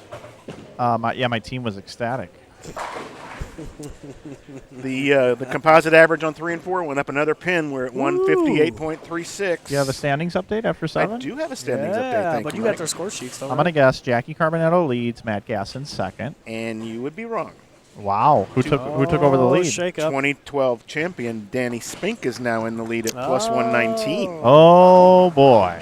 Danny Spink. We've got a story developing. Jackie Carbonetto in second place at 113, followed by Jimmy Cook at 112. Matt Gasson 105, 8 pins behind Jackie. Shea Bittenbender in the top 5 rounds out at 100 over. Gilbert Sanchez in 6th place at 92, followed closely by Brad Miller at 91. Then it drops to 8th, Dave Wadka at 75 over. Another big drop, Godfrey Wilson in 9th place at 58. And then Cameron Doyle and Nick Cordy, 50 and 49 over respectively. And then another big drop down to Tim Barrington, 12th place at 30 over. Nice. Okay. Are we on Yoakum, by the way? We are. He's missed once in the 8th. It was a 4-9. Pretty big game here. Very Nice game. Very nice. Nice game, Nick. 266. 264 to be exact. 264, sorry. Yeah. Nick Yoakum Nice was game, man. 11 Nice over, game. so 75 over now. All right, I'm going to move right here with my camera. I'm going to move about 5 and 3 right. Speaking in bowler's terms. So that's not a parallel move. No, I'm moving right. Okay. Not a parallel move. Tightening up my angles. Okay. Speaking of angles, I don't know if you could maybe possibly angle that camera up just a tad once he's done bowling. Sure. Oh, come on, come on. Yes. Roll that beautiful bean footage. Sure did. Huge Says whoopsie. messenger. Yeah, I'm going to adjust the camera. Yep, go ahead, and we're going to take a look here at our new tournament leader, Danny Spink, down on 31 and 2.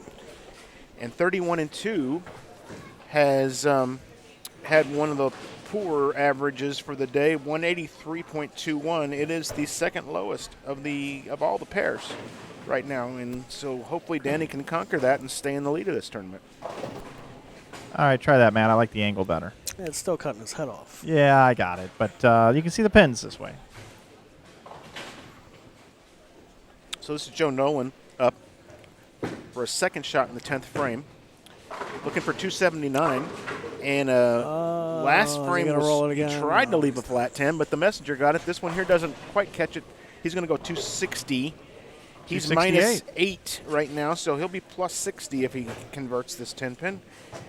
And that could move him into the top 10 on this squad anyways. How cool is it? We got the guy who's leading the tournament on the last pair for the live stream. Yeah. Isn't it cool how we planned that out? We planned that out, didn't we? I was just going to say. Yep, we know it. He's bowling with Cameron Doyle, it appears. All right, so Joe Nolan, good game. Good game, Joe. There's a good look at Cameron. Nice shot. He moved inside, Mike.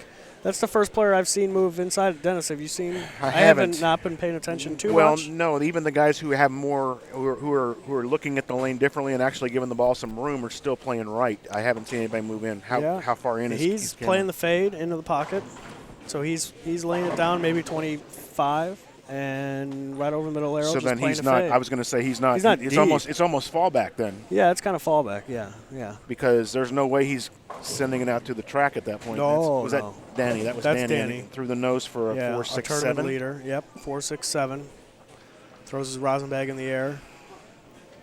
Yeah, but he's got. I mean, even on 37 and 8 while ago, whenever on 37 he's striking every time. 38 going through the nose every time or going heavy every time. His attitude is just so good. I mean, he doesn't let his emotions get the best of him, at least not while he's playing out there. He's probably going to be mad when he gets done. But that's something I noticed about him. He's so even keel when he's out there and keeping his head in what's going on.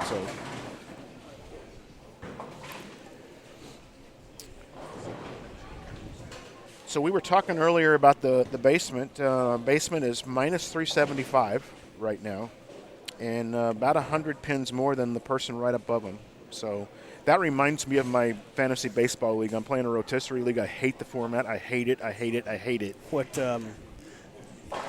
Not ours. Okay. Not ours. Not Okay. ours. No, ours is fun. All right. I'm playing in another one, and it's a rotisserie format where they have all these categories, and what you have in there ranks you in each of the categories, and like the highest one gets 12, and the next one gets 11. Yeah, Mike plays in a league like that. Yeah, and I absolutely love it. Actually, Yeah, he's love killing that? it. He's killing it right now. I hate that format He's so killing bad. it.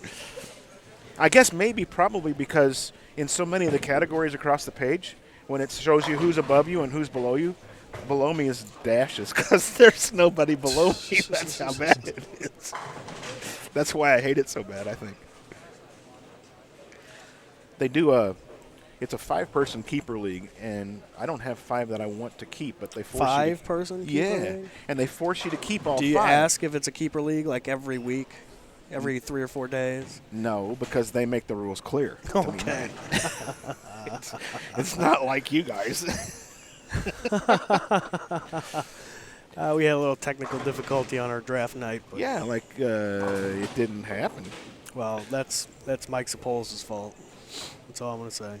Is he hashtag we need a new commission? No, next that's year? Mike Peters, actually. But I don't know if you saw my team name is now hashtag 7-step approach. I didn't see that. Because he takes 7 steps when he goes to the line. But, yeah, new commish 2017. Yep. I saw that. Yep. Here's a look at Cameron Doyle, Dennis. Watch him play in the fade here. Right. He struck the last time on this lane, left a spare on the right lane.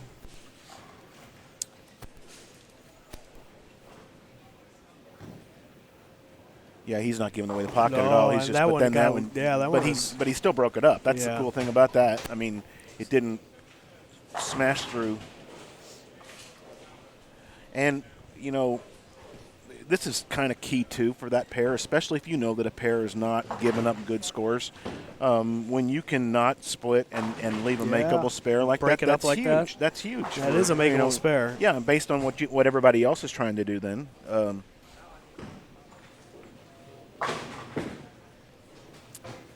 He doesn't leave much in the bag whenever he throws it as spares, does he? No, not at all. we need to try to figure out who's going to lead. I want to get an interview with him after the block.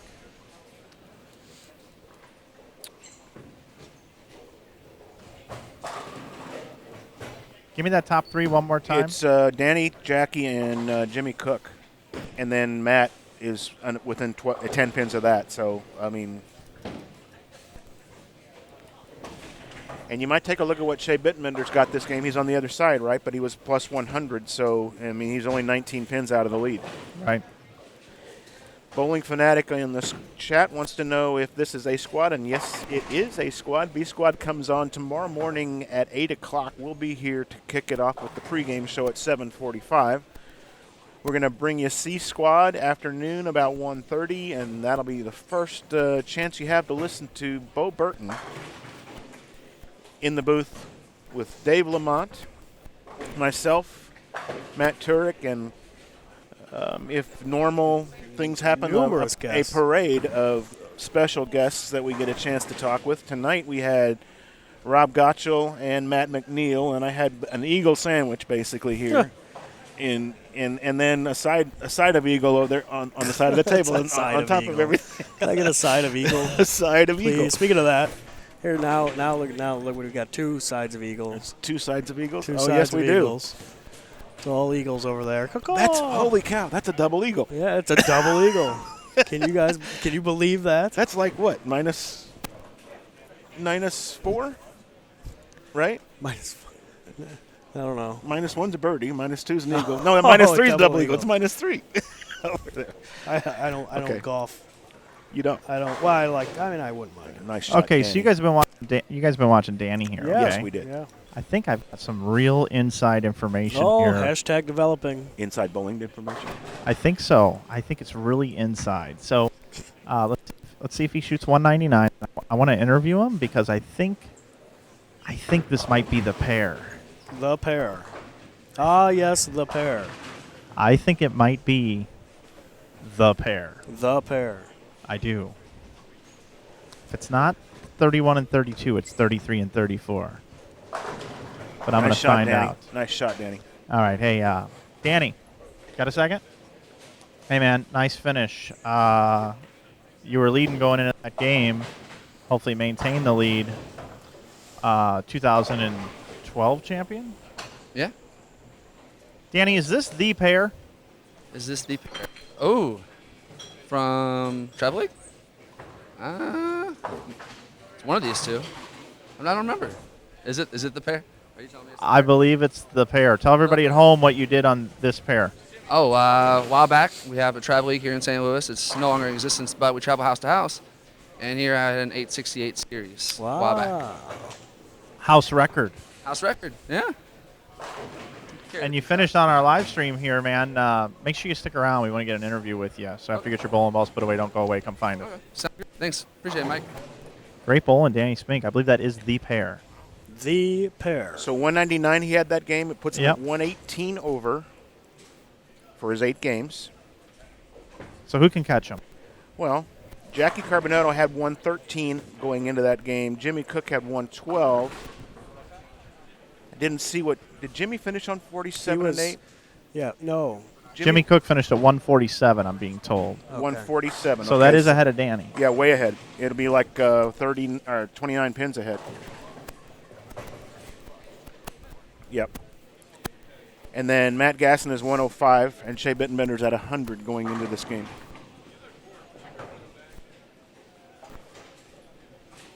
Folks, we're winding down here. Yeah. It is, what time is it? It is Oh, it's 10:45. 10:45. Not a bad pace for tonight, honestly. Let's figure out what we had. We had about half a squad tonight, right? Roughly, and yeah. 8 games took us 3 hours and 58 minutes. 4 hours. so it's going to be a challenge tomorrow. Yeah, it's going to be rough. I'm sure they'll bowl a little bit quicker. It won't be exactly 8 hours per block, but Right. probably be around 7 or 6.5, 6:45 maybe per block. Jack finished with 202. 202 the last game for Jack. All right. 202. So she's at 115. Danny's still at 118, so Jackie can't be any better than third. Jimmy Cook is probably going to be, I mean, unless Matt Gasson or Shea Bittenbender lit it up on the other side, Jimmy Cook's probably our squad leader. And what a shame with that game that he shot a while ago to not finish it out and have the only 300 of the evening. Yeah.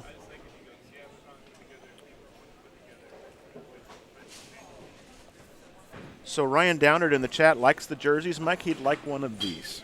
All you got to do is head over to logoinfusion.com. Put in that coupon code. Coupon is Save you 20%, logo right, Mike? 20. Yeah, logo 20. Yeah, save 20%. You can order this exact same jersey. Just make one little alteration for us because these are our uniforms. Just put one little different stripe on there or something on there. Just make them a little bit different. Just have a line Yep, going perfect. down the middle. Jimmy Cook, I'm going to do an interview with him and talk to him a little about his block. Awesome. Also, guys, we're breaking broadcasting rules right now. We are. You got to put this over your shoulder. Oh my God. Oh, I Well, didn't you know know that. what? Really, I see. Now, how does this work when you have a 3-person booth? Now, really, Mike would always tell me that you have to have the microphone on the inside part. Correct. Of so you the- don't see anything. Exactly. So now we have a 3-man booth here. Where should Dennis wear Well, his? the guy in the middle just gets to pick. Oh, Yeah, because he's always looking forward. there you have it. Yeah, we look Okay, forward to Dennis yeah, being in the booth. I don't want to get fired. Yep. See, that's how you do that. Isn't that? See, look how much better that is. Yeah. Man, this is orange. Wow. Yeah, that's a lot of orange going on. It's an orange booth. That's a cool backdrop, though, provided by Logo Infusion. Yeah, Logo Infusion, title sponsor. Hashtag support the sponsors. Got to thank Ebonite International for all their support. Columbia 300, Ebonite, Hammer, and Track in alphabetical order, guys. Very nice. Yeah, oh, I know. Sign Garage and Kegel. Mark Davis sleeping in his hotel room right now. Put down this lane condition tonight. So don't throw stones at us. Throw it at Mark Davis, everybody. Now, he'll condition the lanes tomorrow morning. About 6:30, 6:45. Okay. They'll sit for about a half an hour, 45 minutes, and then we will bring you B squad coverage here from Tropicana Lanes. How's that, Ricky? I think I'm matched perfectly. And Mike's almost matched perfectly with the shoulder with the backdrop. Oh, look at that. Oh, yeah. I see that now. You see that there? That's pretty nice. That is. That's really nice. I just blend right Notice in. how we make that, what is that, the top of a stop sign? Yeah. Something like that. Something like that. Yeah. Okay, well, hey, you know what? I think this is a great time for us to go off the air. Okay. Hey, Logo Infusion, thanks again for the sponsorship. Ebonite International, if you're looking for a new bowling ball purchase, check out one of the Ebonite family of brands. Logo Infusion, we love you. Ebonite, we love you, but also Sign Garage. Thanks for the Sign Garage, and Kegel. Thank you for your support, and thanks Dave Lamont, Rob Gottschall, Matt McNeil, and all the other guests that could have been in and out of this booth, people that we interviewed. Jimmy Cook for bowling and leading the squad. All the bowlers came out, 32 of them tonight. And Dennis and Matt, thank you guys. Thanks for having us, Mike. Yeah, Mike. As always. So tomorrow, we'll be back with you. Live coverage beginning about 7:45 in the morning if we get up in time. Otherwise, we'll be on around 8. We'll be up in time. We'll be Dennis here. will. Yeah. Brian will be here. Hopefully they can get everything running.